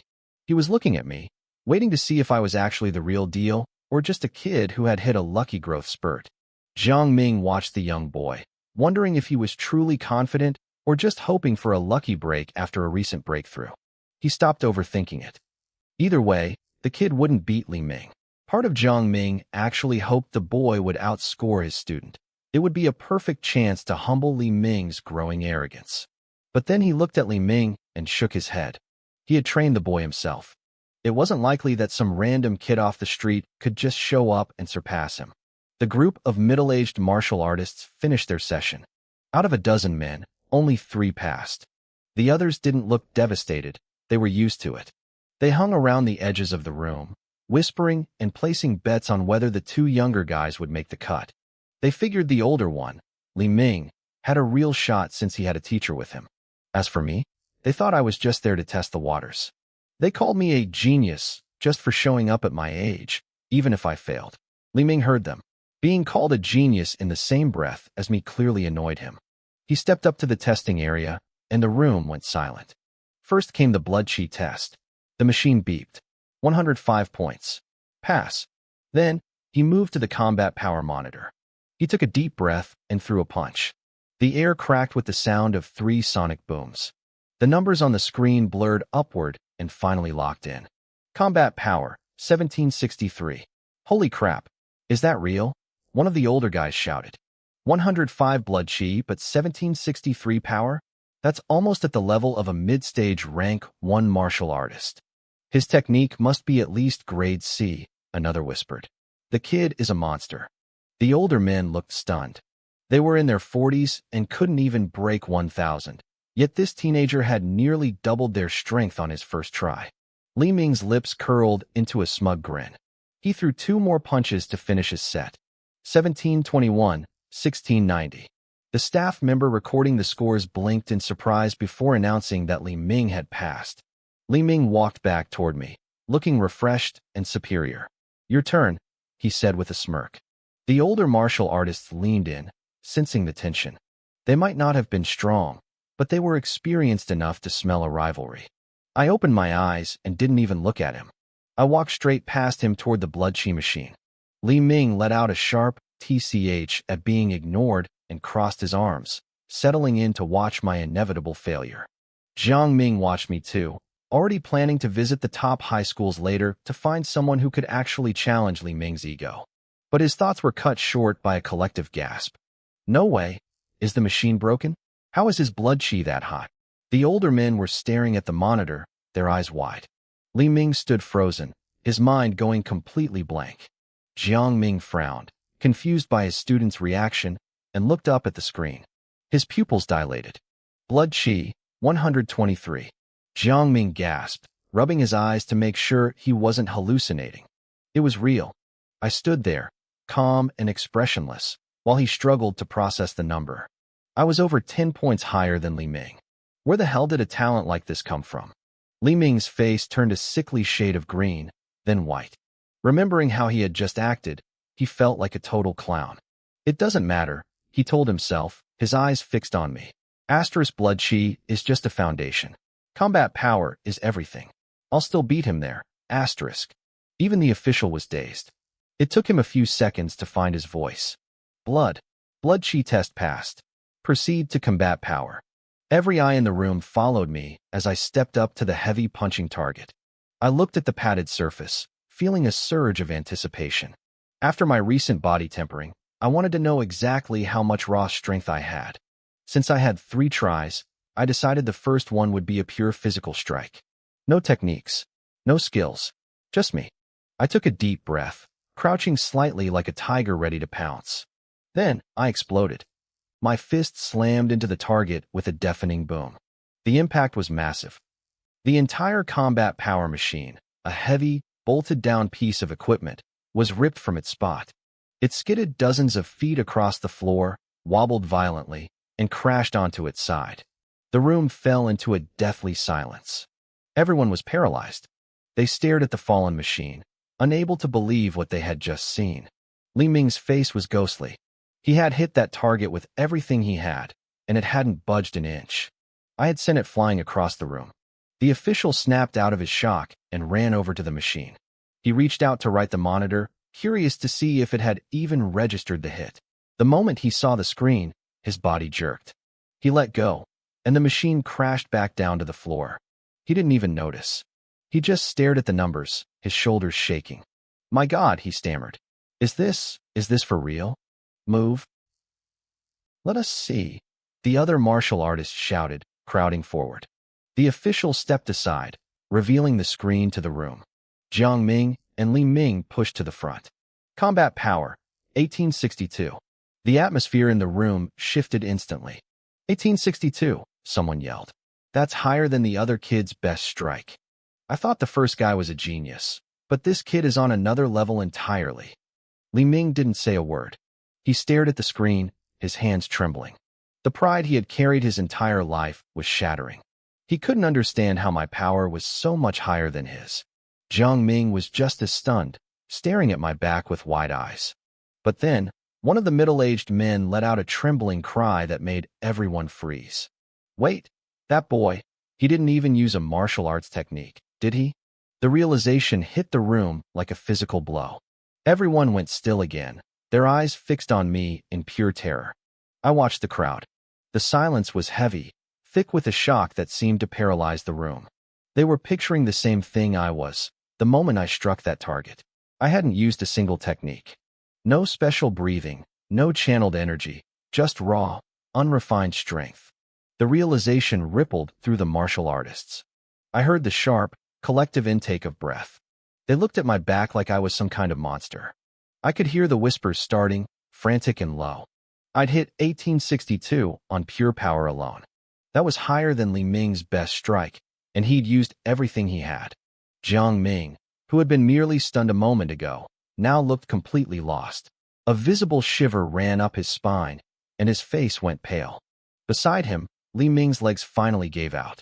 His eyes went dark, and he collapsed onto the floor with a dull thud. First test complete, the official stammered. He swallowed hard, his voice filled with a new, deep respect. Please begin the second test. Every head in the room snapped up. They were all thinking the same thing. If I could do that with just my muscles, what would happen when I actually used a technique? How high could that number possibly go? I took a deep breath, feeling the power humming under my skin. I was satisfied. My body refining progress had given me more strength than I'd even realized. Most martial artists couldn't control the fundamental strength of their physique like I could. In time, if I kept this up, my physical body alone would be a weapon beyond imagining. Now, I thought, let's see what my actual limit is. I squared my shoulders and adjusted my breathing. I locked my eyes on the target. Then I lunged. Void-shattering finger. A terrifying surge of energy exploded from my hand. The air hummed with a violent vibration. The target let out a high-pitched, metallic groan, unable to withstand the pressure. A split second later, the entire thing shattered. Metal and padding sprayed across the room in a jagged explosion. The onlookers stood there with their mouths hanging open. I destroyed the testing equipment. The numbers on the monitor began to climb, blurring past 2,000 in a heartbeat. It didn't stop until it hit a final, staggering digit. 3,004. The room stayed silent for a long time. 3,000 was the benchmark for a rank 1 high-stage martial artist. I was only at the beginning stage, yet my combat power was already on par with someone at the peak of the rank. I can't believe it, someone whispered. This kid is a freak. A total monster. The older martial artists were trembling. Their faces were twisted in a mix of awe and fear. Jiang Ming looked like he'd seen a ghost. His voice went up 3 octaves as he sputtered. 3,004? That's impossible. Is he some kind of special constitution? He swallowed hard. In big cities like the demon capital, there were geniuses born with special physical traits that gave them insane power. They were the kind of people who could end a fight in a single blow. Seeing what I'd just done, Jiang Ming was convinced I was one of them. He looked down at Li Ming, who was still sitting on the floor, staring blankly at the screen. The kid looked like his soul had left his body. Jiang Ming's eyes twitched. He'd wanted to humble the boy, but he hadn't meant to destroy his spirit entirely. He stepped over and gave Li Ming a sharp slap across the face to snap him out of it. Li Ming, listen to me, Jiang Ming hissed. He's a monster with a special constitution. It's normal to be beneath him. Don't lose your mind over this. Your goal is the monthly exam at Star City High, not competing with a freak like this. I ignored them and looked at the smoking remains of the machine. The official was twitching. Do I have to pay for that? I asked. It was a bit awkward. I'd been so focused on testing my limits that I forgot the machine might not be able to take the hit. No, of course not, the official blurted out. The target is broken, I noted. Do you need to fix it for the 3rd round? No need. He shook his head frantically. Why would he fix it just to watch me blow it up again? You've passed. You're done. While I was finishing my test, Wu Linxian, the president of the Star City Martial Arts Association, was sitting in her office. She was scrolling through her phone, her brow furrowed with worry. To the world, she was a powerful leader, but she knew the truth. If Star City didn't produce some incredible talent this year, she was going to lose her position. The college entrance exams were coming up. Presidents from other cities were constantly bragging in their group chats about their genius students and their terrifying power. It made her head ache. Star City was usually ranked near the bottom of the province. We had talent, sure, but nothing that could compete with the top-tier cities. I'm losing this job, she sighed, leaning back in her chair. I'm definitely losing it. There was a frantic knock at the door. Come in, she said lazily. An official burst in, gasping for air, his face flushed. Wu Linxian frowned. What's the rush? Sit down. Have some water. She poured a cup for him and one for herself. The official didn't touch the water. President, he wheezed. Downstairs, at the Rank 1 assessment, we found a monster. Wu Linxian sprayed her water across the desk. She stood up so fast her chair flipped over. She didn't even bother wiping her chin. A monster? What happened?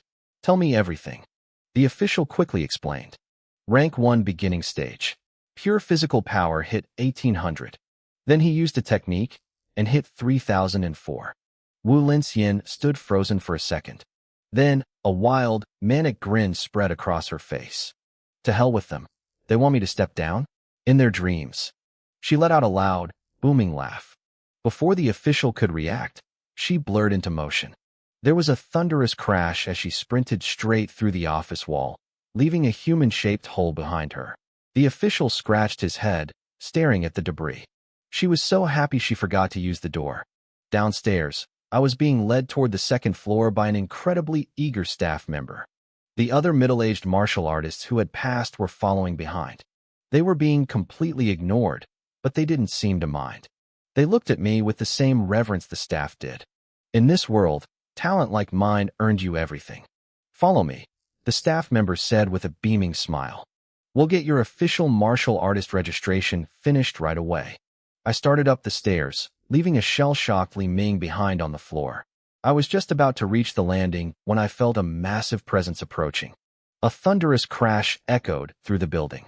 A figure blurred down the stairs from the upper floors, moving at a speed that defied logic. I felt a rush of air, and my vision blurred for a split second. When it cleared, a tall, curvaceous woman in her 30s was standing right in front of me. President, you came down yourself? The staff member stammered, his face pale with shock. He had sent someone to notify the head of the association about my results, but he clearly hadn't expected her to charge down like a hurricane. She couldn't even wait a single minute in her office. The woman, Wu Linxian, ignored the others. Her eyes scanned the group of candidates and locked onto me instantly. She gave me a small, knowing smile. Hello, I'm Wu Linxian, the president of the Xinqing branch of the Martial Arts Association. I'm Su Hong. I replied, trying to keep my voice steady. I was genuinely surprised. I didn't expect the top official in the city to greet me personally. Without wasting any time, Wu Linxian took charge. She led me toward the registration area herself. Behind us, the middle-aged martial artists who had passed their exams just shook their heads in awe. They weren't even jealous. The gap between us was just too wide. In this world, a genius gets the red carpet while everyone else watches from the sidelines. Su Hong, looking at your age, you must still be in high school, right? Wu Linxian asked as we walked. Yes, I'm a student at Xinqing First High, I said. Wu Linxian froze for a second. Her expression shifted into something dangerous. First High? That old fox Li Chengshan. He told me he only had 2 mediocre rank 1 students this year. He was literally crying to me about how bad his talent pool was. She ground her teeth, looking like she wanted to go back and punch my principal in the face for hiding me from her. Under her personal supervision, my registration was finished in less than a minute. I was officially a rank 1 martial artist. It came with perks. I would receive a monthly stipend of 10,000 Blue Star coins and free access to a guidance technique to help me cultivate. 10,000 coins. It wasn't a fortune, but it was more than my uncle and aunt earned in a month. I felt a surge of relief. My first thought was that once I got home, I'd tell my uncle he could finally quit that grueling job and tell his boss to shove it.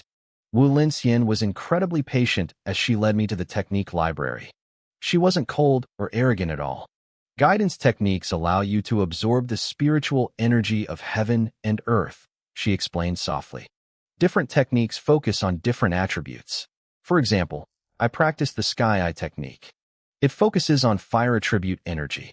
It strengthens my body and gives my attacks of burning property. I listened intently. This wasn't the kind of stuff they printed in our basic school textbooks. I used to think cultivation was just about breathing and energy, but there was an entire world of elemental mechanics I hadn't touched yet. Watch, she said. She opened her palm. A ball of intense, flickering flame erupted from her skin. The heat was so sudden it scorched the air, leaving behind a faint smell of ozone and burning. She clenched her hand into a fist, and the fire wrapped around her knuckles like a gauntlet. She threw a punch into the empty air. Boom! A flaming fist print shot forward, roaring toward the wall. Just before it impacted, she blew a soft breath, and the fire vanished instantly. My eyes widened. That kind of power was on a completely different level. I wanted that. Don't get too ahead of yourself, she cautioned, seeing my expression. Manifesting attributes externally is hard. Most rank 1 martial artists are lucky if they can get a tiny spark to show up on their fists. I nodded, my heart racing as she led me into a private testing room. There are 7 main attributes, she continued. Gold, wood, water, fire, earth, lightning, and wind. If we're talking pure destructive power, lightning is number 1. Gold is second, and fire is third. Lightning, I whispered. My eyes lit up. If I was going to fight, I wanted the strongest weapon possible. Wu Linxian laughed as if she could read my mind. Everyone wants lightning, Su Hong. But it's not a choice you make. It depends on your affinity. I went quiet, waiting for her to explain. She seemed impressed by my restraint. You can't just pick a technique, she said. If your body isn't compatible with the attribute, your progress will be slow and your power will be weak. But you shouldn't worry too much. You hit a power level of 1863 at the beginning stage without using any skills. That suggests you might have a special physique that hasn't fully awakened yet. Even if your affinity isn't perfect, your future is bright. President Wu, call me Sister Wu, she interrupted. Sister Wu, how strong is a special physique exactly? She went quiet for a moment, her face turning serious. Just know this. Those with special physiques are invincible among their peers. Fighting someone at a higher rank is as easy as drinking water for them. Invincible. Higher rank. My pulse quickened. If I pushed my body tempering progress to 100%, would that trigger a special physique? I needed more martial points, and I needed them fast. Anyway, she said, bringing out 7 colored crystal balls. These represent the attributes. You place your hand on them, and they light up. The more the crystal fills with color, the higher your affinity. Look. She placed her hand on the red fire crystal. It glowed brilliantly, with the red light filling about 4/5 of the sphere. My affinity for fire is 80%, she said with a hint of pride.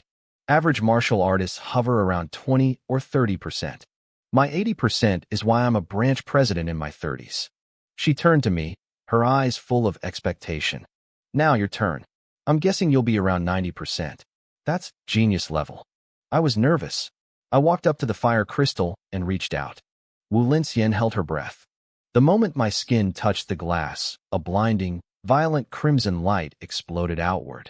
In a fraction of a second, the entire crystal was completely saturated. It didn't just fill up, it looked like it was about to burst. The firelight flooded the entire room. It was blinding.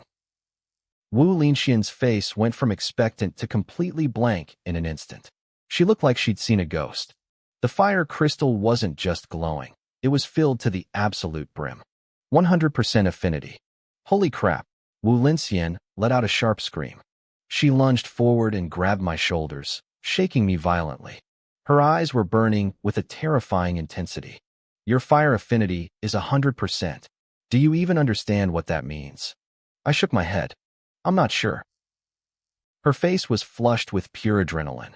It means when you practice the Heaven's Eye breathing technique, you will absorb fire element energy with 0 waste. Your efficiency will be perfect. Not a single drop of energy will leak out. She was trembling now. Efficiency in cultivation is everything. Wu Linxian was considered a genius because her 80% affinity allowed her to reach rank 5 in her 30s. She only lost 20% of the energy she tried to absorb, but she had never seen a 100% affinity in person. They existed, sure, but only in places like the capital or the great martial hubs. Not here, not in Star City. I have a monster on my hands, she whispered, her voice thick with excitement. I saw her reach for her phone, probably wanting to brag to every other branch president in the province. Then she stopped. She took a deep breath, forcing herself to calm down. If the others found out, they'd try to steal me away. She couldn't let that happen. Su Hong, she said, her voice steadying. Forget the other tests. Stick with the fire technique. With this and your potential special physique, your path to becoming a powerhouse is guaranteed. I scratched my head. To be honest, I was curious. Can I try the others? Just to see. Wu Linxian looked at me like I was insane.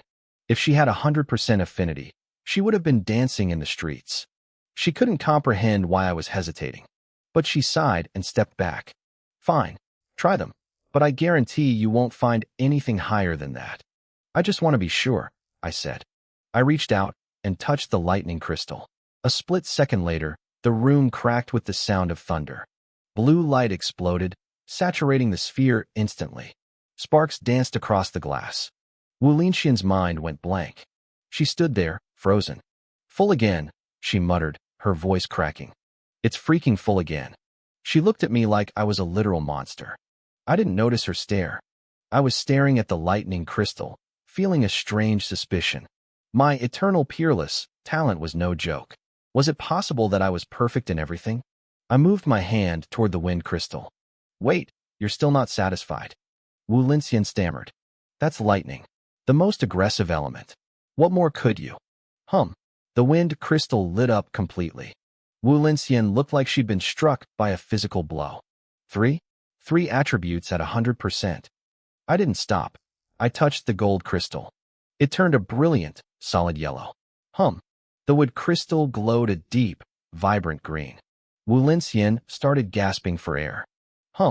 The water crystal filled with a deep blue. Her expression was starting to go numb. The earth crystal turned a solid, heavy brown. She had completely checked out. Her scalp was crawling with shock.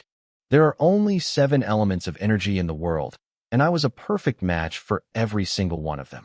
It felt like a dream, a ridiculous, impossible dream. I pulled my hand back, feeling a bit conflicted. With my talent, I could train in anything. The problem was, which one should I pick? I scratched my head, looking troubled. Seeing my expression, Wu Linxian looked like she wanted to cough up blood. What are you looking so sad for? You have the ultimate choice. You can pick anything. That's the problem, I said, looking at the crystals. They're all perfect. Giving any of them up feels like a waste. She gritted her teeth so hard I thought they might break. You want them all? Don't be greedy, kid. Sister Wu, I asked tentatively. Can you give me the breathing techniques for all 7? Her eyes nearly popped out of her head. You want to cultivate 7 paths at once? No, absolutely not. She paused, her brow furrowing in thought. Wait, there actually isn't a rule against it. Probably because the people who wrote the rules never imagined someone like you existed. She looked at me seriously. Even if it's possible, your progress would be 7 times slower. Are you sure about this? I gave her a small smile. I'm not saying I'll do all 7 forever. I just want to try them out before I decide. If it's too hard, I'll just focus on lightning. Wu Linxian let out a long breath of relief. She was terrified I'd ruin my future by being stubborn. People had tried multi-cultivation before, and they usually ended up wasting decades of their lives for very little gain. She didn't realize that for me, the normal rules of time and effort didn't apply. I knew what she was thinking. In the past, people had tried to master multiple elements. They became invincible among their peers, even holding their own against rank 2 warriors. But it was a trap. They spent decades stuck at rank 1, unable to break through. No matter how strong you are for your level, a rank 1 can never defeat a grandmaster. Wu Linxian believed that with my 100% compatibility, I could become one of the strongest humans alive in 20 or 30 years if I focused on one element. If I chose 7, I might not even reach rank 3 before my life was over. Fine, she said, her voice heavy with caution. I'll give you all 7 breathing techniques. But don't be stubborn. If you hit a wall, let it go. I smiled and agreed. She sighed, handing over the manuals for all 7 elements. Stay here and practice, she instructed. If you have questions, ask. Try to get the basics down as quickly as possible. Thanks, Sister Wu, I said, sitting down with anticipation. I suggest you start with the sky eye technique, she offered. It's the fire element. I'm most familiar with it, so I can guide you. Once you get the hang of it, switching to lightning will be easier. I nodded and opened the sky eye manual. As I began to read, Wu Linxian stood to the side and pulled out her phone. She started a timer. When she had first learned this technique with her 80% compatibility, it had taken her 12 hours to reach the entry level. She figured that with my perfect compatibility, I might pull it off in 2 or 3. That speed alone would be enough to terrify the world. Sister Wu, I said suddenly. I think I've got it. She looked up, her face a mask of pure disbelief. Already? It hasn't even been. She glanced down at her phone. Her eyes went wide with horror. 34 seconds. It hasn't even been a minute. Are you joking? I think so, I said, scratching my head. I wasn't entirely sure what the standard was. I can feel the fire essence entering my body and merging with my blood. Is that it? That was exactly how it felt. I could see the color draining from her face. She looked like she was struggling to swallow. Try to control that fire essence, she whispered, her voice dry. Throw a punch. I did as she asked. I threw a straight punch into the air. As my fist snapped forward, a small, flickering flame danced across my knuckles. The sight of that flame seemed to blow a fuse in Wu Linxian's brain. She stood there, completely frozen, staring at my hand. Sister Wu, did I do it? I asked again. My voice snapped her back to reality. Her jaw twitched. She gave a mechanical, stiff nod. Yes, you're at the entry level. Internally, she was screaming. 34 seconds. It wasn't human. She wanted to slap herself for thinking it would take me 2 hours. She had tried to apply common sense to a monster who had perfect compatibility with every single element. She had no idea how high my ceiling actually was. In the last 30 minutes, her entire understanding of martial arts had been demolished. Entry level already? I muttered. That was actually pretty simple. Wu Linxian's eye began to twitch. I could tell she had a sudden, violent urge to hit me. Sister Wu, I asked, genuinely curious. How many minutes did it take you the first time? How many minutes? She repeated. She wanted to snap at me. She wanted to tell me that minutes wasn't a normal time frame for learning a breathing technique. But then she stopped herself. She realized that to me, 34 seconds was the new baseline. Asking if it took her a few minutes was probably me being polite, assuming she was a bit slower because of her 80% compatibility. She couldn't tell me the truth. She couldn't tell me it took her 12 hours, and everyone called her a genius. She had a reputation to protect. About 3 or 4 minutes, she lied, her face turning a bit red. Oh, I said, nodding innocently. She let out a massive breath of relief when I didn't push further. Then, a thought occurred to me. Sister Wu, what do you know about spirit readers? She froze. Her eyes nearly popped out of her head again. Don't tell me you're a spirit reader too, she gasped. She was genuinely terrified. If I had perfect elemental compatibility and I was a spirit reader, the other geniuses of my generation might as well give up and go home. No, I said with a dry laugh. I'm just curious. I want to know what it takes to awaken. Good, she exhaled. That's good. She walked away and returned with a device that looked like a high-tech helmet. This measures mental strength, she explained. Put it on. As I strapped it on, she continued. Nobody knows the exact trigger for awakening. Some people have weak mental strength and wake up overnight. Others are right on the edge their whole lives and never cross over. But generally, a spirit reader won't have a mental strength score lower than 100. I nodded. My system panel showed my mental strength at 26.5. I needed a lot more points before I hit that threshold.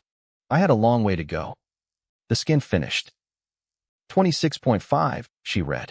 That's normal. Average human level. She looked relieved. She couldn't take any more shocks today. But when she looked at me, she noticed I wasn't disappointed at all. I was perfectly calm. She found herself admiring my composure. With talent like mine and a steady heart, there was no doubt I would become a powerhouse. Then, Her expression turned serious. Suhong, your monthly exam is tomorrow, right? Yeah. I'm surprised you know about that, I replied. When you take that exam, give it everything you've got, she said firmly. Don't hide a single thing. No holding back. I blinked. I was already planning to go all out, but her tone was intense. Why the emphasis? Is there something I don't know about? Wu Linxian's gaze wavered. She sighed, looking weary. She told me that the friction between the human race and the various alien races on the myriad world's battlefield was getting worse. A total war could break out at any moment. Because of this, the human powerhouses on Earth had reached a decision. Starting this year, every province would select its top geniuses for an intensive training camp before the college entrance exams. They were pouring massive resources into the younger generation to force them to grow up fast. Star City High was using the monthly exam tomorrow as the primary filter. Only the strongest would make the cut. I froze. I knew there were enemies outside our borders, but I didn't realize the situation was this dire. I always figured that if the sky fell, the giants would hold it up. I thought I had plenty of time. Even after getting my system, my only goal was to make life better for my family. The myriad world's battlefield felt like a distant fairy tale. Now, it was right in front of me. If the human race lost, everyone I loved would be slaughtered. My uncle, my aunt, and my siblings, they would all die. I rubbed my face, feeling a sudden, crushing sense of urgency. I couldn't let that happen. Sister Wu, thank you for telling me, I said firmly. I'll definitely be at that training camp. Wu Linxian watched me closely. She expected me to be panicked or overwhelmed. Instead, I processed the shock in seconds. She told me later that she felt a shift in my aura. One moment, I was a talented kid.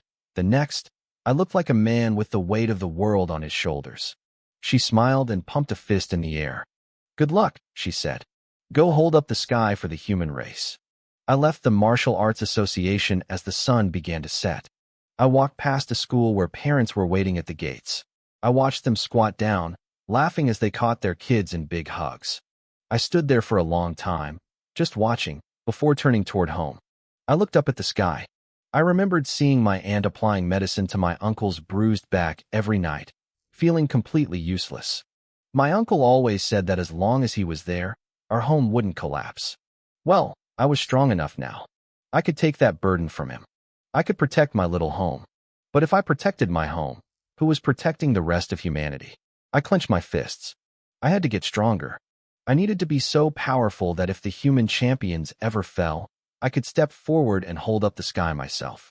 If anyone asked me to choose between my family and my race, I'd just kill whoever asked the question. I stopped daydreaming and hurried home. My family was waiting. With the money I'd brought home earlier, the atmosphere had changed. My aunt wasn't working late anymore. My siblings, Su Hai and Su Meng, were training like possessed spirits. They had seen the pride on our parents' faces when I brought home that cash, and they wanted to do the same. I'm back, I called out. The door flew open. My aunt looked at me with teary eyes, complaining that I looked thinner and asking if I was eating enough at school. I just laughed. I was actually much more muscular now, but to her, I'd always be the nephew who needed feeding.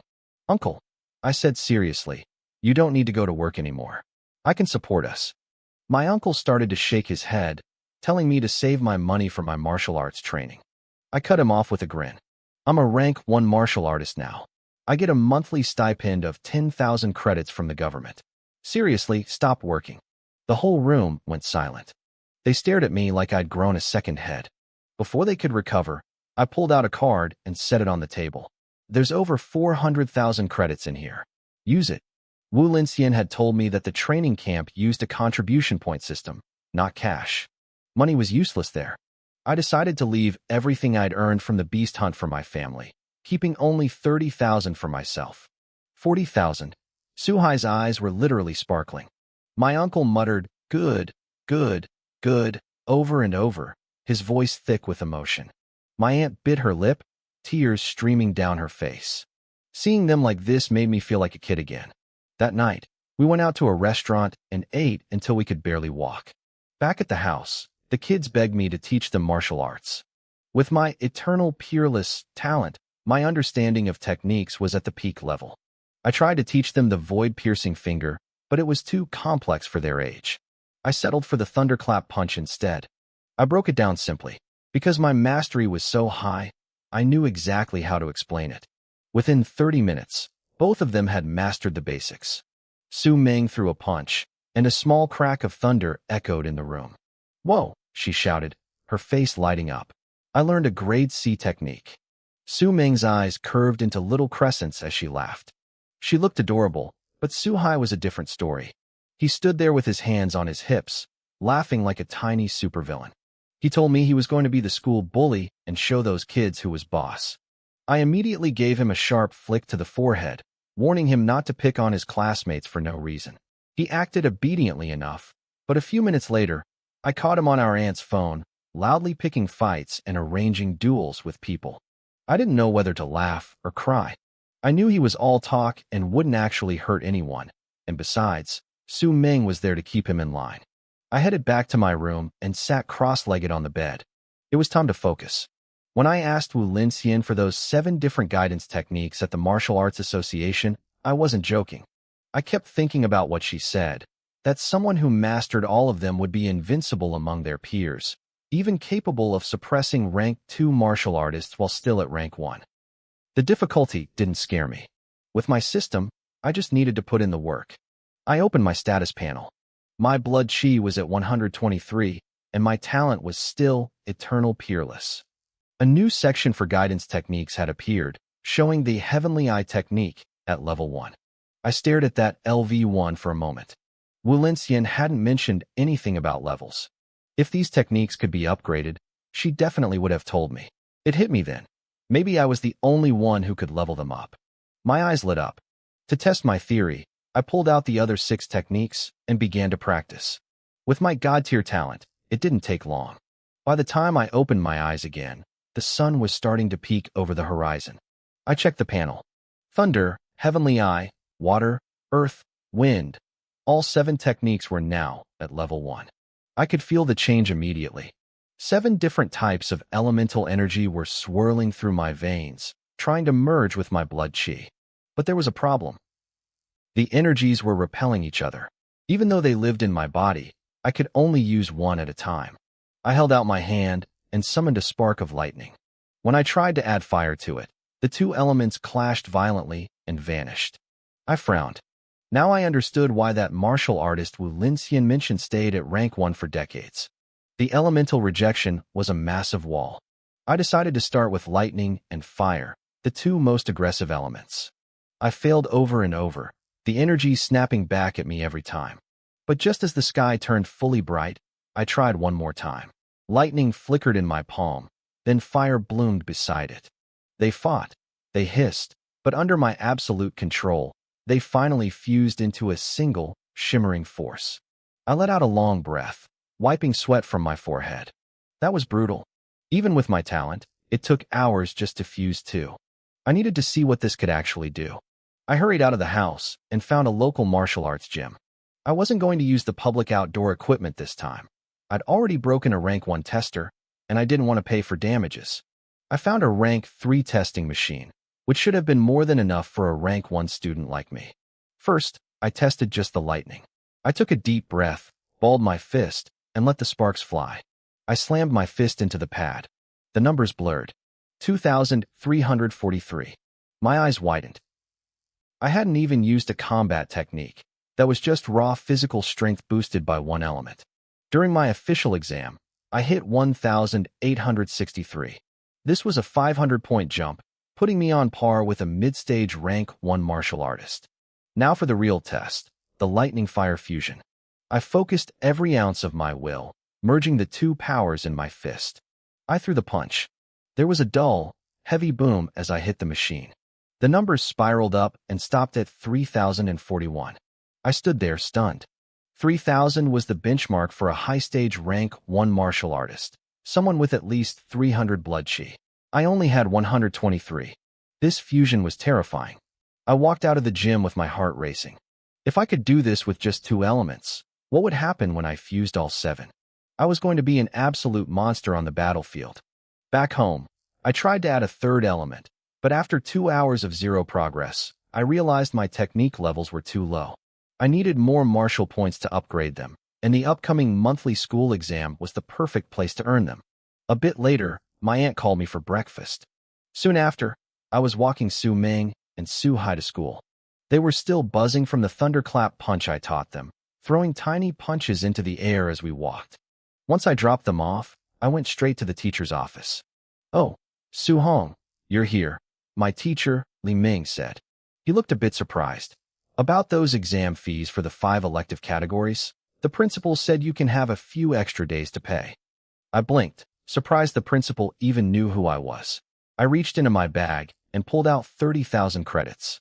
"Actually, I have the money right here, teacher." Li Ming looked at the stack of cash, then looked at me, his expression softening. He told me that since my aunt and uncle worked so hard for me, I needed to give it my all. He said if I studied hard, I might still have a chance at a martial arts university. I just nodded. When I got back to class, Chen Lin immediately jumped me, throwing an arm around my shoulder with a massive grin. "You've been gone for a few days, so you missed a lot," Chen Lin said, leaning in close. I raised an eyebrow. "Like what?" "The elite class," he whispered, his voice thick with envy. "Principal Li has been giving them special treatment. He even got Chen Tian, the thunderclap punch master, to give them private lessons. A few of those guys have already broken through to rank 1. Some of them even learned the technique." He paused, sighing heavily. "But none of them compare to Chen Shan and Li Tuesday. I heard their thunderclap punch is already at the proficient level. They can trigger 3 sonic booms. The power is insane." Chen Lin looked out at the crowd of students, his shoulders slumping. "This monthly exam is going to be a one-man show for those two. The rest of us are just background noise, especially us in the regular classes. We aren't even in the same league." I started to say something, but our teacher, Li Ming, walked into the room. "Everyone, follow me to the field. It's time for the exam." When we reached the sports field, it was a sea of black hair and school uniforms. Thousands of students were gathered. Principal Li Chengshan stood on the high stage, waiting for the noise to die down. "Students," the principal began, his voice booming. "Today's exam is different. Because of the pressure on the front lines, the government has decided to establish a special training camp for young geniuses. The resources there are beyond your imagination: rare pills, high-level manuals, and even grandmasters serving as personal mentors." The crowd exploded. "A grandmaster? That was a rank 7 warrior. Our principal was only a rank 3. The top 3 students from this exam will earn a spot in the Star City training camp." The principal finished. The excitement turned into bitter reality for most. Everyone's eyes drifted toward the front of the pack, where the elite class stood. Specifically, they looked at Li Tu and Chen Shan. Those two looked completely calm. To them, the spots were already theirs. "Last time, you were a bit faster with the thunderclap punch," Chen Shan said, his eyes burning with competitive fire. "But in a real fight, I'm taking first place." Li Tu didn't even look at him. "I hope you're still that confident after I knock you into the dirt." Back in the regular class section, Chen Lin was practically drooling with jealousy.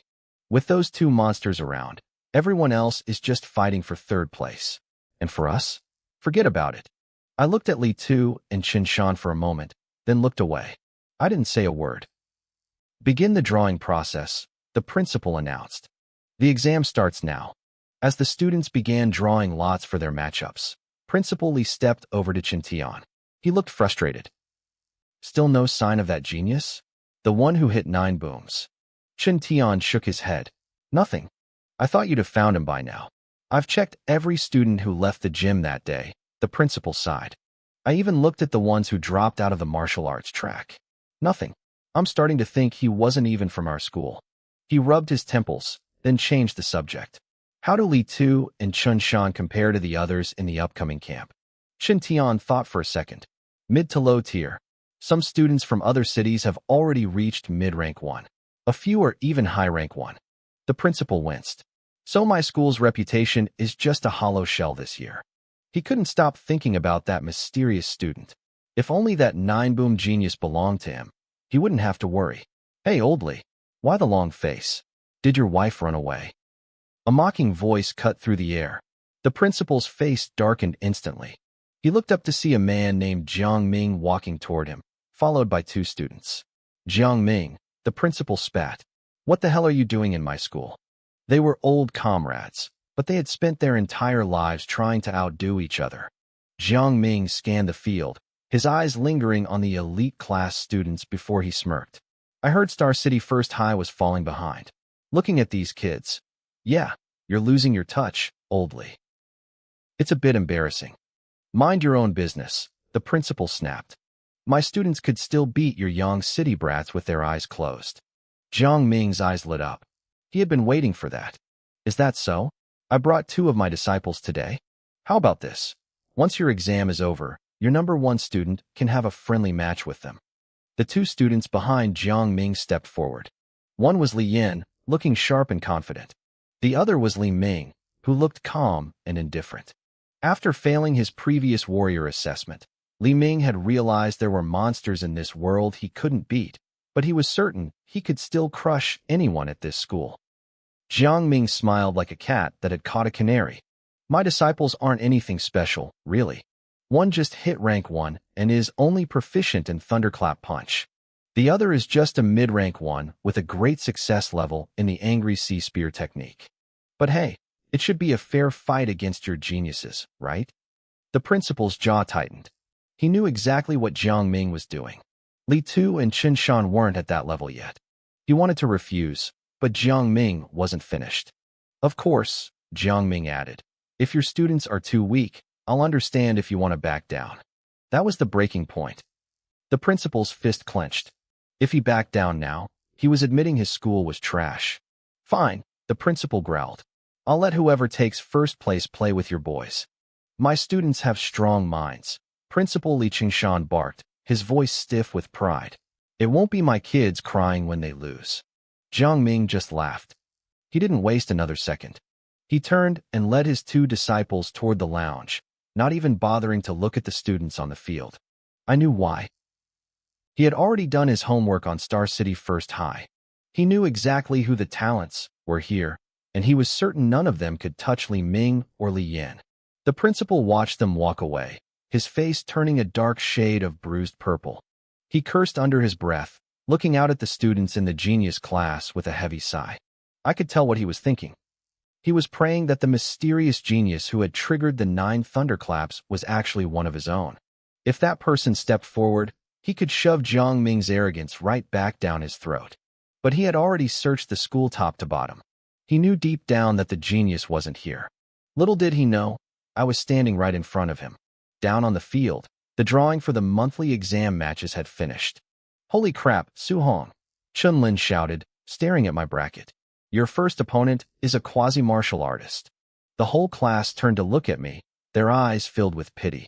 A regular student like me going up against a quasi-martial artist in the first round? It was a death sentence for my rank. It's okay, buddy, Chun-Lin said, patting my shoulder. I'll be joining you in the loser's bracket soon. Even our teacher, Li Ming, looked at me with concern. Give it a shot, Su Hong, but don't push too hard. If you get hurt, it'll ruin your training for the rest of the month. It's not worth it. A voice boomed over the speakers, cutting through the chatter. Match 665, Chen Peng, versus Match 666, Su Hong. Get to the ring immediately. I stepped onto the stage. Chen Peng was already there, a cocky smirk plastered on his face. You want to walk off on your own, he asked, or should I help you down with my fists? I didn't answer. Before the words had even fully left his mouth, I moved. The world became a blur to him. By the time he realized I wasn't standing where I started, he was already sitting on the hard ground outside the ring. Chen Peng stared up at the stage, his mind a total blank. What happened? Wasn't my opponent just a basic student? Referee, how the hell is that a normal student? Back in my class section, my classmates were frozen. Their eyes were wide, their mouths hanging open. I had just tossed a quasi-martial artist aside with a single, casual palm strike. Since when did old Su get so fierce? Chun-Lin stammered, his voice cracking. Even teacher Li Ming was stunned. He watched me walk down the steps, a look of genuine shock surfacing in his eyes. As the matches continued, the genius class students started sweeping through the competition. To them, the regular students were just speed bumps. Li Tu and Qin Shan were the stars of the show, ending every fight in a single move. No one was surprised. Not the teachers, not the students, and certainly not the principal. But on the other side of the brackets, I was doing the exact same thing. I moved through my opponents with effortless ease. Whether they were basic students or quasi-martial artists, it didn't matter. None of them could even react. One second they were ready to fight, the next they were sitting on the floor, wondering how they got there. My teacher, Li Ming, was blinking rapidly, looking like he had seen a ghost. Wait, is that really my student? The rest of the class looked like they were watching a horror movie. Chunlin's mouth was open so wide he could have swallowed a few eggs. As I kept winning, more and more eyes from other classes started shifting toward my ring. Every time I ended a fight, a wave of gasps followed me. Up on the observation deck, Principal Li Chengshan finally noticed. That kid, he's a fresh face. I didn't realize the regular classes had such a good sprout. He watched for a second, but his attention quickly drifted back to the genius class. However, Chen Tian, the rank 3 master, didn't look away. He stared at my back, his brow furrowed in deep thought. He felt a strange sense of familiarity, a nagging feeling that he had seen my movement somewhere before, but he couldn't quite place it. As the sun began to dip, the exam reached its final stages. Most of the regular students had been eliminated, while the genius class remained untouched. It was exactly what everyone expected. The genius class was the elite. Even their weakest members were monsters compared to us. Match 666, Su Hong, versus Match 28, Li Kaishan. To the stage. The crowd buzzed. Oh, Su Hong's run is over. Li Kaishan is from the genius class. Getting this far was impressive for a regular kid, but this is the end of the line. I heard Li Kaishan's blood chi is at 99. He's one step away from being a rank 1 martial artist. Su Hong doesn't stand a chance. I heard the whispers. They looked at me with pity, as if I was already a loser. To them, if I were actually strong, I would have been in the genius class from the start. Ignore those idiots, Su Hong. Kick his ass and make them shut up. Then, he leaned in closer, his voice dropping. But seriously, don't overdo it. He's genius class. There's no shame in losing to him. Teacher Li Ming patted my shoulder.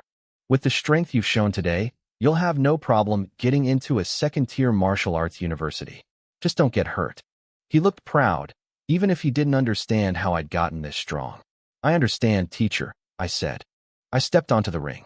Li Kaishan was already there, arms crossed, chin tilted high. He looked at me with a relaxed, confident grin. I saw your matches. Not bad for a commoner. He paused, his smile widening. Too bad you ran into me.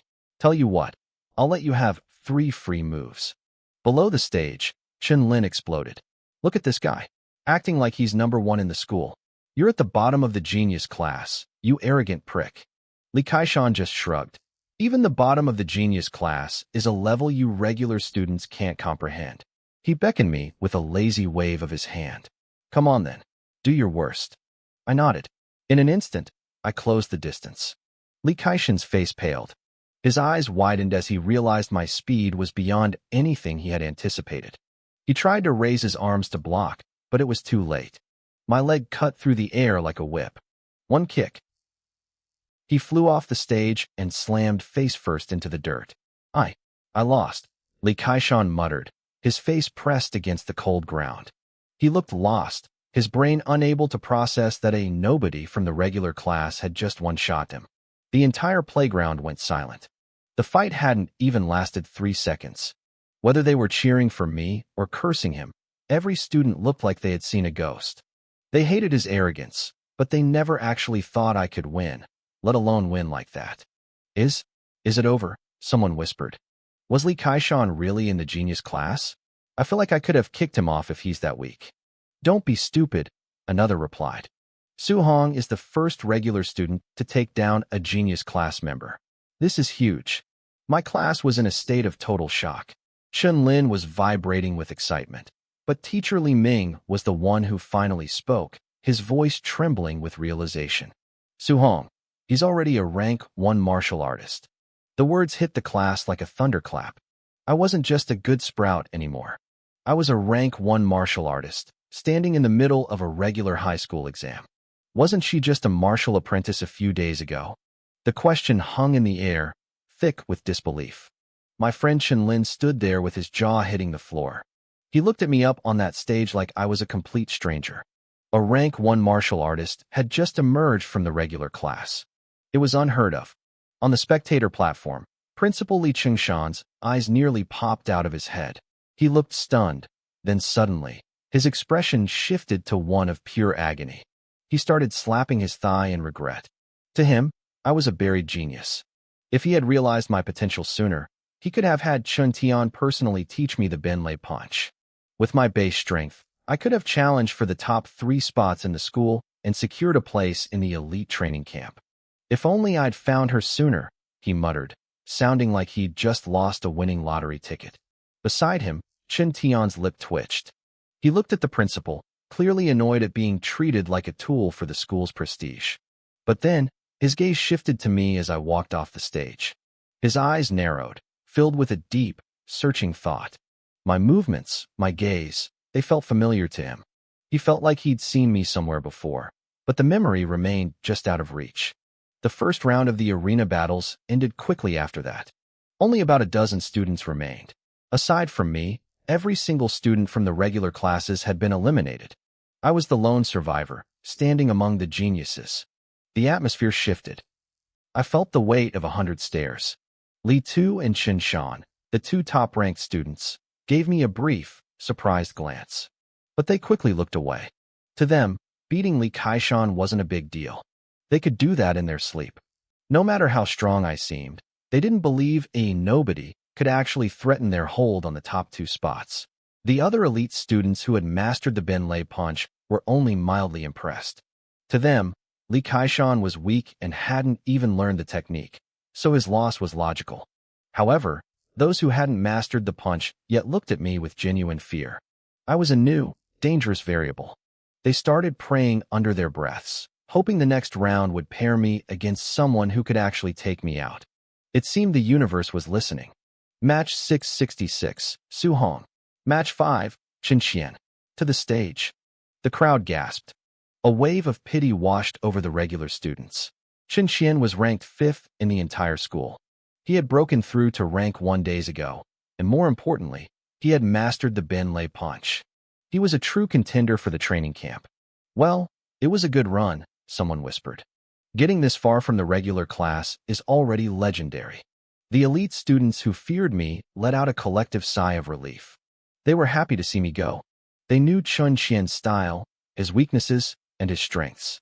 I was an unknown, and in a fight, the unknown is terrifying. Chen Qian, huh? What a shame, Principal Li Qingshan sighed, already writing me off. He made a mental note to transfer me to the genius class after the exams, assuming I'd lose this fight, but still show promise. Back in my class section, my teacher Li Ming was beaming. He didn't care if I lost now. I had already exceeded every expectation he ever had. But Chen Lin looked miserable. He watched me climb back onto the stage, feeling the gap between us growing into a canyon. Chen Qian didn't underestimate me. As we stood opposite each other, his face was set in a mask of grim determination. The referee gave the signal. Begin. Chen Qian didn't hesitate. He lunged forward, his feet driving into the stone with explosive power. He closed the gap in a heartbeat, his fist whistling through the air. As he swung, a sound like a crack of thunder echoed across the playground. He's using the Benlei punch right out of the gate, someone screamed. I didn't move. I didn't dodge. I didn't even flinch. I just raised my own fist and met his charge head-on. The crowd went wild. They thought I was suicidal. To meet a grade C martial technique with a basic punch was madness. The referee even tensed up, ready to jump in and save my life. Chen Qian saw me coming and didn't pull back. He committed everything to that strike. Then, our fists collided. A dull, heavy thud echoed out. The students leaned forward, waiting to see me fly off the stage. But I didn't move an inch. It was Chun Qian who recoiled. He stumbled back, his boots skidding against the edge of the platform. A low, pained groan escaped his throat. The crowd went silent as they looked at his hand. It was a bloody mess. Skin was torn, and blood dripped steadily onto the stage. What just happened? The confusion was total. How could a basic punch overpower the Benlei technique? My teacher was frozen. Chen Lin was shaking.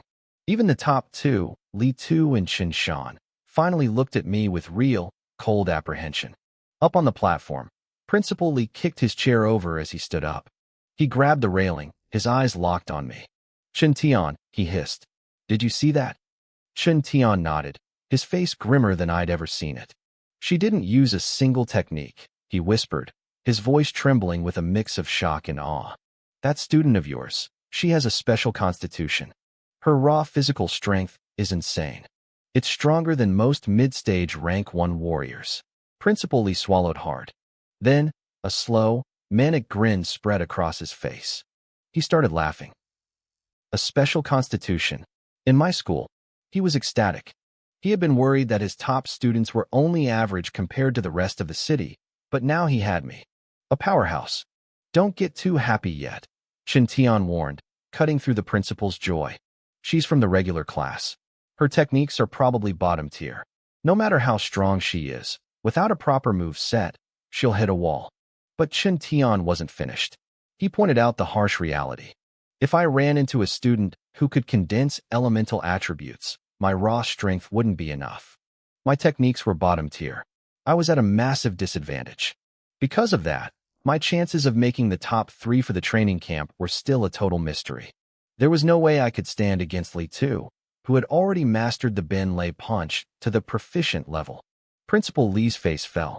He looked worried, his brow furrowing deep as he thought about the missed opportunity. Up on the stage, the referee kept calling names. Students cycled through matches, and winners were decided one after another. Then came the next draw. The students who had won their previous rounds weren't smiling. They were terrified. I could see them whispering, praying to any god that would listen that they wouldn't draw my name. Principal Lee was just as tense. He wanted me to get a weak opponent. He didn't want the school's only special constitution to get knocked out before the training camp. Then, the referee's voice rang out. Su Hong versus Chen Shan. Principal Lee's vision went dark for a second. Of all the people I could have faced, I pulled Chen Shan, one of the top 2 students in the entire school. Chen Shan wasn't just strong. He had already mastered guidance techniques and could condense elemental attributes. His Ben Lei punch was at the proficient level, and his vitality was a staggering 120 points. To the principal, this wasn't a fight. It was a funeral. "It's over," he groaned, looking completely defeated. On the other side of the arena, the genius students from the elite class were suddenly grinning. They had been worried, but now they felt safe. Chen Xian was strong, sure, but he couldn't compare to the gap between the top 2 and everyone else. They figured I might have beaten Chen Xian, but there was no way I was touching Chen Shan. All eyes turned to Chen Shan as he stepped forward. He took a deep breath, feeling the pressure. He looked at me, his eyes solemn and heavy. Feeling weak, Li Tu teased from the sidelines. Chen Shan didn't bite. "I'm just surprised, that's all. Once I beat Su Hong, you're next." Li Tu just smiled. "I'll be waiting." Chen Shan didn't waste another word. He walked toward the platform. Down in the crowd, my homeroom teacher, Li Ming, was speechless. He never imagined one of his regular students would make it this far, let alone challenge the school's second-best fighter. My friend Chen Lin looked like he was having a stroke. He couldn't believe it. He actually slapped himself across the face to see if he was dreaming. "Ouch. Okay, not a dream," he muttered, clutching his stinging cheek. I stepped onto the stage. Chen Shan stood opposite me, his expression turning deadly serious. "Begin," the referee shouted. Chen Shan moved instantly. He blurred across the stage, closing the gap in a heartbeat. He threw a flurry of punches, and I heard 3 distinct cracks of thunder echoing in the air. Proficient level, I thought. My eyes lit up. I didn't use any fancy moves. I relied purely on my physical power, meeting his fists with my own. Asterisk bang. Bang. Bang. Asterisk. The sounds of our collision were heavy and dull. We stood our ground, trading blows in a stalemate for 10 seconds. Chen Shan started to lose his patience. He couldn't believe I was keeping up. "Li Tu, watch closely," he roared. "I was saving this for you." Suddenly, his fists glowed with a flickering, searing orange light. Flames erupted from his knuckles as he swung his Ben Lei punch. The crowd gasped. Attribute release. He can manifest fire. Fire was incredibly destructive, second only to lightning. Chen Shan had been hiding a massive trump card. Even Li Tu looked surprised. Principal Li sighed, his hope fading. He thought I was done for. He started planning how to beg the city lord for a special entry permit for me, since he didn't want my talent to go to waste. Old Li, look, Chen Tian suddenly shouted, pointing at the stage. Principal Li looked up, and his pupils shrunk to pinpricks. Down you go, Chen Shan screamed, throwing a flame-wrapped punch straight at my face. I felt a pang of regret. I had wanted to see how far my raw body could go against a genius like him, but he was too impatient. We had only been fighting for seconds, and he already went all out. Pity, I whispered. I threw a punch to meet his. But this time, I didn't hold back. Blue arcs of electricity danced across my skin. Lightning surged from my fist. Boom. The moment our fists touched, my lightning swallowed his flames whole. Chen Shan's face went blank. He looked like he'd seen a ghost. Before he could even process the shock, the sheer force of my strike hit him like a freight train. He was sent flying backward, soaring off the platform.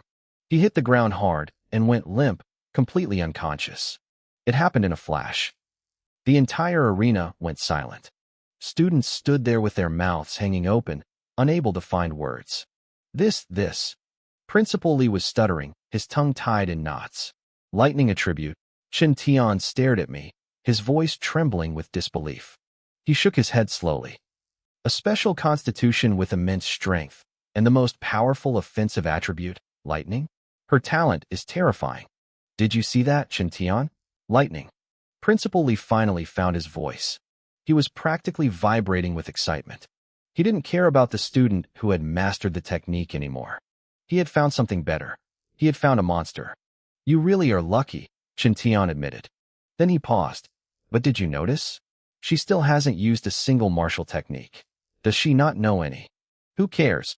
Principal Li's smile was so wide it looked like it would split his face. If she doesn't know them, we'll teach her. She just beat Chen Shan. She's going to the training camp. That's all that matters. Fair enough, Chen Tian agreed. His own curiosity piqued. He wanted to see how fast I could learn compared to the others. Below the stage, medical staff rushed to Chen Shan. The students were in an uproar. I thought she was a dark horse, but she's a freaking dragon, someone yelled. She crushed Chen Shan. Li Tu is next. For years, the top 10 had always been the elite class. The rankings never changed. But now, a student from the regular class was about to take the throne. It felt like a dream. My classmates were frozen in shock. My teacher, Li Ming, looked like his brain had short-circuited. Amidst the chaos, under the care of the medics, Chen Shan slowly opened his eyes. Chen Shan opened his eyes, his gaze blank and hollow. It took him a few seconds to remember where he was and how he had ended up on the floor. He looked up at me as I walked off the stage, his expression a tangled mess of emotions. He had given it his all, yet he still lost. I could see the realization hitting him. To him, I was a monster. He sighed, finally accepting his defeat, and slowly stood up to return to the elite class section. Li Tu, Chen Shan muttered as he sat down. We've been competing for the top spot all this time, but we never expected a dark horse like her to show up. Li Tu let out a short, confident laugh. A dark horse? So what?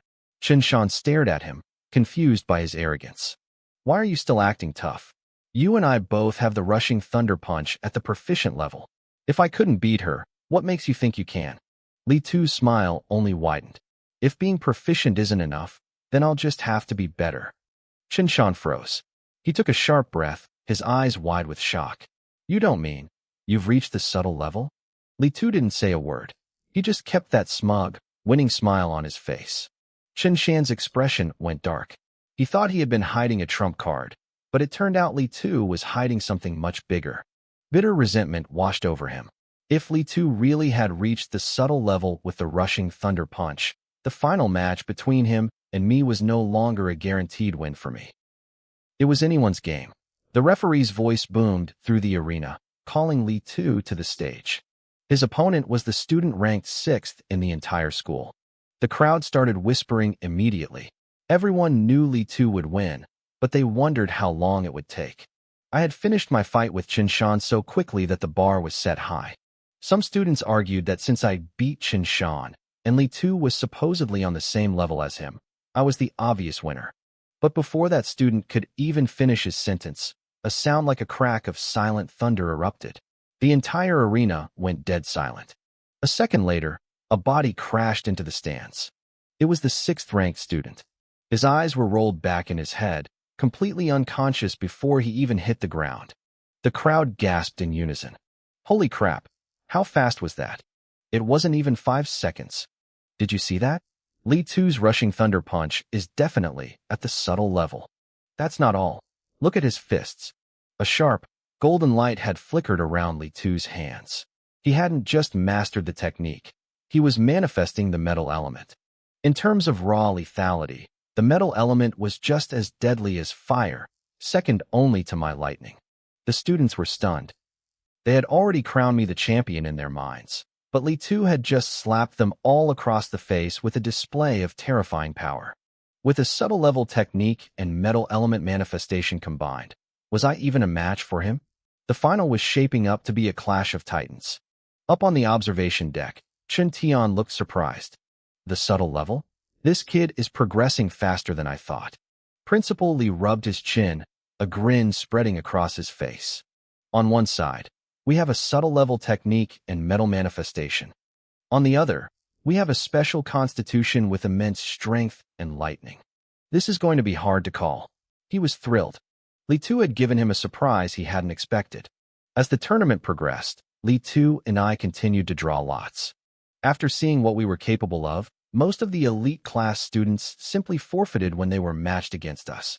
It wasn't until the semifinals that two brave souls from the elite class decided to actually fight, hoping to see how long they could last.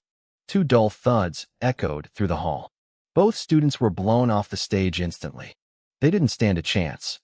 Finally, the moment arrived. The final match. Su Hong versus Li Tu. The referee's voice was high-pitched with excitement as he made the announcement. The atmosphere in the arena reached a fever pitch.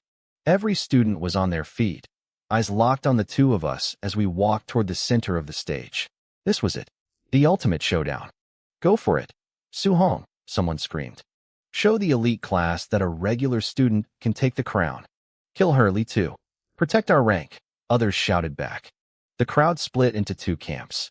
The regular students were red-faced and screaming, waving their fists in the air. My classmates were the loudest of all. Chen Lin had even stripped off his shirt, swinging it over his head like a madman while howling at the top of his lungs. Even my teacher, Li Ming, was caught up in the energy, his hands clenched into fists and his eyes full of hope. On the other side, the few dozen elite students tried to cheer for Li Tu, but they were completely drowned out by the sheer volume of the rest of the school. Up on the stands, Principal Li watched with a nostalgic smile. To be young again, he sighed. He turned to the martial artist beside him. Who do you think takes this, Chen Tian? Chen Tian paused, thinking it over. Su Hong's physical strength is monstrous, but Li Tu has pushed my rushing thunder punch to the subtle level. If we're talking about the future, her potential is higher, but right now,